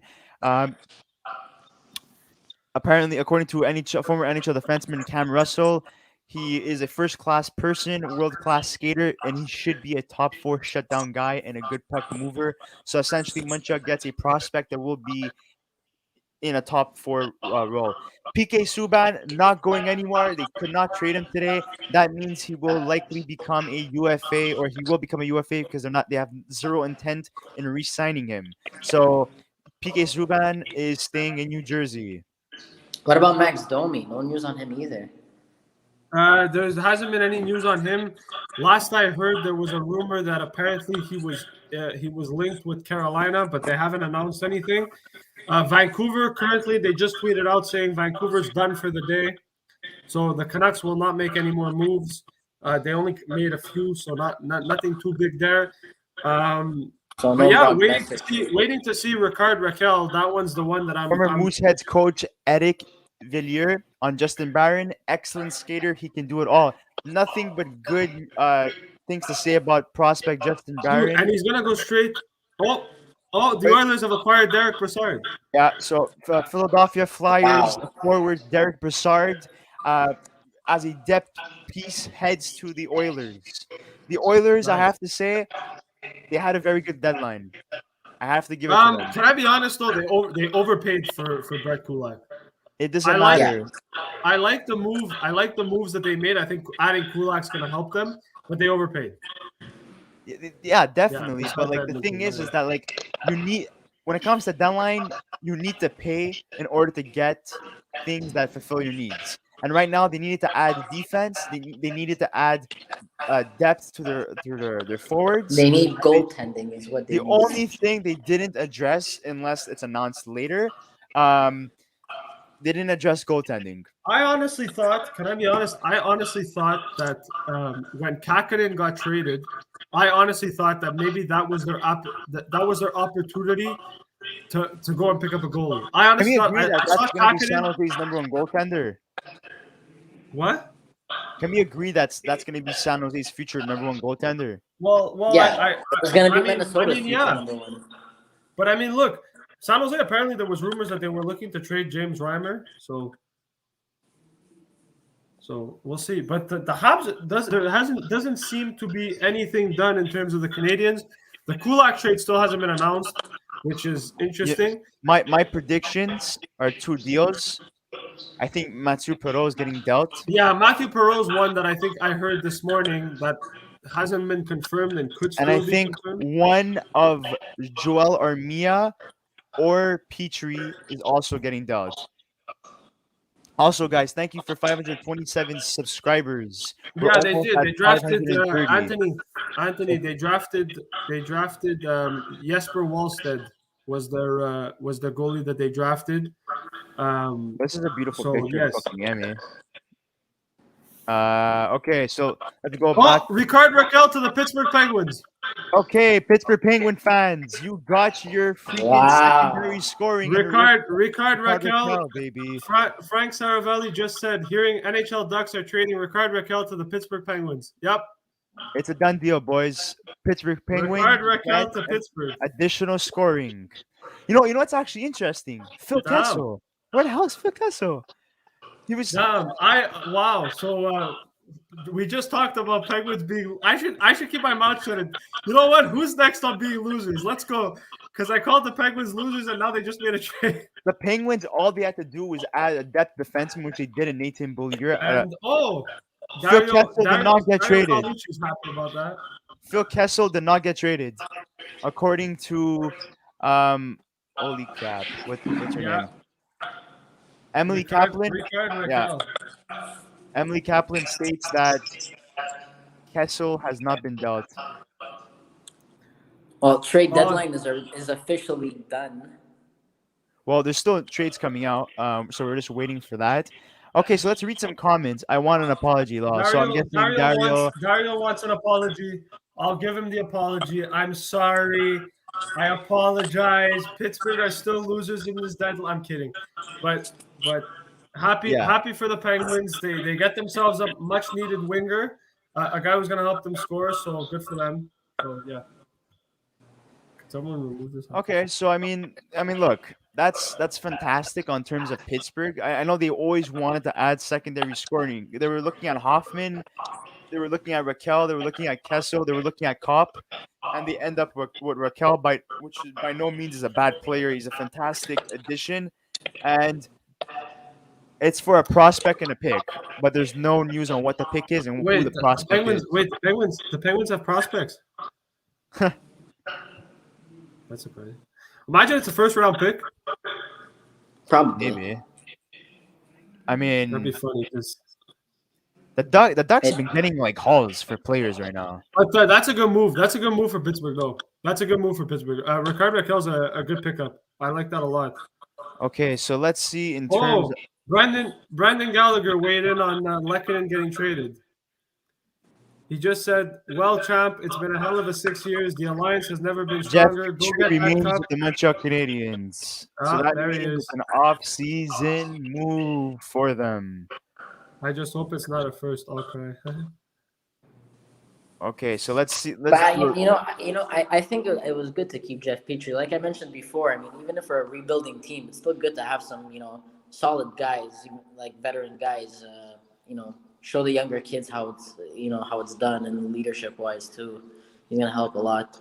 Anyways, people are not gonna want him, and like in terms of the extent of his contract. So next year he'll have less term. Oh, so less Ryan Carpenter to Calgary. What? Ryan Carpenter to Calgary. It was stated before that he was going to Nashville. Yeah, well, I now guess he's going to things Calgary. changed. Hell of a day. Okay, so Dugan says that Sandin is out for the foreseeable future, going on injured reserve. So that means that opens up some cap space. Maybe they have a deal in place that was submitted at 3:00. So as you can see here, guys, we have the latest trades that happened. Ricardo Raquel went to the Penguins, fantastic move.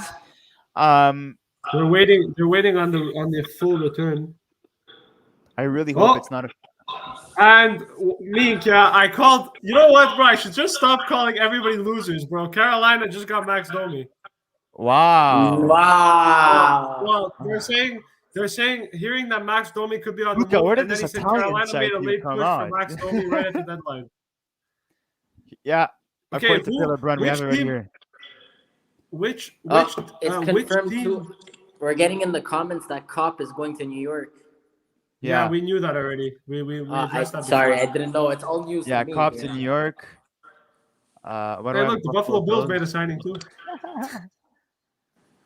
But yeah, Chicago and Calgary. Yeah, we also have. Yeah, it's confirmed by New York. Yeah, did the Penguins make a trade? That yes, they did. They did. They just acquired Ricardo Raquel. Yeah, so that's good on their part. That's fantastic. Now it depends on like what they gave up. But I don't think they give that much, to be honest. Carolina did really well picking up Max Domi. I think that's a good steal. Wow, Domi and Kotkaniemi reunited, and it feels so good. Well, it's not official. It could be that it's Carolina. But, bro, you know what? I should just stop calling everybody losers, man. Everybody that I called losers, the Hurricanes didn't really have to do much in terms of their team. They were like, so I think they have a good team on paper. Oh, the Ducks are getting a pick, prospects, and players for Raquel. Oh, Penguins fans. Okay, James Reimer stays put, was not traded by San Jose. Sharks didn't want to move him, but teams are calling. So that means the goaltending duo in San Jose is Kahkonen and Reimer, which is a fantastic duo in my opinion. Yep, I agree. Max Domi could be on the move, but Carolina made a late push, but we don't know if it's official yet. I hope it's not Carolina. Why not? Just because I want to have one of my losers be right. Guys, we're gonna be making a video right after we're done covering all of this. There's so much to intake, but we're gonna be making a video concerning our winners and losers of the trade deadline. And then we just wanted to inform you that we will be taking a week off. It's been very hard on us covering all the stuff, but we hope that you enjoyed our coverage of the deadline of our trade rumors and trade destinations. and basically our trade breakdowns as well leading up to today's deadline. And I hope you We'll guys are be, satisfied with everything. And there's more to come. We're gearing up essentially for the playoffs. And as of next week, we are starting our new series called Cup or Bust, starting with the and Toronto stay Maple Leafs. tuned.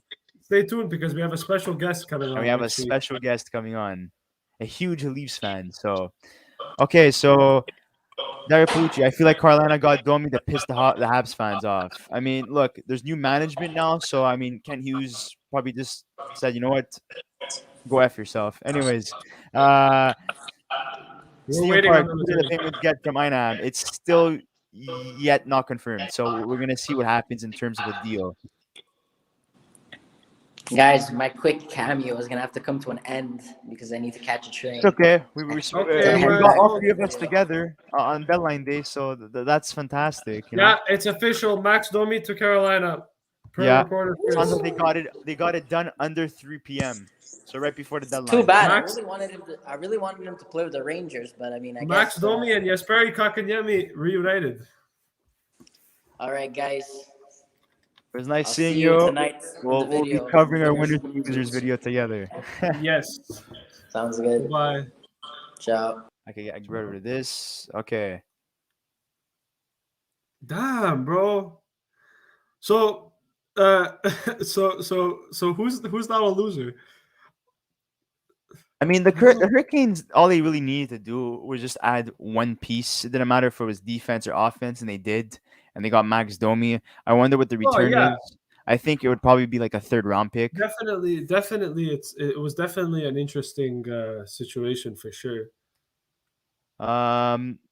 Losers. I need to. You know what my losers are? The Philadelphia Flyers. Because they could have done so much more. They could have cleaned house completely. I mean, And they- yeah. I feel like every team. You know what? And I don't don't know, forget, Dandanov's getting traded to the Ducks. No, you know what? My losers are Vegas. Vegas are my What about losers. Dallas? Yeah, but Dallas made some okay. Like, look, they still kept Klingberg. They got another depth goalie in Wedgwood, which I think was a good move for them. They've done some good things, I think. So it definitely helps. But I think Max Domi going to Carolina, that one's going to be interesting. I think it's an underrated move, depending on what Carolina gives up to. But damn, so Max Domi to Carolina is interesting in a lot of ways. Very exciting. That's one deal that I was not expecting in terms of like where he would end up. But it's good. I to thought see. he was honestly. I'll be honest with you. I thought he was going to Colorado at one point, and then he ended up not going there. But that's okay. Let's see what happens. Well, we're coming to the end of our. He's Our and it's a rental deal too for Max Domi, so that's definitely something to look at. Very interesting. Now they haven't announced the Kulak trade yet. Still, maybe the Habs are not done yet. Maybe they're still making one more move. Dario said 2nd round pick to Anaheim. Where did you see that? Dario's got better sources. Kyle Dubas. Dario's got better sources than we do. No, the Pittsburgh Penguins are not getting Phil Kessel. Phil Kessel has not been traded today. So Kyle Dubas, disappointed to lose Harry Satiri, Toronto Maple Leafs legend, that didn't even play one game for them. We've had 11 guys claimed, which I think is double what other teams have taken off waivers. You know what, Dubas? Boo-hoo. Boo-hoo. How about, and this is just a suggestion, as a general manager, trade for a goaltender, because how many years now have you been competitive? You know what I mean? For a team heading into the playoffs, how are you not willing to trade a 1st round pick? I just don't understand. Unless you know that next year your team is going to be relatively like worse, and you know that a lot of guys are not coming back, and you want to keep that pick so you could essentially build towards the future. But I don't see that happening anytime soon with Matthews and Marner and Tavares and Nylander being the core forwards moving forward, especially having Morgan Riley locked up. So I just Okay, so it's a second-round pick plus a prospect and a roster player from Pittsburgh to Anaheim, according to Bob McKenzie. So man, the Penguins are trading. The Penguins are trading a second. Kent Hughes is scheduled to speak at 3:30 p.m. So I think the Canadiens may be done. Is it possible that he's talking? Okay, so Max Domi to Carolina for Aiden Hreschuk. Search him up. Who's he? Aiden. His name is Aiden Hreschuk, taken 94th overall last draft. Is that the only Dubas thing not going happy that Fleury conversation went public, says that's a question for Davidson in Chicago. Man, Dubas sounds like he's very, very unhappy today. But for a guy who got Mark Giordano, he seems really disappointed. Yeah, it clearly does. It clearly does. It seems Max like he's Domi to not. be announced. It seems like he's not happy. The You know why? weird part is that Because I they think he say- knows his job is on the line.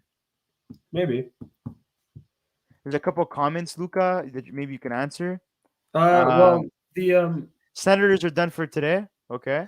well, in terms of Anthony Manzano's comment, sorry, my laptop's a little bit glitchy. So, Chris, if you want to put the comment up on the board just so I can First or answer it. second.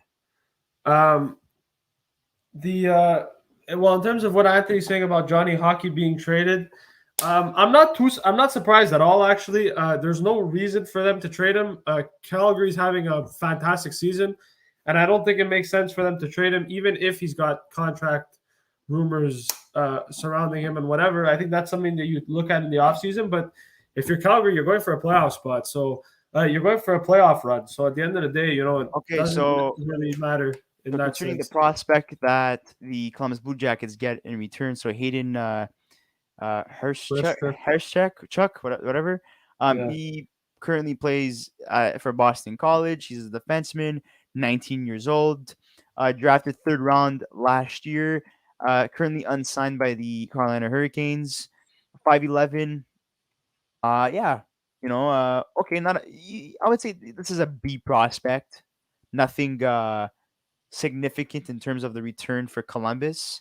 That means I don't think Max Domi's value is that high. Yeah, it seems like that's the only So Ryan Carpenter to the Calgary Flames for a 2024 fifth round pick. Yeah. I wonder if there's more moves or if that's it. It's just weird how the Canadiens haven't announced the Kulak trade yet. I just find that really Chenyuk was turned into Domi, who was turned into Anderson. Domi was just traded for a player taking the 3rd round in the 2021 draft. Habs made out pretty well here. Well, remember when everyone was saying that? No, they didn't. Anthony did. The Panthers did not recoup any draft picks with the cap space they opened up. In fact, they actually didn't do anything today. Yeah. At all, unless they made a move now that we don't know of. It was. Cop. Darren Jagger just said working on Cop to New York, return for Winnipeg. Sounds like a picks and prospects. But what's interesting in terms of Domi and that deal, everyone was saying that the return that the Columbus Blue Jackets got was more significant in terms of the return that Montreal Canadiens got, saying, "Oh, Josh Anderson, what the heck, always injured, whatever." And now it shows that Josh Anderson was an absolute steal because Max Domi just got traded for a 3rd round pick. And if I'm not mistaken, within the deal, a 3rd round pick was included, or was it a 4th round pick that was packaged with Domi heading to Columbus for Anderson. So now it's clear as day who won that deal. So well, yeah, of course. But I think even in terms of Max Domi, I kind of feel bad for Max Domi. He's moved around quite a bit in his career. I mean, look, he's got 32 points in 53 games. That's really not that bad. It's a pretty good contract, a pretty good deal for him in that sense. Who did the Penguins get from Anaheim? I think we said this multiple times already. Ricardo Raquel got traded from the Ducks to the Penguins for a 2nd round pick, a prospect, and a player. Anyways, I'm going to be back in like 2 seconds. I'm just going to go do something really quickly. Don't forget to put yourself on mute. Oh, yes. My bad. Okay, so I'm going to be taking over once again. Okay, details are slowly coming out, but this is the end, slowly coming to the end of our coverage for the deadline. Okay. In terms of activity right now, they're still working on the Andrew Kopp deal. That's gonna send them to the New York Rangers.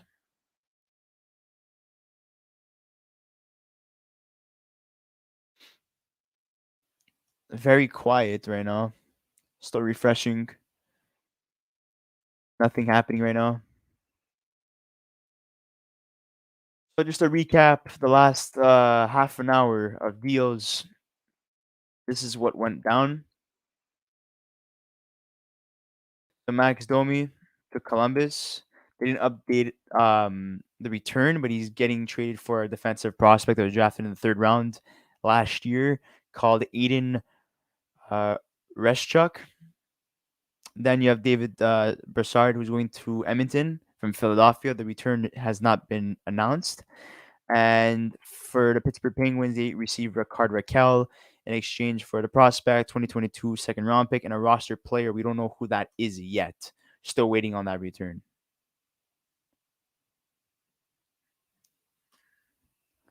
So we'll see what happens. Okay, so there you go. Derek Brassard heading to Philadelphia, to the Edmonton Oilers for a 4th round pick. Good depth at a good affordable price.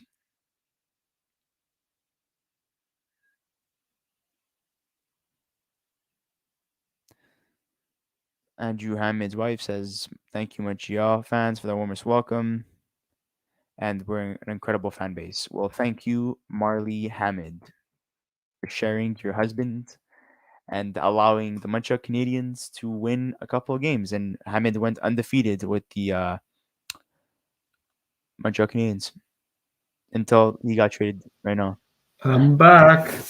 Did you pick up on the Riley Nash going to Tampa? Nothing on that. I don't Well, know. I just saw it now. I just saw it now from Mark Shigg. Says former Columbus Blue Jacket Riley Nash has been traded to Tampa Bay per Kevin Weeks. Riley, And I really don't know what's so great about him. He's always like and injured and stuff. another deal just happened. Vladislav Nemesnikov to the Dallas Stars for a 4th round pick. Wow, that's a good trade for Dallas in terms of value. 4th round pick for Nemesnikov, who's having a pretty good season. If you go down, I think it should be there. Yeah. Yeah, wow. A lot of deals today. Holy crap. Oh. Yep. I wonder if there's more. It was announced that the return for Derek Brassard was a 4th round pick. Yep. So that's Kent Hughes is addressing the media soon. That's going to be interesting to look at. Yeah. Curious to see what he says.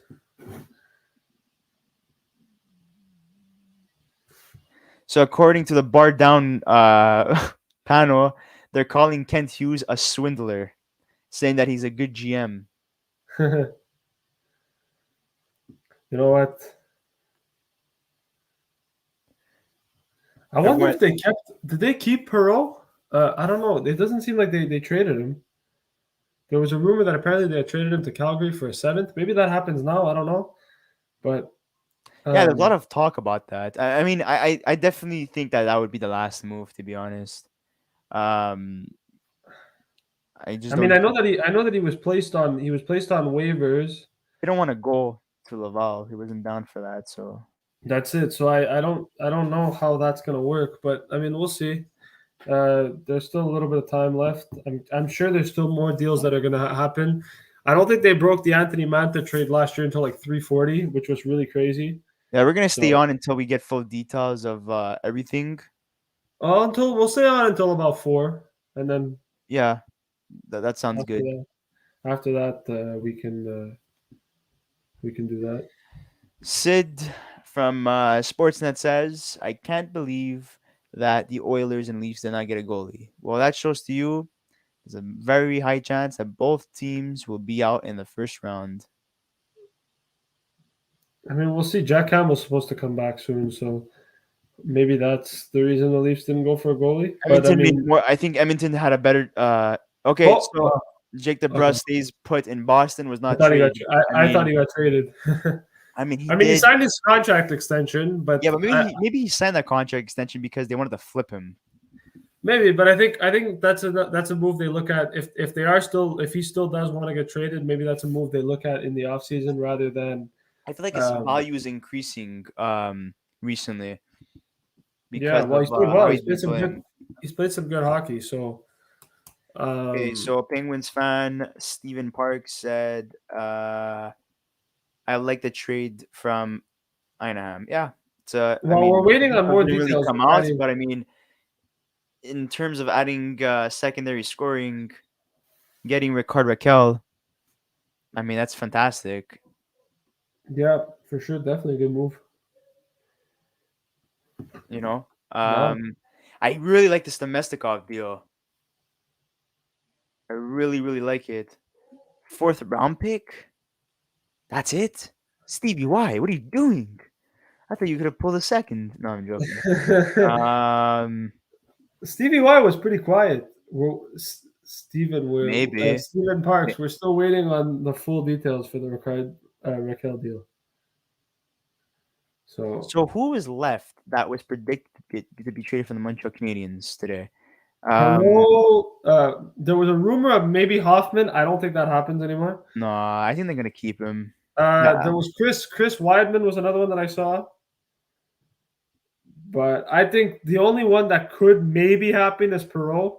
What about Armia? Maybe Armia, but I don't think so.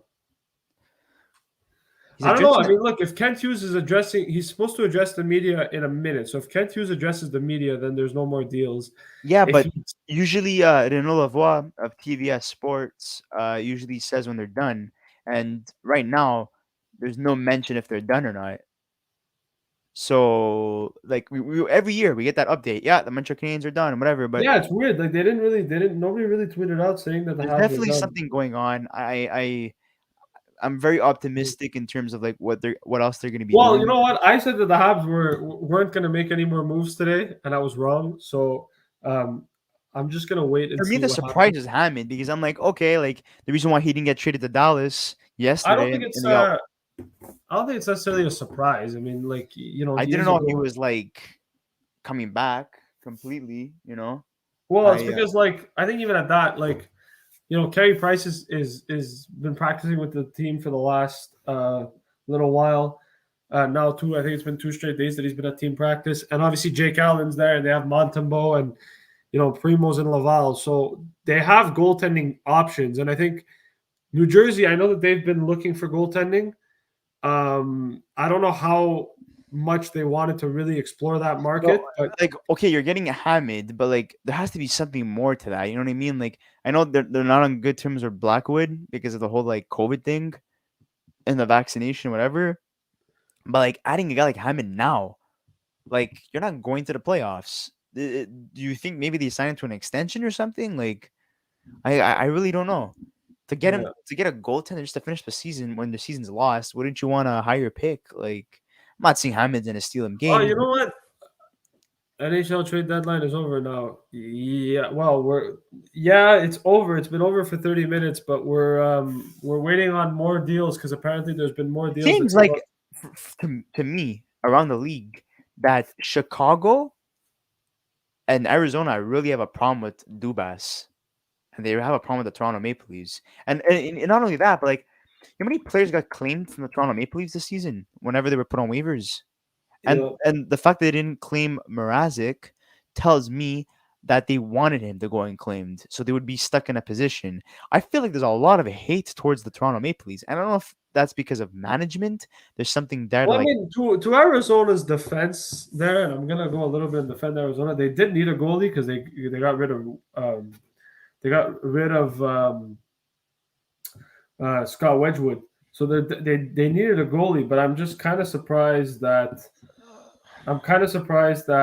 You know, it's essentially they went to go get Harry Sateri. I mean, who really cares about that guy, to be honest? Like, I know he won a gold medal, but hasn't played in the NHL in a couple of years now, and like, whatever. So I think That that's was just the move definitely like a cheap shot. It has to be. It has to be something like that, man. Like, maybe. okay, so Oh, now it got pushed now, Kent Hughes' availability. It will begin in 10 minutes now. It was supposed to start at 3:30. So that means the Canadians are still not done. They're working on something. watch all of it. Oh, just to be wait, go up. It says something about the Kulak trade. Go up. Just to clear any misinformation out there, the Edmonton trade is Brett Kulak for like is in a second round pick. The pick moves to the Vikings. Oh, okay, yeah, okay. So basically, it's a second round pick in 2022 if the pick moves to 2023 if it has to go to Duncan Keith. Okay, because they traded a second round pick for Duncan Keith, but if that doesn't hold up, then the second round pick would go to Montreal. Okay.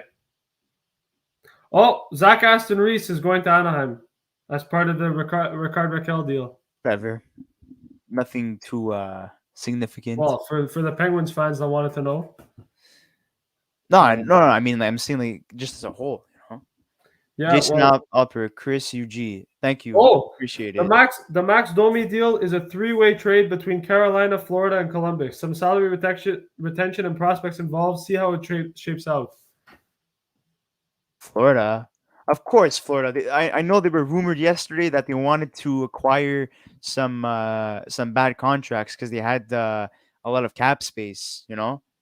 I Yeah, wonder what the deal is. So Zach Aston Reese is part of the Ricard Raquel package going to Pittsburgh. So so far it's a second round pick and Zach Aston Reese. We're waiting on what prospect it's going to be. I'm gonna guess it's maybe going to be Laguerre. Nathan Laguerre, I believe is his name. Maybe it's going to be him, but we'll see. I don't know. What are your thoughts on this deadline as a whole? Like, I'll be honest. It's been been pretty good. It's been pretty good so far. I think it's one of the most entertaining ones we've had in a very long time. I think the buyer's market this year was really high in terms of assets, and I think that there's a lot more teams this year going for it compared to other years. Yeah, and I feel like it's going to be the playoffs are going to shape up to be really, really interesting because of that. So I mean it's going to be really fun to watch for sure. I mean, you know, there's a lot of playoff teams that did well. Tampa added Hagel. The Atlantic Division looks good in that regard. I think every team in the Atlantic Division did well. I think the Metropolitan Division looks really good as well. So there's a lot of situation there, and yeah, so really interesting to see what happens there. man, we're still waiting. I feel like there's so much more to be announced. I feel like this is the Kulak. That's why the Kulak deal wasn't announced yet, because they were waiting on the condition on that pick, which makes sense. So yeah, and also what's interesting about this Kulak trade actually, and I didn't mention it before, and I saw the Jordan Harris thing. This opens up a roster spot for Jordan Harris if he decides to sign in Montreal, which puts them in. Yeah, I think he will sign. And I think that's important for the Canadiens. I think that's why this Kulak trade doesn't really lose out much in terms of that, because I think that they've essentially already added what they've needed to add. So, you know, I mean, look, I definitely think this has been fantastic for the buyers. Yeah, some teams gave out more than they were supposed to, but like I said, I'll stick by this. In order to improve, you're gonna have to give up in order to get. It's as simple as that. absolutely. And sellers are not gonna sell low in terms of the players they want to get rid of. You know, they are trying to build towards the future. Chicago is, Montreal is, and the Ducks are too, and that's what it shows based off these moves. And Arizona, you know, Armstrong, very active. I think he's a very good GM. It just so happens to be that he's the GM of the Arizona Coyotes. He didn't get that much attention, but I do like him as a general manager. I think he's one of their best GMs they've had. Stephen Parks is saying the Penguins are going to make more moves. I mean, we'll see if there's any other moves that are being announced. These things take a little bit more time sometimes because there's deals that, you know, happen last minute.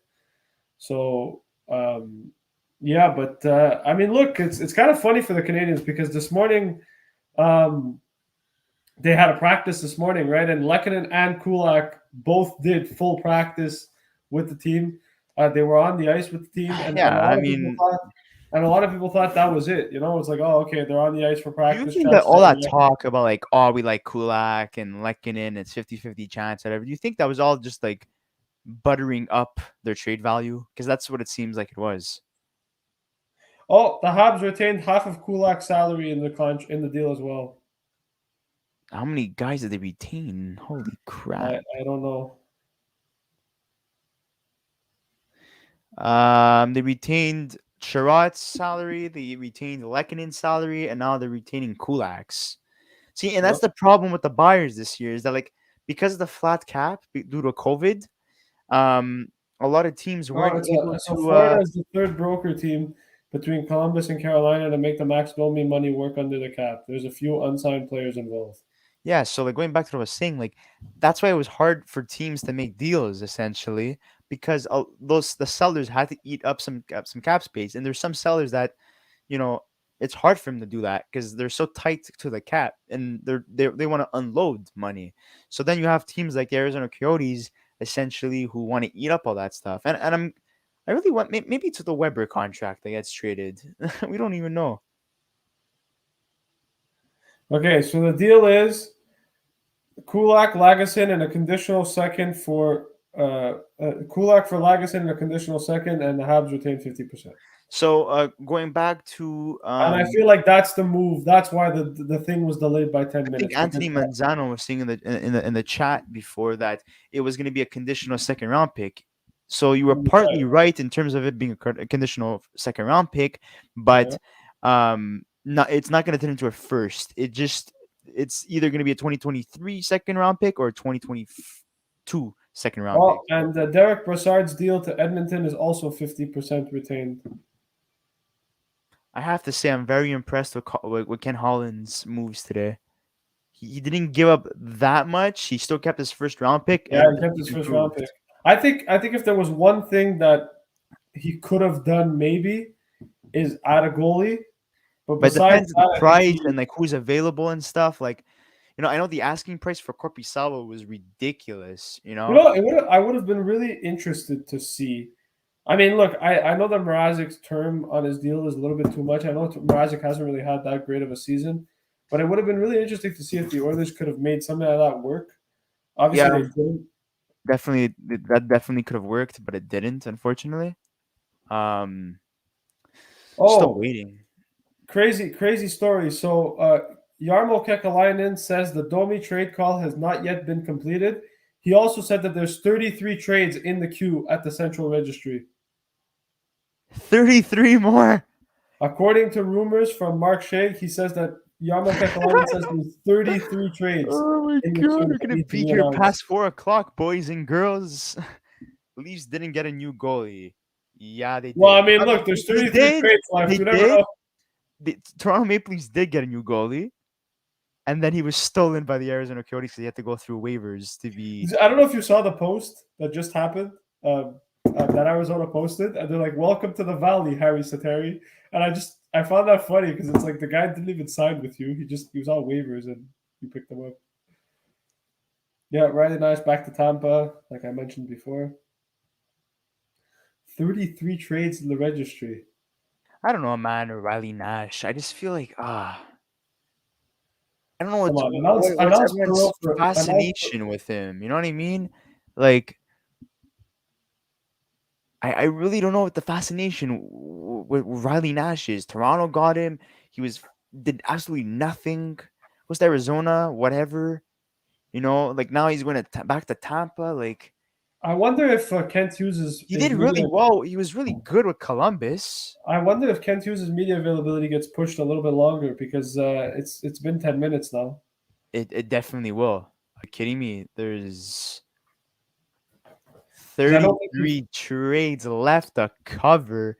I don't think this has ever happened at a deadline before. I don't know. Yeah.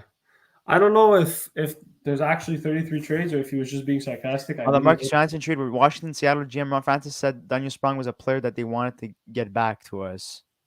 Oh, okay. Because they took him in the expansion draft, I think. I mean, Marcus Johansson goes back to Washington after all those years. But I don't know. I felt like I was talking to Chris about this when the trade broke down. Um, Sprong was a good addition for the Washington Capitals.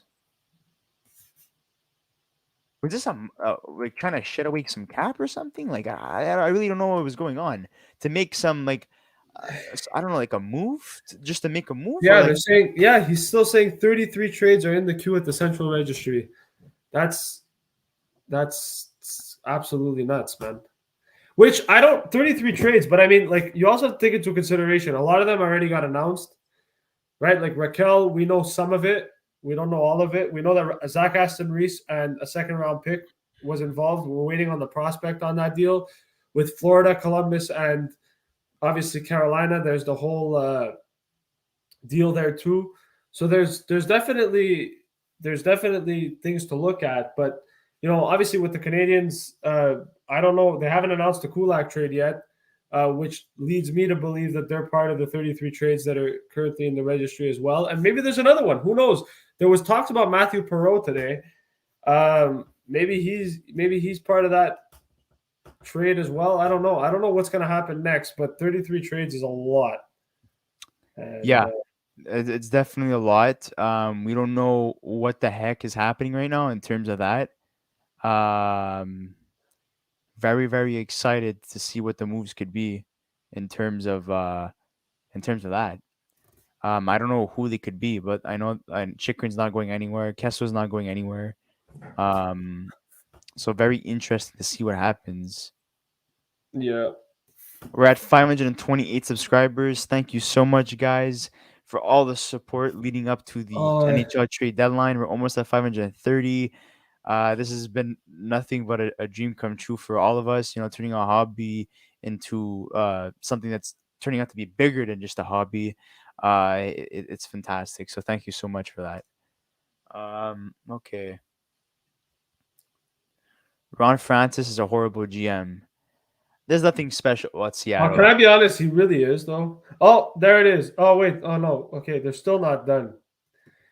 Pittsburgh, well, they just announced another piece to the Penguins deal. So if the Penguins fans are still in here, Zach Actually, good Aston at Reese. Boston. Yeah, he was good at Boston. But I'm saying what I'm discussing. What I was trying to say before. Dominic Simone also part of the Penguins deal going to Anaheim. So it's Zach Aston Reese, Dominic Simone, a prospect, and a 2022 second rounder. So we're waiting on that prospect. So they definitely kept a lot in terms. Well, the Penguins moved some cap space as well. Zach Aston Reese and Simone; those guys are two roster players. So and that's good because then they could sign a guy like Brian Rust, or Crystal Time. or no, Crystal Time's gone. I would say Malkin and Rust, two contract extensions. So that's fantastic on their end. And they got Raquel as a rental. Oh boy. 33 trades, man. I've been sitting on this chair for so long, my ass is numb. Yeah, I'm really not a big fan of Ron Francis. I think the best move for the Hurricanes was to literally let go of him and get Waddle, whatever his name is. Yeah. As a general manager, he's been the Hughes thing still hasn't been. Yeah, the Habs are not done. And this is not, like a deal that's in the works, and it may happen, it may not. Like it happened. They're just working out details and stuff. Like I said at the start of this podcast, there's a lot of paperwork that has to get done in order to officially announce a deal. Well, I feel like we're gonna be here till 6. No, I would say max 4:30. To be honest, I don't think it's gonna be that long. This is our longest episode ever. So if you guys, we know it's gonna take a long time for this video to process. But yeah, tomorrow it's fine. Yeah. I highly doubt people are gonna go and watch a 4-hour video of what happened. It's either you come when it's live or you don't. But we're very thankful for everyone that came. Joe Sakic said that Lehkonen will play on the third line when you hook. That's a really good line. Sakic is having control over Lehkonen for at least 2 years was big. Said to trade Barron, they needed to get a guy back with term. Because Lehkonen, He's I believe he's an RFA, but they get basically what he means by that is they have his rights, so they're gonna probably try to sign him back in, right? And I think Yeah. that's a good If move for. they sign him, wow. That's Oh, fantastic on their Nick part. Merkley and Anthony Bettetto, San Sharks and Jose. San Jose. Okay, so Yeah. Merkley's heading to New York. I am, if I'm No, mistaken. I think it's Bettetto to San Jose, or Bettetto to San Jose and Merkley to New York. I think I'm not sure. That Elliot Friedman wasn't too clear on that one. Kind of just threw two guys in one. They're kind of just going crazy at the moment, you know. His phone must be like, oh my God, Kevin Weeks. Look what he just tweeted out.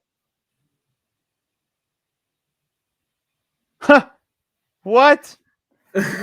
Lou, you never freaking fail to amaze me. Instead of trying to get rid of these two guys after having an atrocious season for many reasons, the New York Islanders decide, you know what? We're not going to trade anybody. Cal We're going to Buttercup. sign them. What Cal the heck? GM of the year again, Lou Lamoriello. Yes, Parisi, but why Clutterbuck? That's enough for GM of the year. Look at these comments. I have to show the comments. So Look at can I this. understand something? So the Islanders sat out Cal Clutterbuck to sign him to an extension. Probably didn't get a deal that they wanted in return for him. Oh boy, man. Oh boy.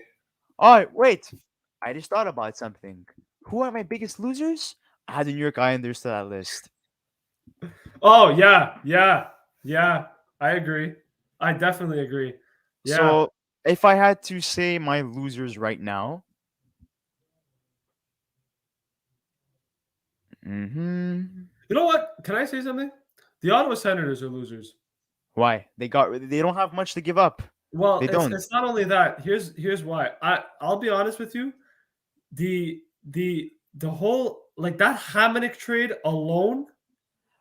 NHL News says that we'll probably Yeah. get the details in 3 But months. that Hamonic trade alone, like, look, we're talking about a team that yes, Ottawa's not on the Who's up rebuild. there in age, man. So of I know course, that it's gonna take them a they while. said that Ottawa's not like they're not like rebuilding. But what did they get? What did they honestly do? They added Travis Hamonic for a 3rd round pick. That was a bad deal. They traded away Josh Brown for. They got he was the guy that got drafted right before or after DeBrusk, if I'm mistaken. He was one of the 3 consecutive draft picks in 2015. David Pagnotta said we know of 24 so far, which means that there's still another 9 trades that need to be announced. 24. Yeah, because Pagnotta just said we know of 24 trades so far. So I guess all the ones that we're getting confirmed are confirmed. But there's still 9 more trades that haven't been announced yet that are supposed to potentially be announced, which is going to be very interesting. I like Dario's comment, Cal Buttercup. Yeah, that's what I said before, because that's it's a little YouTuber used to say that when. Kent Hughes is addressing the media, so I guess that's done. Unless something goes through. I mean, he's not. Don't forget, it's not him that makes a process. You know, it's a communications team. Should I watch this later? Unless you want to watch together, we'll watch together. I mean, yeah, we could while we wait, as long as you have your for the fans, you know, I guess there's really nothing. I'll have my Twitter up. You put it on the press conference, and I'll have my Twitter up. So this way, I'm not really interested in what DeBrusk has to say. Nothing towards Toronto fans, just guys. So we're gonna listen to Kent Hughes' media availability. I have the Twitter in front of me, so if there's any other deals that come in, I'll inform you guys. Is this clear for you, Luca? You hear this? Yeah, a little bit. Hold on, let me try to higher the volume a bit. Yeah, okay, I hear it. Ici à Montréal pour être évalué ou si c'est un joueur qui va se joindre à votre club école. He looks so tired. I think he's gonna go take a nap after. I would.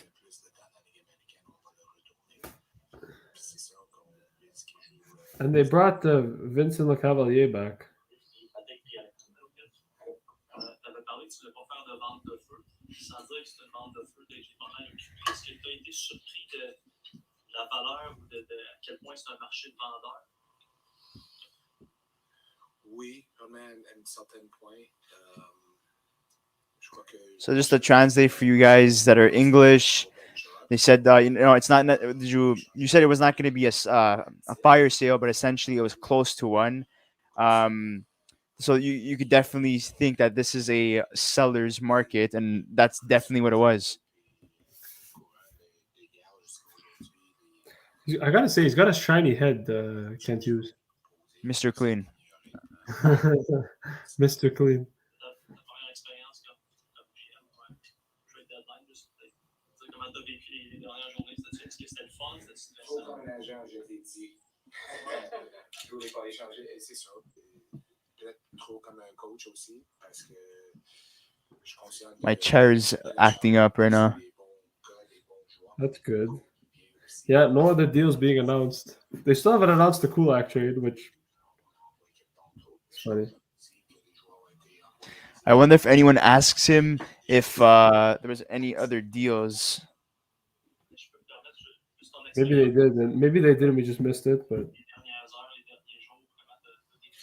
Le côté d'échange ou deal making, je suis ajusté. C'est sûr, c'est de l'autre bord. C'était vraiment plus. I like this guy a lot as a GM, man. Really refreshing to have. Anyways, I think that's enough of that. yeah, we'll skip. We'll listen to it on our own time. Doesn't seem to be any other deals being announced. I don't know why. Maybe it's just because Lou spent 20 minutes telling the league that he was re-signing Parise and Clutterbuck, so maybe that's why it's taking long.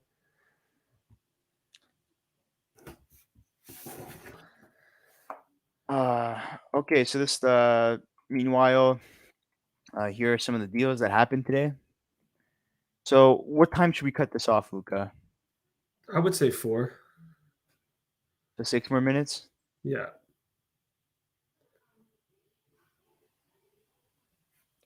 Okay, guys. So in 6 minutes, we'll be ending this podcast. We hope you had a good time watching this.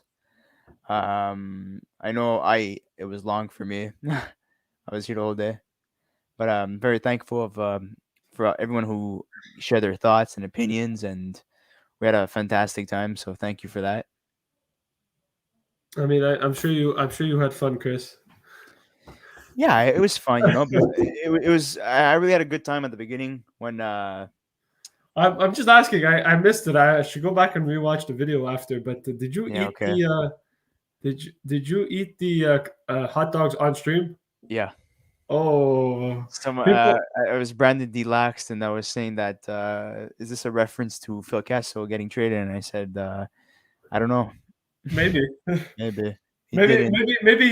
Maybe you had some insider information. I mean, he didn't get traded, but if he did, that would have been really funny. But yeah, they said Michael Russo said that Minnesota had one more deal in the books. I don't know what that deal is.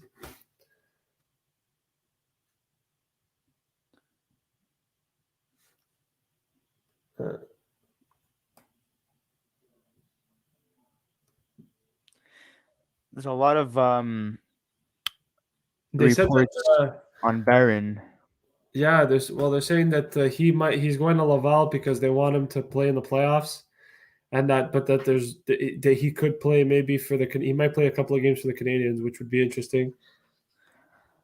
But that one was a really interesting move, for sure. Is that your favorite deal of the day? Oh, yes. Oh, Michael McNiven got traded to Ottawa. Kent Hughes said he was very close on trading Shea Weber's contract. My God, that would have been so nice to see. And Michael McNiven to Ottawa for future consideration.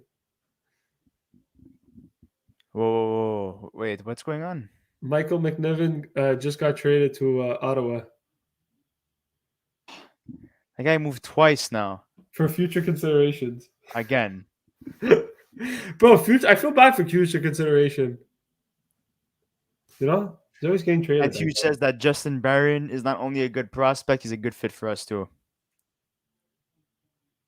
So do you think Shea Weber's contract gets traded in the offseason if they came close today? I think so. I mean, there's no real reason. Oh, and yeah, look, you just said Hughes can't discuss Kulak. Trade call still hasn't been completed. Wow. Okay. Oh God. Could you imagine if they just don't trade him? Oh man. I really wonder what's going on now. McDavid got included in the deal. Imagine. That'd be funny. Okay, so Coyotes were one of the prime teams that spoke to Montreal concerning Shea Weber's contract. Okay. Well, I mean, they got Brian Little, so maybe that's probably why. Oh, man, I really wanted to see him gone. He hasn't even been around the team. Everyone says he's a leader and stuff, but it shows like he just doesn't care anymore. Just wanted to move away from hockey as a whole. What's he supposed to do? Like, I'm not trying to. I don't know. As a leader, I guess. As the trade call for the Brett Kulak deal hasn't been made yet, hence why it hasn't been officially announced. Oh. You just mentioned how the Habs are at the top or at the bottom of the standings, but at the top of the cap friendly table. That's where contracts go to die. Facts, bro. Facts. Oh my God. I guess if there's some more stuff to talk about, we can sit a little bit longer. We'll reach the 5-hour mark, and then we'll call it a day. So 14 more minutes, I guess, unless there's really nothing that happens within the next. But I mean, even in terms of trading Weber's contract, right? Like, obviously, we talked about them coming close and stuff. I mean, it's not really that big of a deal because what the fuck's going on? Oh my God! My Twitter acted up. But what I'm saying is, I think it's not really that big of a deal because the Canadiens keep him on LTIR anyway. So for them, it doesn't really change much. I think it's just more of a situation where it was like maybe just to get him off the books completely. But anyways, it is what it is. So yeah. Let's just make sure we're coming down to the wire here, but yeah, we'll be concluding this episode very shortly. It's been a long day. It's been a long. Chris, I think you should go take a nap now. Honestly, I think it's been a long month. Expect the winners and tonight, and then yeah, we'll start off our cup and bust videos next week.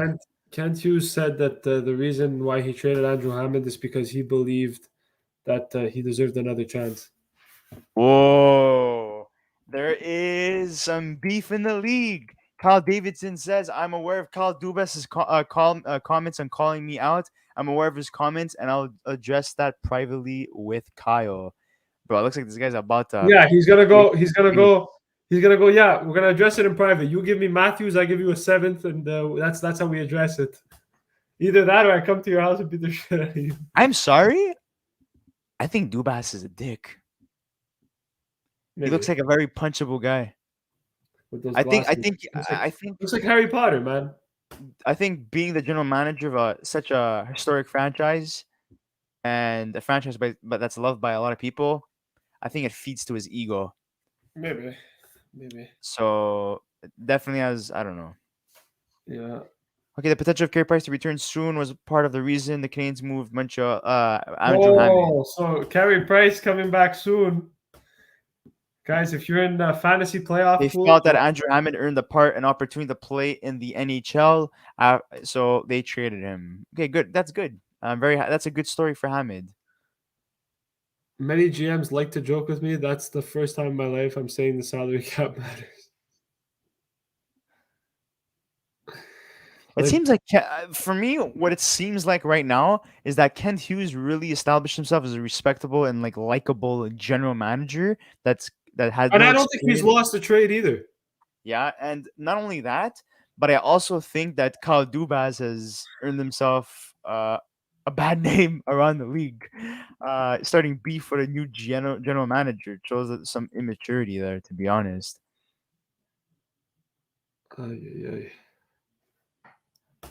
Very weird.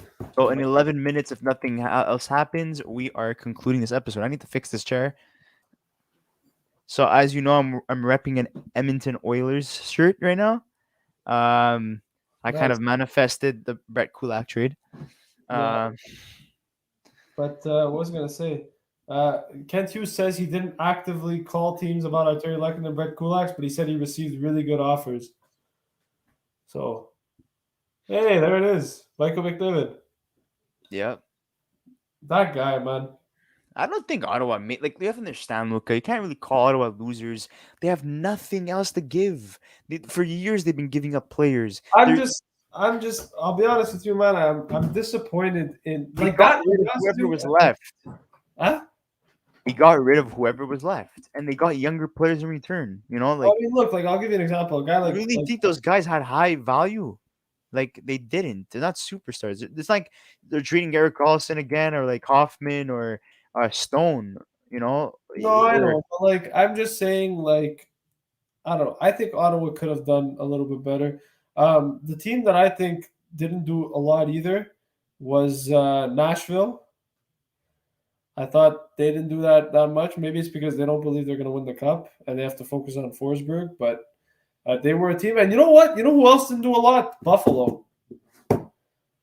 Yeah, was- I'm surprised they didn't trade Colin Miller. Okay. Yeah, so these are the latest trades that happened. The details came out. Max Domi deal details did not come out. So 9 more minutes, guys, until we call this the end. So yeah, hope you enjoyed. Yeah, so 2-year deal, 2-year deal for Cal Clutterbuck, 1-year deal for Zach Parise. Who did the Penguins give away? They gave away Zach Aston Reese, Dominic Simone, and a second-round pick. They're still waiting on the prospect. They haven't announced the prospect yet. Kent Hughes says he told Jeff Petrie he will try and deal him, but with his cap hit and term, it's harder to make a move like that at the deadline. I think this pretty much confirms that Jeff Petrie at the end of the season will be traded. It's just a matter of when, not if.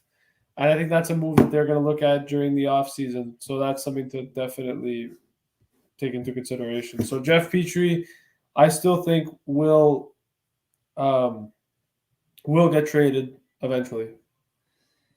Yeah, the whole situation with his wife, wanting to get the hell out of here. Yeah, multiple things. So guys, we have a question for you. Would you guys like us to do a breakdown of specific trades that went down? Or do we just ignore that? And, if you guys want to hear our thoughts, you just watch this long video. And we just do a winners and losers video. Because we could definitely do a trade breakdown videos as well. We're not going to do all of them. I think the only ones that are... Luca, to be honest with you, is there really anything in terms of breaking down that we could do? I feel like Rickard Raquel could be one of them. I feel like we could break down a few trades, but I mean, I don't think today there was anything okay, Artturi Lehkonen, Raquel, and I would say the Fleury one. Yeah, but I mean, we're kind of doing the breakdowns now, right? We talked about it briefly. Yeah, that's what I was thinking. But it's up to you guys. Write in the comment section below if you would like to see certain trades broken down. But yeah, a couple more minutes until we end. 7 more minutes. That's funny.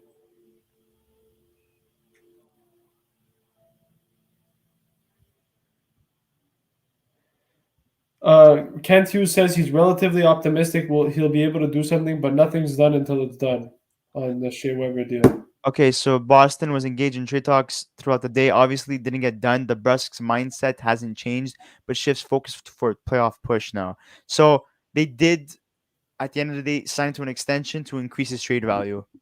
That's what it was.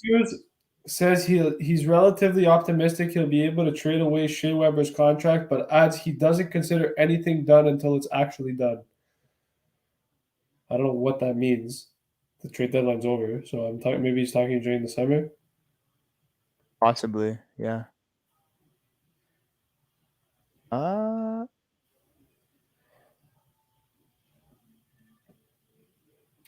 apparently, according to a thing, because Kulak got traded, David Savard's coming back in the lineup for the Habs tonight. So It was expected. It was honestly expected. yeah.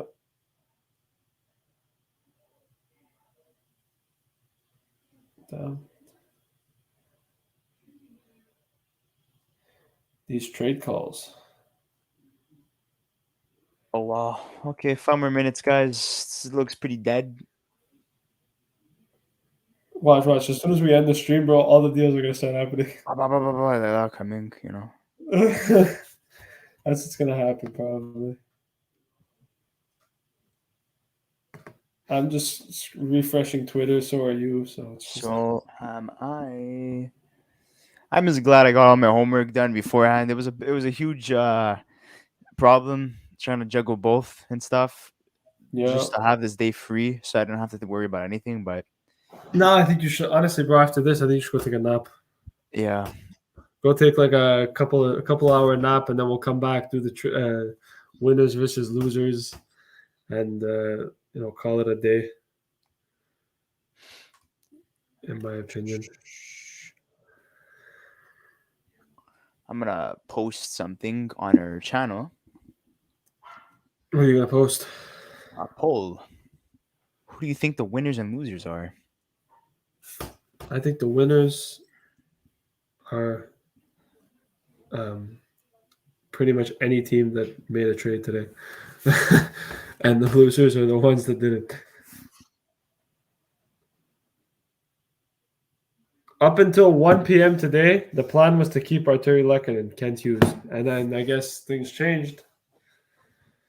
We're at 552 528 subscribers. Thank you so much, guys. Really appreciate it. Honestly, you guys are really awesome, especially over the last since we started this in August, to get to the milestone that we're at. It's something that we never really expected. We just kind of started, especially since January. Like it's spiked completely, which is fantastic, and we have nothing but good things to say about you guys. You've supported us. Yeah, there's definitely gonna be comments sometimes that are, they're not the nicest and stuff, but it's part of the business, right? There's gonna be people that disagree with you and agree with you, but sometimes there's harsh criticism too. But we're always looking to improve. So yeah. Well, that's something it's definitely something for us. And obviously we want to keep giving you guys content. Obviously we're going to take a little break now because we've done a lot lately. And I think it's time for all of us to just kind of take, a step back and relax. But next week we'll be back with some more episodes, Cup or Bust. And obviously, like we mentioned, we're going to be having a special guest on our podcast next week. We're not going to reveal who it is just yet.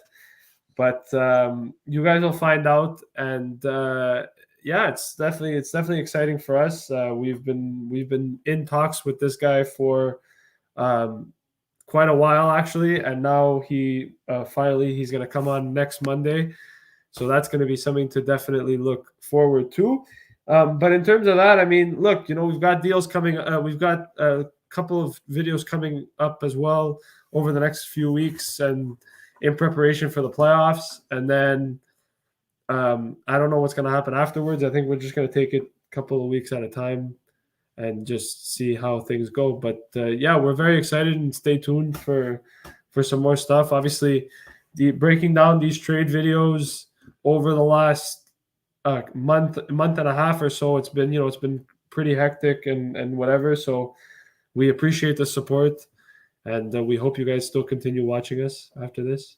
Yeah, definitely. Obviously we're going to be reducing the amount of episodes we do, slowly covering our thoughts about the playoffs and stuff, and then doing a bracket and stuff about who could win the first round, the second round, third round, leading into the Stanley Cup Finals. but it's a perfect time for us to also take a break. It's been a long year trying to build what we built here. A lot of sweat and tears, disagreements too. And we're just very fortunate that you guys stuck around. And, sincerely, like I'm very grateful to be working with these two guys. And we're a good team. And we're looking forward to what the future has in store for us. So, thank you. Look, so the winners concerning buyers, I would say New York Rangers, Colorado, Florida Panthers. Am I missing one of them in terms of like who else I think won? Not really. I'll be honest, bro. I think the trades are pretty much. I would say Minnesota. Yeah, Minnesota too. Kent Hughes confirms the Kulak trade is the only one pending for Canadiens in queue with the NHL for official trade call to go through.